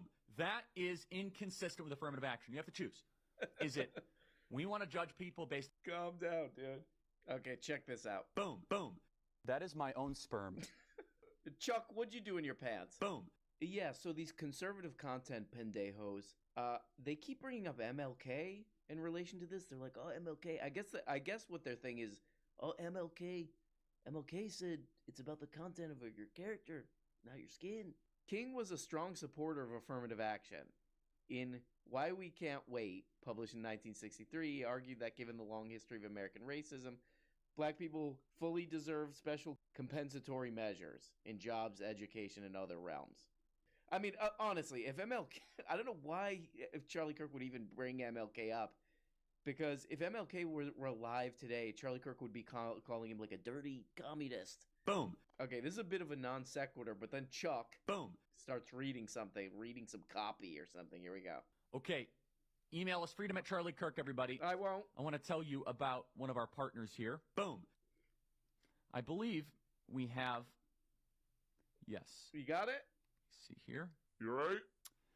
Just when you thought the government wouldn't stop trying to take over more and more of our health care, there's a new sneaky bill that's worked its way to the U.S. Senate, led by radical socialist Senator Bernie Sanders of Vermont. I'm urgently asking you to support the Council for Citizens Against Government Waste to stop the Senate from passing the Sanders bill S1339. It would... Okay, so that's my man Chuck. He's got his booty hole waxed down. Boom. That's what he says when he's getting it waxed. Boom. That's him lying to the elderly to make sure that their prescription drugs don't go down in price. But this is a great thing with all Charlie Kirk's sponsors or whatever. If you look into it, it's the most demented thing you've ever seen. So the group that paid this goober to read that is called the Citizens Against Government Waste. Let's read about them. The St. Petersburg Times reported that this group got at least $250,000 from the tobacco industry and subsequently lobbied on its behalf. So this group that Charlie Kirk is promoting launched an ad, now commonly referred to as the Chinese Professor booty hole waxed down midterm elections, which portrays a 2030 conquest of an indebted United States by China. Here's the amazing part. Local Asian American Good Lord. Local Asian American extras were used to portray the Chinese students, although the actors were not informed of the nature of the shoot. And then, of course, this. During the 2020 COVID-19 pandemic, The group received assistance between 150,000 and 350,000 bones. Boom, boom, boom, boom, boom. The loan was seen as notable since they campaign against excess government spending and are small government advocates. Oh yeah, well, unless there's some of this. Boom, boom, boom, boom. Boom, boom. Booty hole waxed down. Okay, welcome back, everybody. Email us freedom@charliekirk.com and subscribe to our podcast. Ketanji Brown Jackson writes, okay? Charlie? Oh, is this written by Ketanji Brown Jackson that you just sent? I want to make sure I get this right. You got it? Boom. Okay. She said, with let them eat cake obliviousness, today the majority pulled the ripcord and announces, quote, color blindness for all by legal fiat. Okay. But deeming race irrelevant in law does not make it so in life. Okay? Well, this is so rich. She's an affirmative action hire. She's only on the Supreme Court because of affirmative action. Okay. Ketanji Brown Jackson was not chosen for her brilliance. Let's pick a brilliant person. No, they picked her because she's a black woman. Boom. So she's super bitter. Okay. And having so Okay. detached... Okay. So, you know, historically, the Supreme Court's a bit of a stupid piece of garbage. And it's confirming that right now, too. That's a useless piece of turd. That's a useless, decrepit piece of rancid turd. People say, not me. But let's just go with Charlie Kirk on this one for fun. He says that this lady, Ketanji Brown Jackson, she's a Supreme Court justice. He says that she's an affirmative action hire. So what does that make somebody who I'm sure Charlie Kirk supports, that Amy Coney Barrett lady? What does that make her? What exactly does that make her? Because at least Ketanji Brown Jackson has a ton of experience. I mean, you can read her Wikipedia as a ton of experience. Let's check out Amy. Barrett has spent virtually all of her professional life in academia. Until President Trump nominated her to the Seventh Circuit Court of Appeals in 2017, she had never been a judge, never worked in the government as a prosecutor, defense lawyer, solicitor general, or attorney general. She's from Notre Dame Law School. Barrett has almost no experience practicing law whatsoever, a hole in her resume so glaring that during her Seventh Circuit confirmation hearing in 2017, Democratic members of the Senate Judiciary Committee were dismayed that she couldn't recall more than 3 cases she worked on during her brief 2 years in private practice. Barrett has never tried a case to verdict or argued an appeal in any court. Wait, what's this? What is this? What is this, Facebook? What is this crap? Huh? Oh, he's wearing a shirt of her. So there we go. There's Chuck's meritocracy. It sounds like this. Boom, boom, boom. And by the way, these people are such hypocrites. Does Ketanji Brown Jackson, the next time she boards an airplane, this would be a great test. The next time Ketanji Brown Jackson boards an airplane. Okay. She boards an airplane, she sits down. Excuse me, Miss Jackson. I am for real. Okay. I know that you're flying to Miami today Yeah. for a speech. Just so you know, the 2 pilots, they were in the 40th percentile on the safety flight simulator, but they're black. What? Have a great flight, Miss Jackson. Okay. Okay, I think we see what Chuck's doing here. The treats he's throwing for his demented and elderly audience. Let's do a little bit more accurate version of Chuck's little story. Here, his little story. In the more realistic version, the flight attendant comes up and she's like, "Hey, I'm sorry, Miss Jackson. I'm sorry, Miss Jackson. I'm sorry to bother you, but you have your choice between 3 pilots today, okay? 2 of them got into the most exclusive, world-renowned flying schools in the world. One of them by clawing their way to the top, and the other one, you know, their dad went there or something. Those are your 2 options. Your third option for this flight is a guy who went to a community college for about 10 minutes and then decided, I hate this. I just want some millionaires to give me money for saying stupid things on YouTube. Please pick Miss Jackson. Also, Miss Jackson, you gotta shove that bag under the seat in front of you, okay? Yeah, get your iPad out. Okay. Okay, he keeps going with this. Here we go. Or Sotomayor goes in for heart surgery. Okay. Miss Sotomayor, I know that today you're going under for heart surgery. Boom. And very serious. We have a new surgeon for you.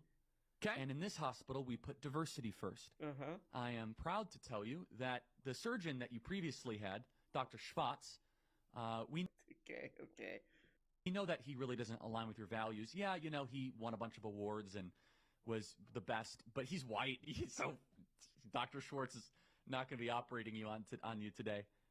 You have a few drinks before this, Charlie? You all right? So, Dr. Schwartz is... What the fuck is wrong with this guy? Instead, we have Ramon over here. It's first time ever, but he was in the 40th percentile.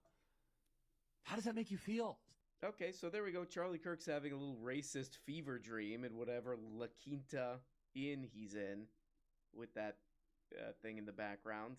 We hope you're okay, Charlie. We hope you're all right. Well, there we go, guys. The whole thing seems pretty weird. And then I go like this. A crystal flute. But it's always interesting to check out what this Weird young man on YouTube doing God knows what, saying God knows what. Oh, it's the best day and the greatest day that we all love. We're going in the pool. We're having a stack. All this kind of crap. That's what we do on Friday, and no one can tell us any different. That's for sure. Hope you guys have a fun weekend. Hope you do this, and this. Love you guys so much. Have a fun one. Bye-bye. Oh, hey, guys. Guess what?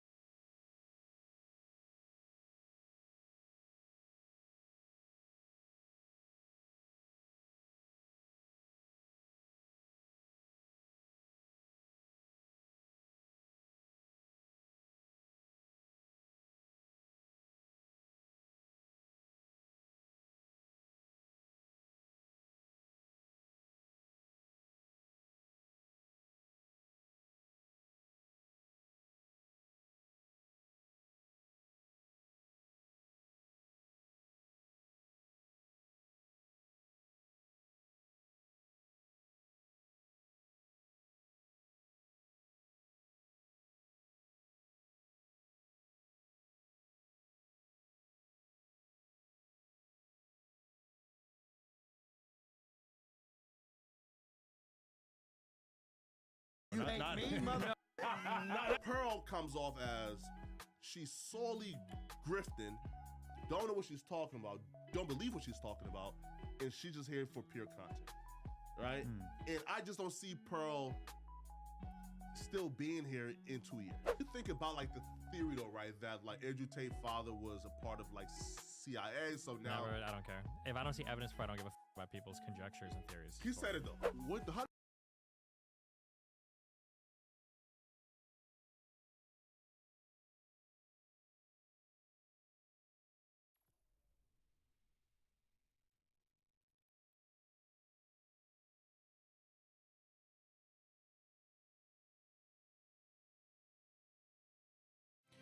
Okay, listen. Welcome back to Frenemies. Sponsored by Adam and Eve. We're doing a pizza eating competition. Aw. We were, 10 minutes in. The computer crashed. Trisha was ahead by one slice, and now she's whining like a baby that she can't continue this competition because it's been sitting. And I was crushing it. Okay, then keep eating. It. But what happened? You were crushing Let shit. me explain. We had a 30-minute Go ahead and explain time as window. I continue to eat pizza. We have a 30-minute time frame to see who can eat the most pizza. Mm-hmm. I don't feel full until 30 minutes after I start eating. Now I'm feeling full, but had we just done a full 30 minutes, I could have eaten all 3 boxes by myself. Guaranteed. We can do it next week, whatever. But it was, 1, it was like already cold starting. 2, I was way ahead of you. I was crushing. You were I was one in my slice zone. ahead of me. I was in my zone. The footage got corrupted Dude, or whatever. I'm I was still in my hungry. zone. That's what you don't understand. You're sitting here whining about having ate like 5.5 slices. I'm still hungry. I crushed you that's so what- hard, and You were they're ahead by not one slice I was 8 minutes crushing. in. How I was eating that pizza was a technique, and I was crushing. A And I technique. Feel, There's 20 minutes on the clock. No, and I was crushing it, and now nobody will get to even see that footage. And you're like, let's start over now. And I was like, no, because now I'm out of the zone, and now I'm full. I drank water. We had a break. No, let's Pizza's been continue. sitting for 30 minutes. Like, Dude, you can't let me have anything. I'll let you have the pizza. Dan, who's gonna win? Dude, if she's already saying she's full. I mean, I can't read the future. I don't know. If you already I was saying you're crushing it feeling though. full. Was I not like dunking on Ethan during the pizza eating competition? Like I was we were dunking. We were only 8 minutes in. However, I mean, she was in the lead. Thank you by a whole slice. Like that, I was crushing. You're already full. I'm hungry. Do you understand what the monster you're up against? I'm a fucking would've won. monster. I'm a garbage disposal. So you want to keep eating or what? Yes. Fresh boxes then. I can't. Okay, let me finish this one. No. Why? That's just for fairness to you. We it's only watch, but you'll raise it. Oh, sick. Awesome.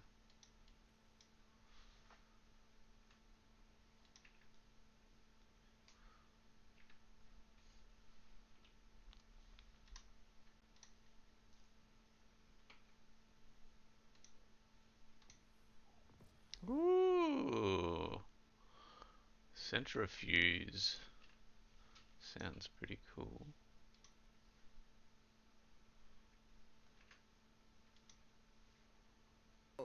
Let's transition to Destiny, which that was Oh, I the most disrespected thing. fucking hate this guy. Where did the issue with Destiny come from? Cause I was kind of I like surprised. Like, fucking I'm can't like, stand scrolling through, like, him. my feed, and I see that He's you're live such and shit. a I click wanker. on it and I see Destiny. I'm like, well, like, what's going on here, man? Like, how did that happen? God. This is a very He's such a fascinating prat. experience that we all need to understand. There's so many layers to this one. Man, break it all down. We got time. And this is a beautiful thing. So number one, similar. I don't know if you had heard of them before, but I never heard of them. Yeah. And that's not saying much because I've not heard of a lot of things. I don't. I interviewed them. Yeah, I've not heard of a lot of things. That doesn't. No, that's no. Why mention it then? But I was getting DMs like, "Hey, this gamer is watching one of your clips at length, and he's criticizing you." Yeah. Oh, that's curious. I was just kind of caught off. He's a gamer. He makes content about video games. Like, why am I on his stream? Yeah. So I click on it, and he has this Canadian woman who's a bit mentally unwell. She's Oh God, this guy. I won't say her name, 'cause her whole goal in Can't life is handle to him. get attention. Good guy. That's The her whole fucking goal. university guy. You know, hey, we won't listen, give her none. I'm fine with that too. Yeah, You man. did? Yeah. So it's a nameless Canadian woman. She's a lonely mother. I like to call them lonely mothers. She's a lonely mother. Facts, but Yeah. lonely mother. Yeah, she's a lonely mother. So she went on my stream a while back and got flamed. Wow. I'm talking about like an epic internet flame where I had to take it down after because I didn't want to get flagged. Wow. But so many people enjoyed the flaming that they downloaded the joint and shared it 1,000,000 times. God right? damn. Everybody else had it on their channel. So it was famous God flaming damn. of this woman, right? It's where she came into existence. It's her origin story. Oh wow. I got flamed by the same center. Oh wow. So she was actually on his channel, and her only reference point for who am I is I got flamed by the same center. Yeah. Here's the video. So they're watching a lengthy clip of me flaming this woman with logic. You know, not insulting her, with logic. Oh, and of course. They're talking about Such a wanker. black issues, black male-female relationships, black male underperformance, inadequacy, sensitive issues. And all the while, you know, every now and then he'll chime in and insult black people or insult me specifically. Yeah. He'll chime, but most of the time he's just playing video games while she's pouring her heart out about something she's serious about. And other little black, you know, tap dancers and shufflers and, you know, they'll come in on the stream and they'll continue engaging her, talking about black issues. Yeah. Then I say something that he didn't like because I call him Mr. Stinky Cock. Yeah. You know, it says something he didn't like. He was like, I'm going to go DEFCON 4 on black people. I'm going to start calling out black people's homophobia. And God I'm like, damn. I'm like, wait, hold on. Wait. I am not black people. Yeah. I am one man. One of the definitions of racism is the discrimination of a group of people, typically when you associate low characteristics to that group. So it's like he wasn't even listening to me. He just looked at me and said, oh, it's black people. Yeah. He's a racist. Just flat out, he's a racist. Because it doesn't make any sense logically to carry from an individual black person said something, you identified with a misnomer, homophobia. You should have said, I'm going to go DEFCON 4 on The Saint. Or I want to debate him on this homophobic thing I'm observing. Yeah. So that was the first thing. I was like, oh, the boy's a racist. He's a closeted racist, of which there are many, especially the left. The left is exceptionally racist, but it's all low-key. Democrats, yeah. The right is also very racist, but they ain't trying to hide it 9 out of 9. So anyway, so he says, you know, this stuff that was racist, and I was like, okay, for sure. Like, all right, you know, we gonna put him in the crosshairs, then we gonna deal with it. And a lot of folks are saying, oh, he's a great debater. He's the best debater. This guy is the debating king. Yes, right. He has like annihilated a bunch of other creators, right? Yeah. Now, you're right. Now y'all two are a great match. It would seem if you're an internet personality, but if you ask yourself, okay, beyond the internet, what has he done? Like beyond like talking on the microphone, what has he done in life? Like what has his experience has been that have put him to the test? Well, a kid, right? What's that? Okay, as a child? Yeah, right. I mean, look. I got a homie of mine. I'm gonna go kick it with after this. You heard me? He was like, these my white kids, these my black kids, these my Latino kids. He got about 5 baby mamas. You heard me? Yeah. So if a kid is the test, well, he qualified. Yeah. Now, so you got this guy who is unlettered, went to a 3rd-tier university. Dropped out on a music degree, which is one of the easier degrees to get. Yeah. He claimed he dropped out because he was working at a restaurant. It was too much. Yeah.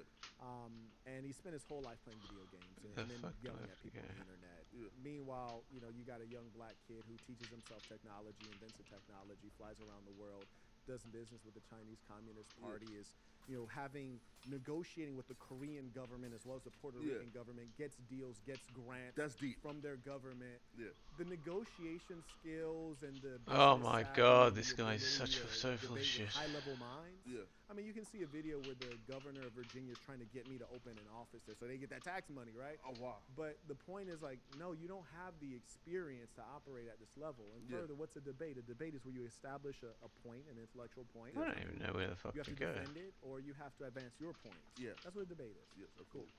Now, so I say, okay, you know, he wants to smoke. Fantastic.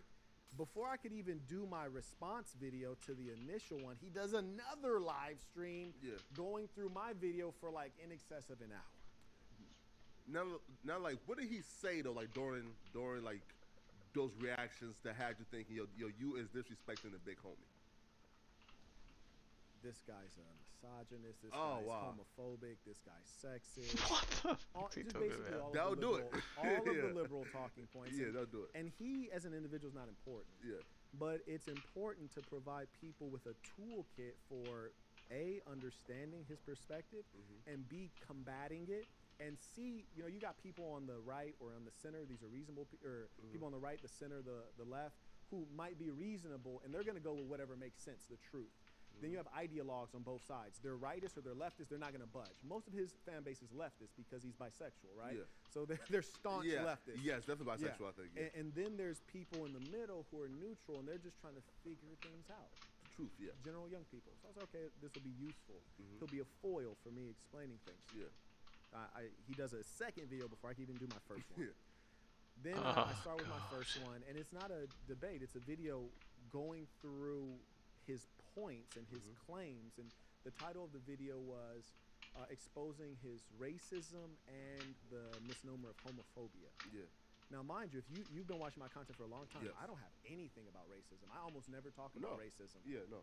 And when I do events and when I talk about who I'm working for all of humankind. Yeah. No, absolutely. There's no racism in what I do. Yes. I don't like things that discriminate or separate peoples. Absolutely. I've been around the world. I've observed firsthand. We are pretty much all the same. Yes, absolutely. You find a guy in Iraq. You find a guy in Antarctica. They both want to get laid. You know, they got the same person, the same priorities. Yeah. All one for the pussy. Yeah, exactly. But anyway, so I start my live session, and then eventually he hits the link to join. He came in when I was going through his background, because the first thing we have to dispense with, and one thing I always teach is hierarchy. Hierarchy is important. Confucius talks about hierarchy. He talks about the basic relationships. You know, ruler and subject, husband and wife, older sibling and younger sibling. These things bring order and they define culture. Hierarchy is important. You need to know who you should respect. Yeah. So I said, well, first off, I can tell that people are being fanatical and just even suggest that he can debate, because you're talking about a guy who spent his life playing video games, has no college degrees, and no credibility outside of the internet. Yeah. Why would you compare that to? So I just want to go through that first. So he hops on the stream while I'm doing that. Yeah. He's like, what are you talking about my education for? Yeah, I was like, I'm talking about your credentials. If you were to go to a formal debate, they actually do introduce you based on your credentials. That's true. Anyways, long story short, here's the issue. So we go through the debate topics. So first we talk a little bit about, well, first we actually talk about his background. Here's where it got spicy. Here's where Yeah, because you wouldn't shut up about college for some reason. It has no bearing on what you were discussing. And a lot of his fanatics, they'll say, "Oh, you took this down because you don't want the truth." Like, no, I took it down because you guys are flagging my video. I took this down because y'all are trying to cancel me. People who hate the truth must cancel. It's like, oh, that's a third-tier school, and said more about him than anyone else. Completely crazy. A normal person would watch it like, this guy's a nut, cut it off. But there is a special ingredient called truth, which you don't want to get out. So you are trying to cancel and censor. Absolutely. Anyway, so we get to one point, and he says to me, he says the following. What is, because I told him he was unqualified to give advice. Yes, I heard that. He says, what is one thing that my experience precludes me from giving advice on? What is one thing my experience precludes me, stops me from giving advice on? I said, oh, well, it's curious, you should ask. The crypto. So I clicked play. Yeah. He's like, oh, you're going to play a YouTube video? I was like, calm down, my boy. This is Oh, you. God, this is such bullshit. Primary source. Yeah. When people do research, they want to use primary sources. Not only will we speak of something you've done, we will show it. Absolutely. So they know we're not lying. And it specifically Like, was he even fucking? It's so NFTs, that's like the way he says the way it went down. His words, For fuck's sake. anyone selling NFTs is just trying to scam you. Then he goes Talk on about further to making say this something fucking ironic. charitable He as says, fuck to we yourself. should create Jesus. something wherein like we punish people because they'll say something is bad or dumb and then they'll Like, you'd do expect it it to an extent, Hypocrisy. but Jesus. His words. Yeah. Then I say, okay, there's that first clip of you. Why don't they just Here's watch another it clip. together Then I click instead the of clip, having this and he's dickhead like, recite oh, it? yeah, Why don't you you know, just pull there's up the this thing where video? we can sell NFTs Then and then we the could really see what creator happened. Gets 10% of all of the sales. They get 10% of the proceeds. So yeah, you guys should buy it. Like, you know, I have some classic Twitch streams that you're gonna want. So Get it through the lens of this NFTs. dickhead. Why? To make money. There are a couple personality types that I don't trust and I don't want to take advice from. One is the people who need money. You heard me? Like everything. That's why we're all broke though. You can't Besides trust. You can't trust it.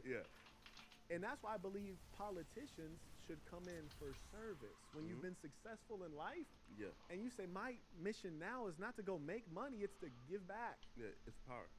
And that's why I tell people at my conferences, I say, you know what? When I was a young man, my number one goal, more important than love, more important than anything, was to make $1 million. I want to make millions. My goal now is to make millionaires. Yeah, man, that's real. That's deep, man. My goal now is to make millionaires. That's deep, man. Is it? Is it though? I don't think so. I don't think it really is that deep. Put me in the game. He was my basketball coach. All he wanted to do is see me win. Oh, shout out.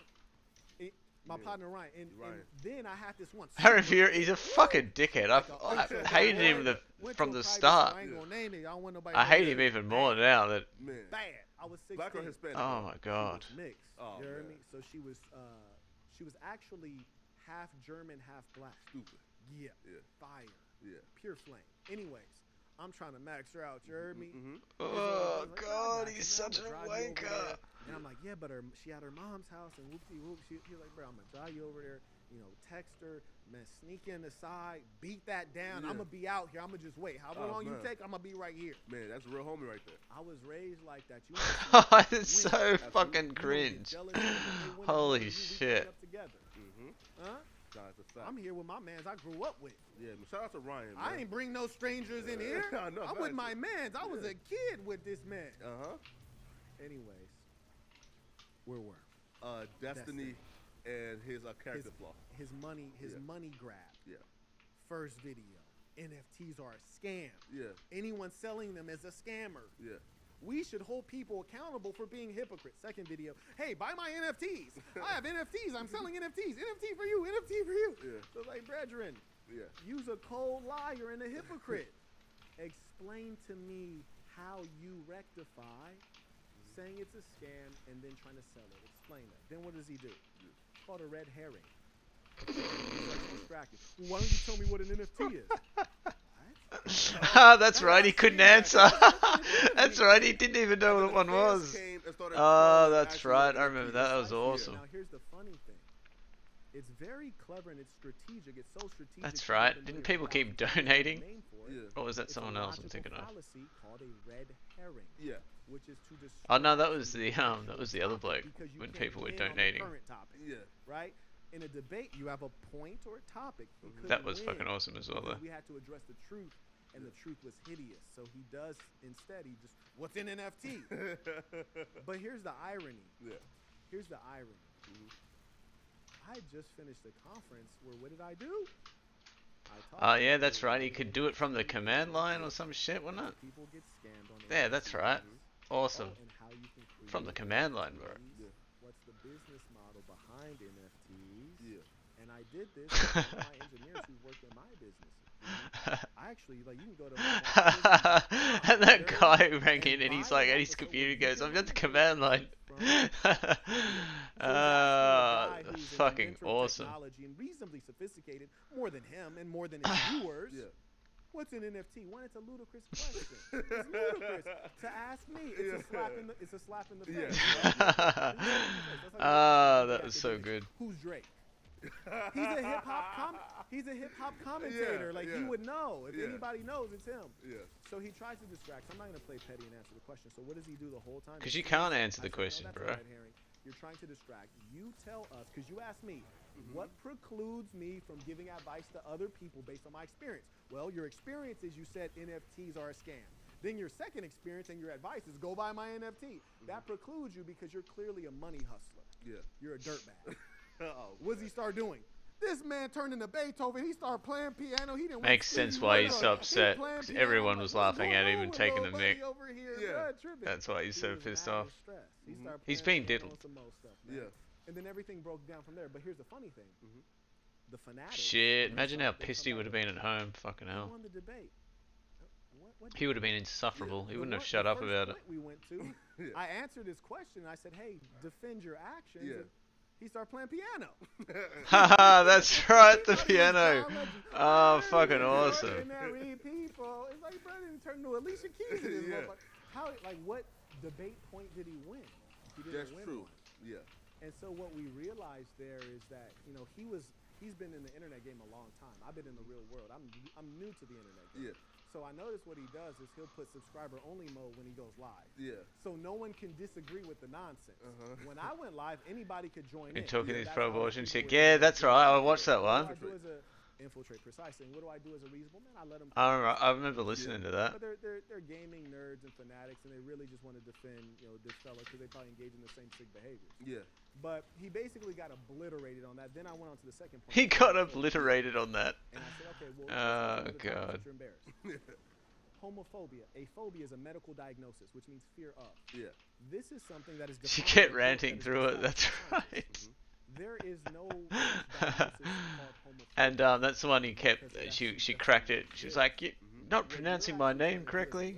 I couldn't take a bit of a friendly to joke. give legitimacy to your claims and accusations. Yeah. So you're trying to use this term to make people seem crazy or mentally unwell because they disagree with you. It is not a phobia. I've never met anybody who was around people who engage in homosexuality and they were scared, like, nah, like, bro, I used to live in San Francisco in Pack Heights. You heard me? Yeah, of course. Yeah, even on Halloween, we go out, you know, there's gay people all over, half of them half dressed anyways, right? Like, Yeah. I'm not like, oh my God, like, you know, no, there's no phobia. Yeah. It's called, I don't agree with your behavior. Absolutely. But you've created this term as a part of your discourse and God, propaganda what a effort. dickhead. Why would you have this guy on your show? Homophobia, what you really meant to say is, I'm a homosexual, and you're speaking He's against such my an idiot. behaviors, and I'm mad. That's really what it was. Oh man. But he didn't want to talk about the linguistic Oh, aspect man. of it and the creating words on a consistent basis. Damn, that's Some of us crazy. understand what they're talking about anyway. Like, I'm AFAB, you're cisgender, this is trans, that, I'm transracial, trans I'm too age, slow. Yeah. transformer. Yeah, we don't know. And which is like why, right? Like it was really like hard. a debate between you and him would be hard for somebody like me to really truly like follow along with, right? Because again, like I don't, bro, like the NFTs, the how to create it from the pro, bro. I don't know, which is irrelevant though. That's the whole point. Yeah, you feel me? Yeah, bro. Like, I don't know nothing about that. You know how I helped him out? Yeah, because his one of his butt buddies had got on after that, and his butt buddy had said, Marquette, like, why didn't you just answer what an NFT is? I said, number one, at the level at which I understand, we all know why you if couldn't I do it because you had no idea. Right, it's disrespect to ask, and I won't lower myself. I'm already digging in the I swamp. will not lower myself to answer that. But I won't lower myself. But if I did foolishly lower myself and explain, everybdy'd be lost. Exactly. Because it's technical. Yeah, and this is not a technical audience. No, absolutely. That's number one. But more importantly, let's remove the concept of NFT. Yeah. Consider this. Let's say it was a How the fuck do I survive in this part? You do a stream and you say anyone who sells cell phones is a scammer. Then on your next stream you say, hey, I'm selling cell phones. Anybody want to buy a cell phone? Yeah. And I ask you, hey, how you say cell phones are a scam to sell, and now you're selling them? No, like that, like that right there has definitely been one of the biggest black mark on like his career so far, because people do bring that up a lot, right? Now, like, his reason is, but listen, man, like they offered a big bag. I needed a bag. Did he really say that? Yeah, right, right, and like, and right, and you know, and like he stated, listen, they offered a big bag, and if I already warned people about NFT scams, and then the next day I tell you guys to buy it, who fault, right? Like, and who fault is it really, right? So, I guess that explanation somewhat makes sense a little bit, right? Saying, listen, man, if I got the big bag for it, I'm a broke streamer, right? And I already took. Is he though? Well, at that time he was, right? Right? Because I think like at that time Twitch was getting ready to like cancel him or like take him off the platform, right? So like he was, you know, like he was scrounging for money. Yeah, scrounging for money. Yeah, man. Yo, we just hit 400,000 subscribers right here on the Clips channel. So if you want to help us out, click subscribe, get us to 500K. Yeah. Shut up, you idiot. I clearly don't respect you, and there's no reason to respect you. We're going to go through all of the points as to why you deserve no respect. Okay? Okay, so the first time I watched it was because my friend was on your stream. The second time was because you were making a response. Oh, excuse me, sir. Can I finish my response? The second time was because you were watching me, so I decided to watch and respond. And the third thing is that when you are so ass mad that after me responding to like 5 minutes of your content, you got to go live with a title like "Expose Destiny, the Racist Gamer and the Lie of Homophobia," it's pretty clear that you're clout sharking. But I enjoy it, so here we are. Because you feel stupid right now because you didn't realize you're talking to a technologist. Long story short, I hosted a conference. I showed people how to create NFTs from scratch, from the command line, little buddy. From the command line? Please, can you tell me how? Is homophobia a real thing? Yeah. It is. Yeah. Okay, real quick. Let's help you out real quick. Yeah, help me, please. So, my technologist friend.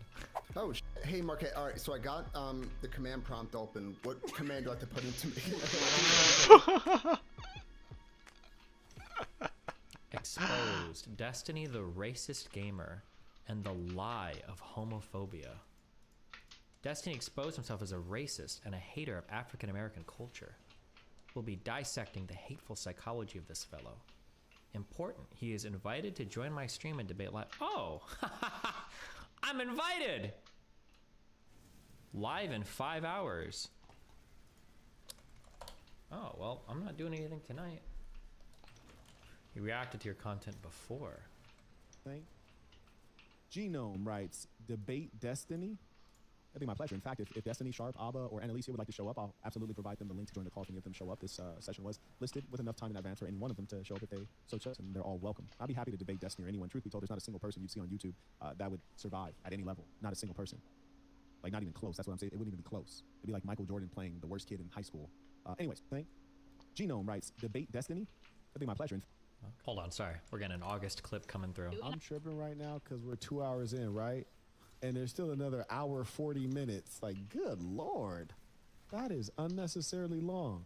And here's the funny thing. No one's made a penny from the whole thing except the bisexual white dude who's been playing video games the whole time. How ironic. Everyone else been pouring out their passion, their arguments, their solution, their thinking, and the The gay white dude playing the video games is making the bag. Hey, he might not know how to live his life in terms of morals, but he knows how to get to the bag. Shout out to him, because he didn't use these dogs like the dogs that they are. Good Lord. And I'm losing my hope and faith in No, you. listen, I didn't vouch for him. Getting bad. I'm just trying to get. There's got to be better black men in the community. But why are Wow, we have a guy who's not even a stand-up white guy talking about there has to be better black men. Hold on, my boy. First off, why don't you figure out what you're supposed to be as a man? Figure that out before you start assessing any other man. Because last I heard, men don't take it up the backside, bruh. Women aren't even supposed to be taking it up the backside the way you doing it, bruh. So nah, I'm gonna need you to stop judging. It's ironic because he doesn't want to be judged, yet he's over here judging. That's curious. That's fascinating. Oh God, the projection. Oof, this is gonna be brutal. And just side note, if you didn't think the LGBTQ mafia, Marquette, what a dickhead. I clearly don't respect you, and there's.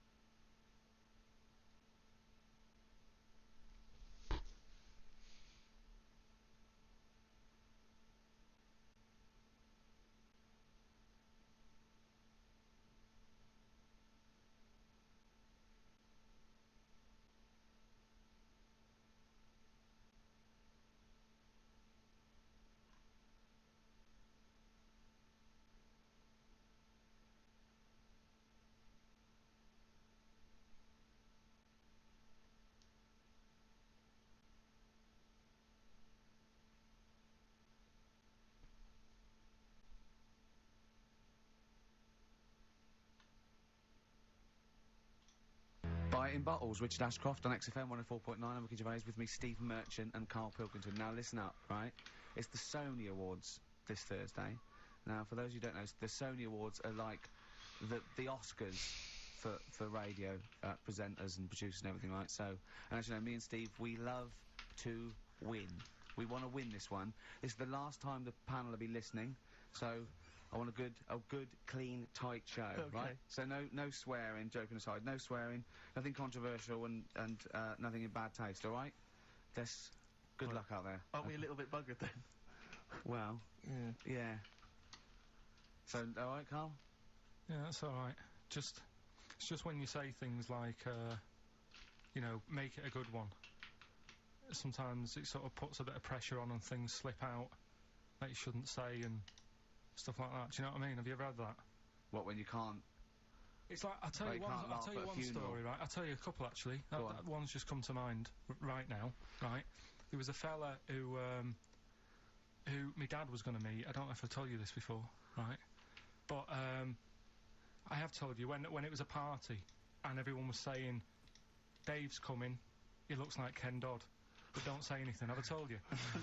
yeah, go on, what is it again? And everyone's like, right, and my dad's like, I've never met him, I wonder if he does look like Ken Dodd. And everyone's saying, yeah, but don't say anything. Yeah. Because you'll accidentally, you know, say it and... Young Bunches, you might go, Young Bunches to meet you. So the thing is, when this fella turns up, he did look like Ken. My dad couldn't believe it. First thing he said, nice to meet you, Ken. Oh, no. His name's Dave. And that's the sort of thing. There was another one, right? At a station that I worked at in Manchester, right? There was this girl who worked in the newsroom, right? And she had a plastic arm, right? Right. And this presenter, nice bloke, he didn't, you know, he's not out to hurt anyone, went up to her, sat down, was chatting for a bit, touched the arm, said, what lovely skin you've got. What did she say? I mean, she's probably used to it, so she wasn't bothered. And then, right, this one, this is brilliant. This is a sort of gaff he made on air, right?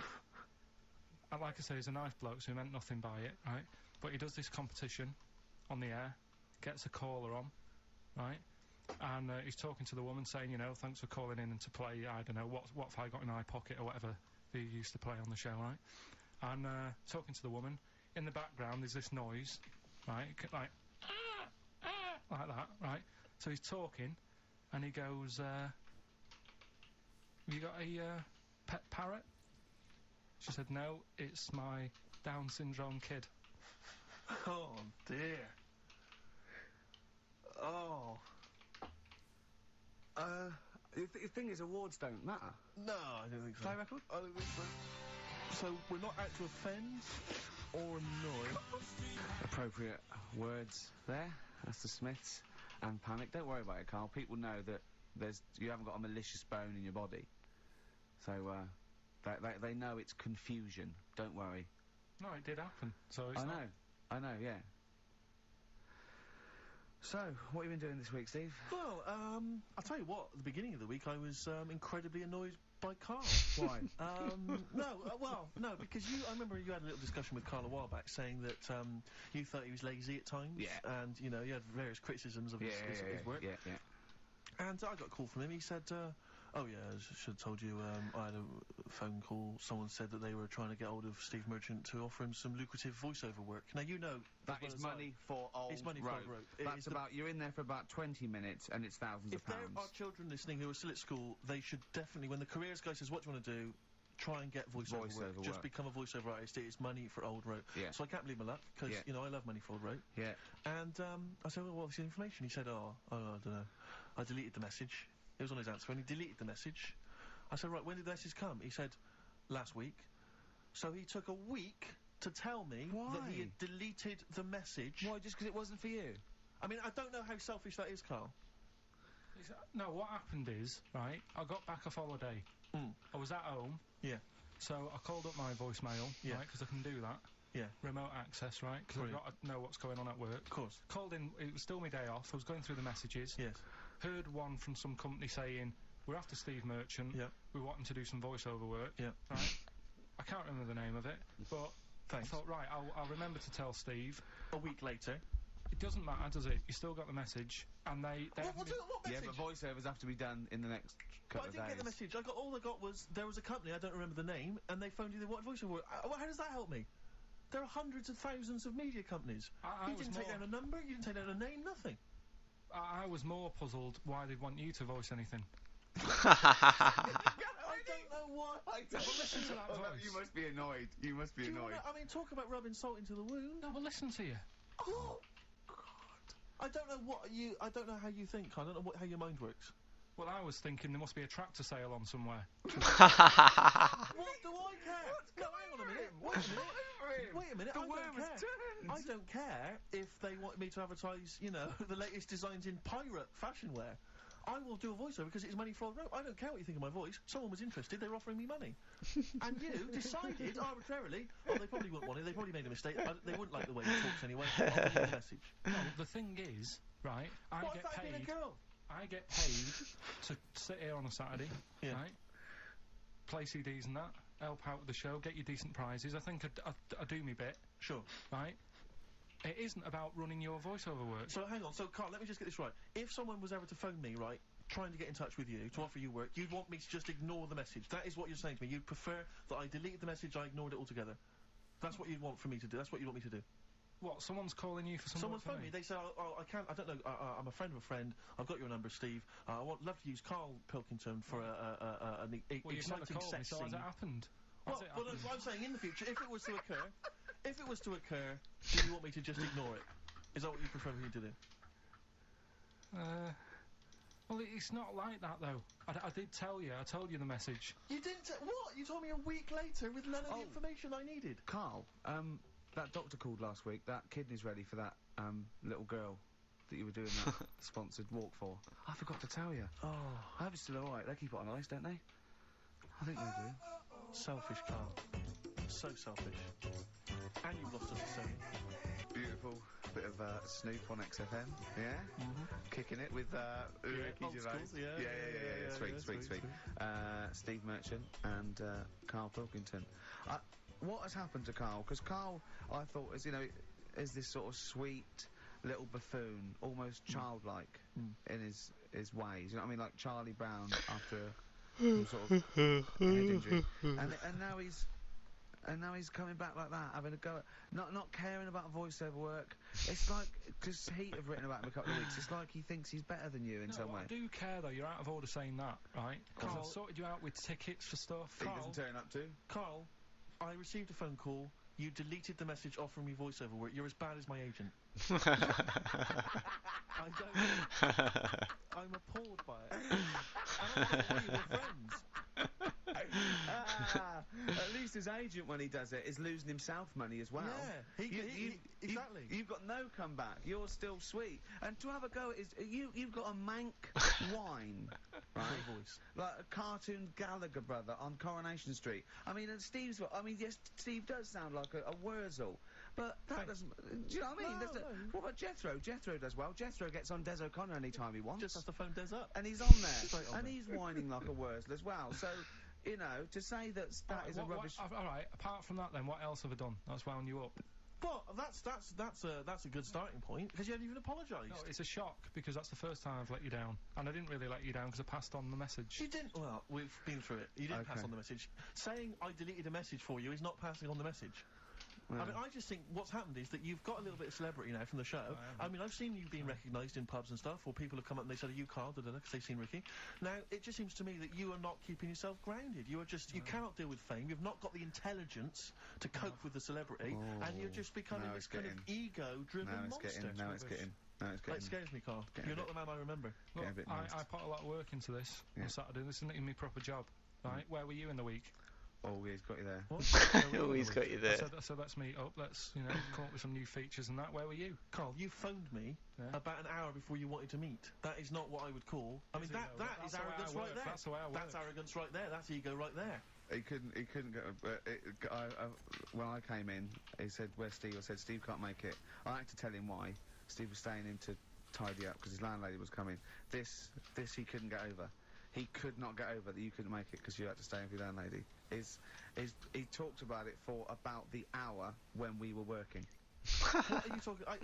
last week I had a bad throat. You wouldn't tolerate that. You wouldn't accept that. When you had a bad throat, where were you? Why couldn't we do any work then?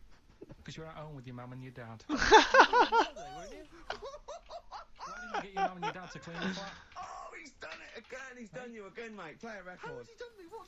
They live in Bristol. Yeah, the joke's on you. He couldn't get him to clean the flat. I don't know who's laughing at who now. Right, listen. Can we just go back to laughing at Carl? Okay. Because I know where we stand there. He's done you again, mate. That's the natural order of things. He stepped out. Oh, God. Someone who I don't let down, right? For the listeners of this show.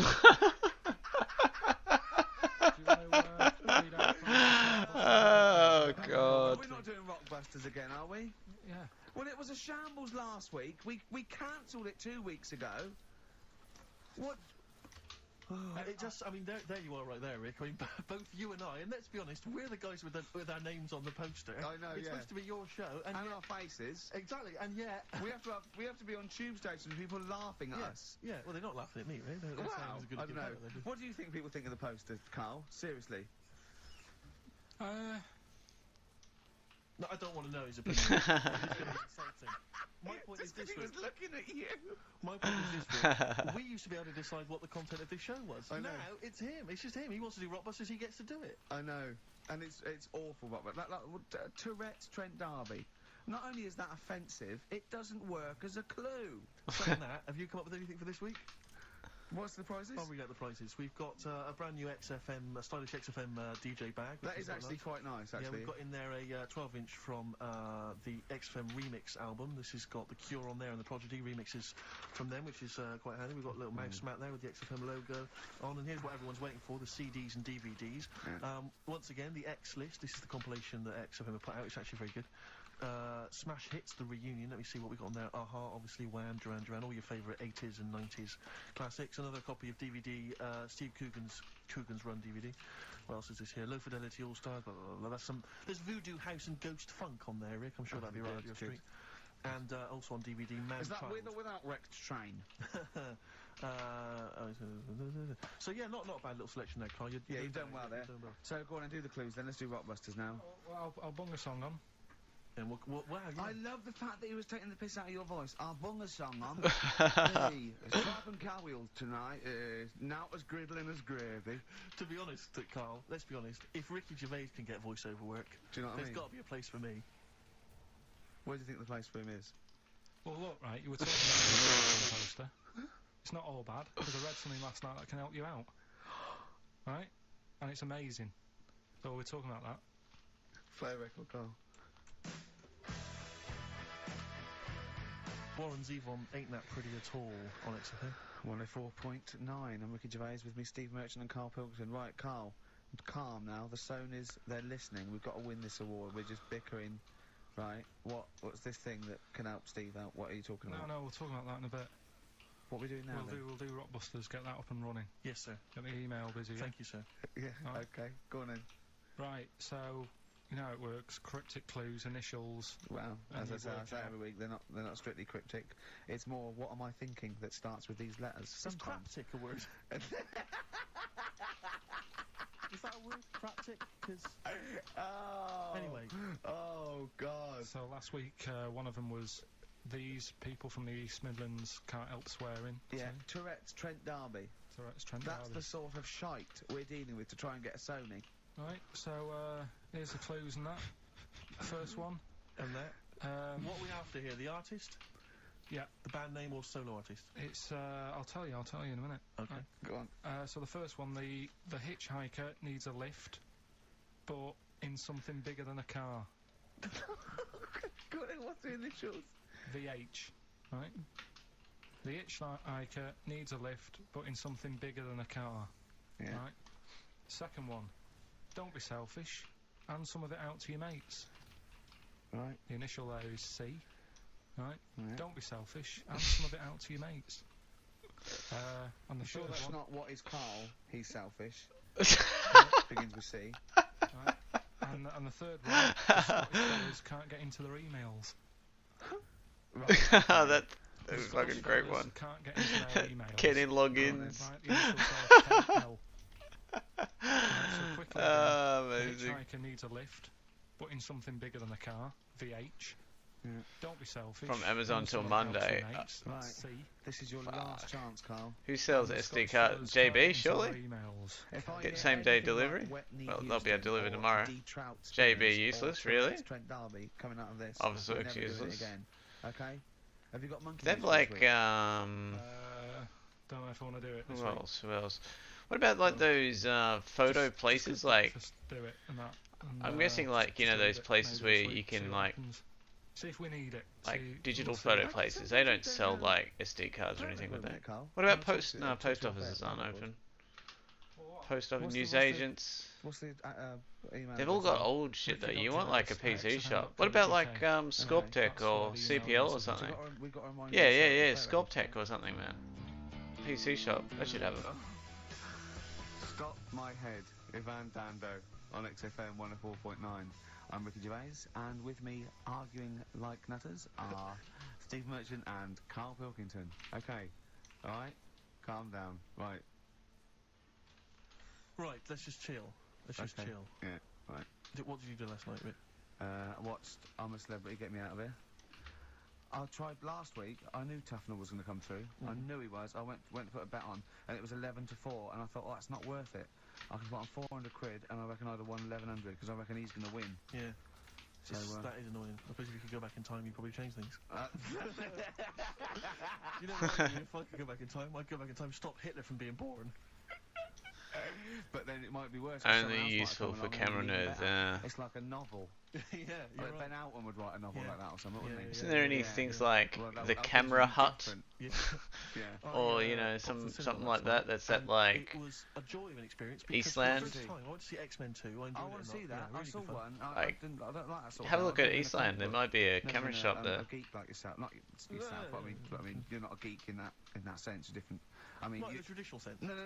I'm one of those sexier geeks. Those modern sexy geeks. Oh, they don't have the one you want. Yeah. Fuck. But I really enjoyed it, and 2's meant to be even better, isn't it? I really enjoyed it. Yeah, it's good fun. But The camera hut. Yeah, you know, it's always something like that.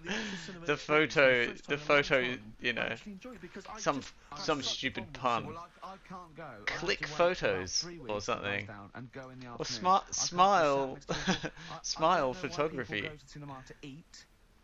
Have something before you go in there. Yeah. Rattling, crunching. Why is this experience? This film has cost £50 million. It's meant to be an emotional, artistic experience. It's not meant to be something that's on while you're chowing down. Yeah. I don't know. People leave their mobile on. I want when someone answers, you go, I can't talk now. I want to go. Don't smack it on Lens that. land. Yeah, exactly. Yeah.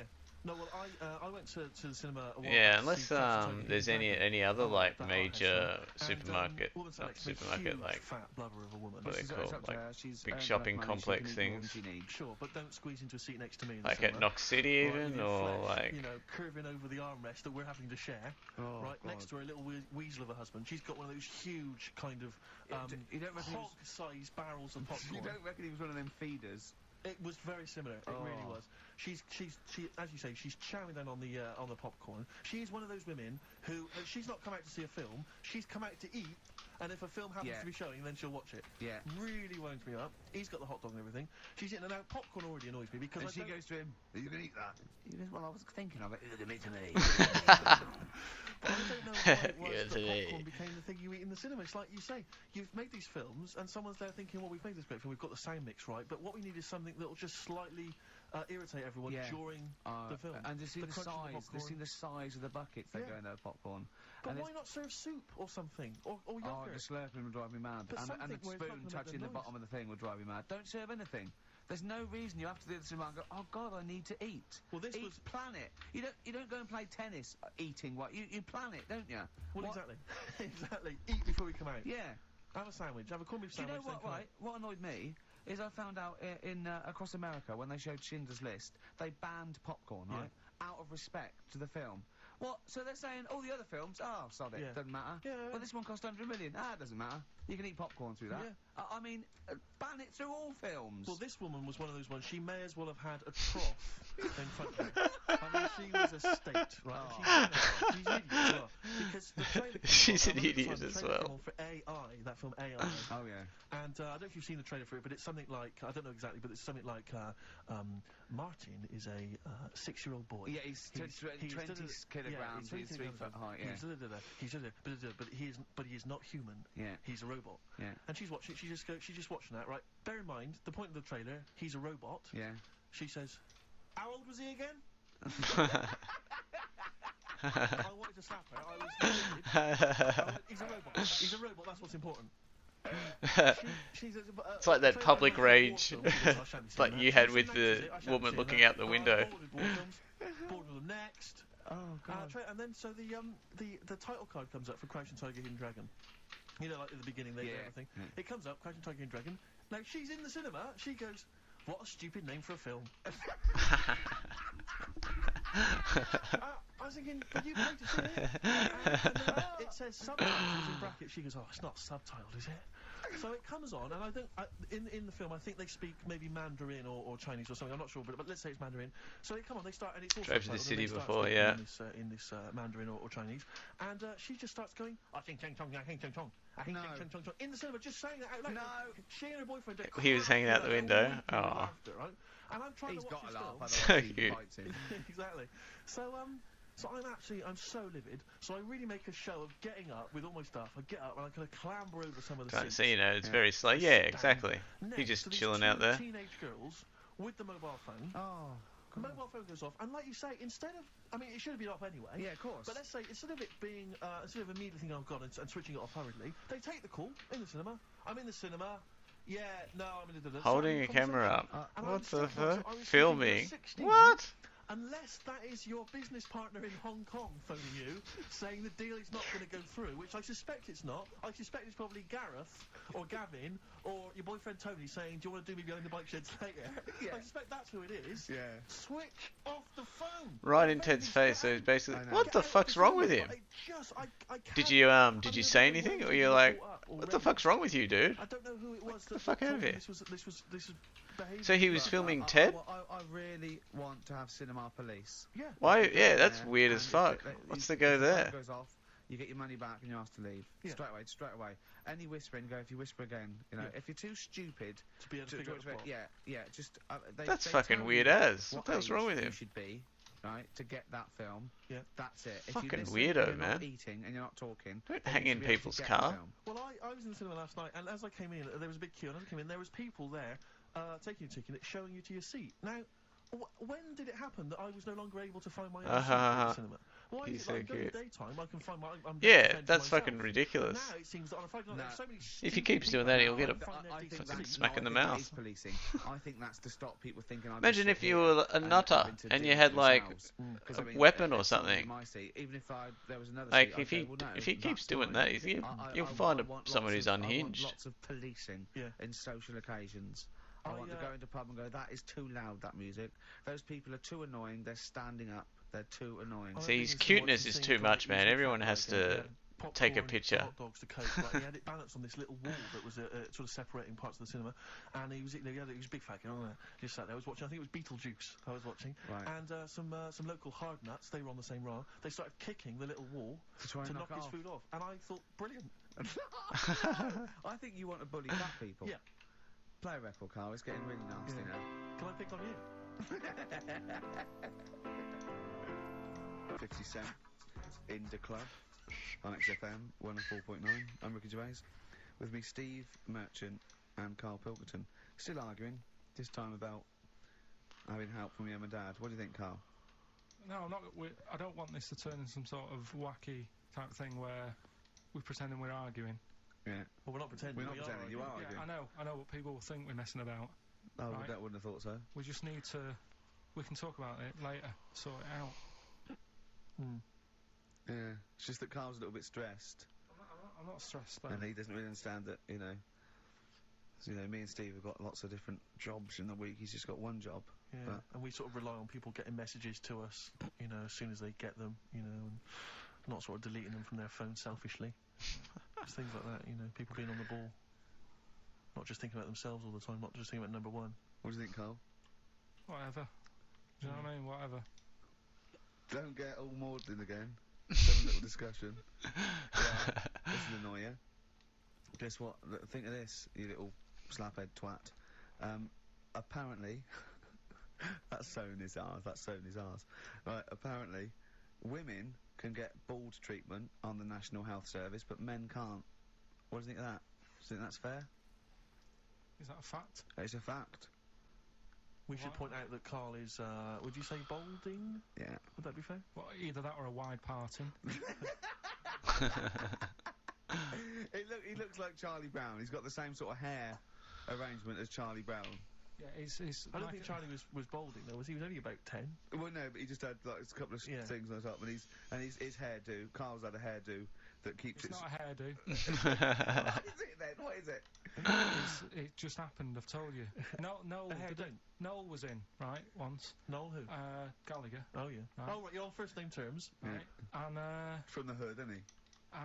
And whoever was doing the interview said, "Oh, what will Liam be able to keep up that sort of hard attitude, right?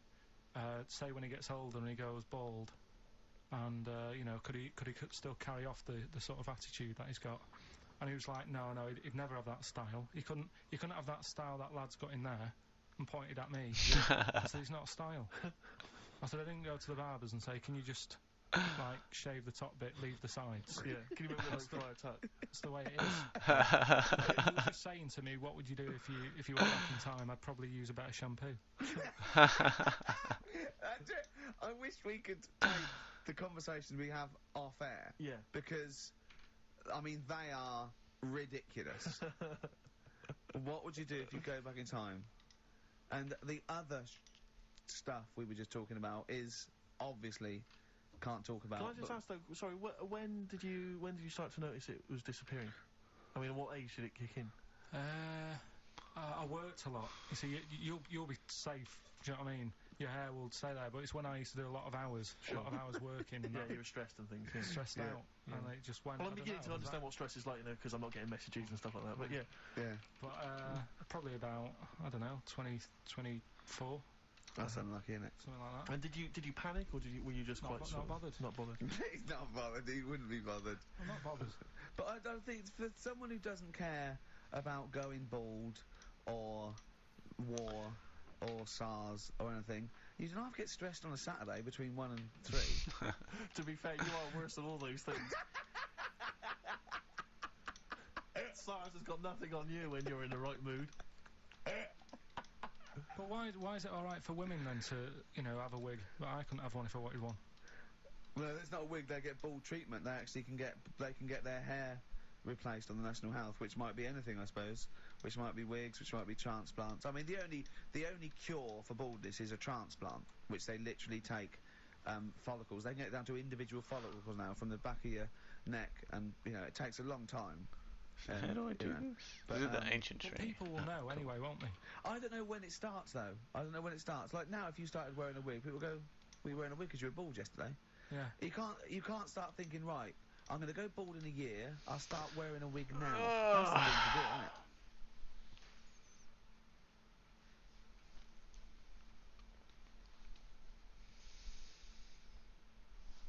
Might go do this and might go watch some telly for a bit.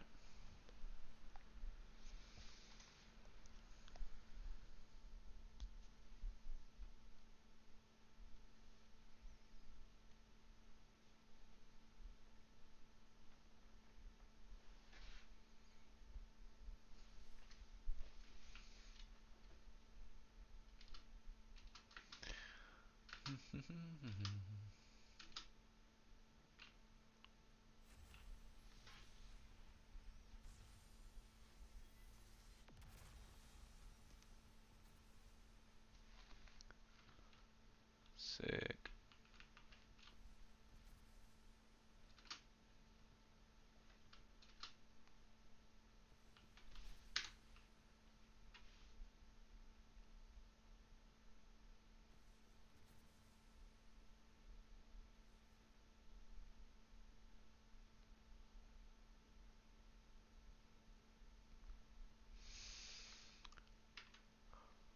Alright, that'll do me for a bit. I'll probably jump on in like an hour or two anyway, man. I feel like playing some stuff later. So yeah, I'll catch you online, bruv. Take it easy, man. Yeah, have fun with your camera. And send us through some if you end up capturing some stuff. I know you don't have an SD card, but yeah, let us know if you get anything going. Catch you, bruv.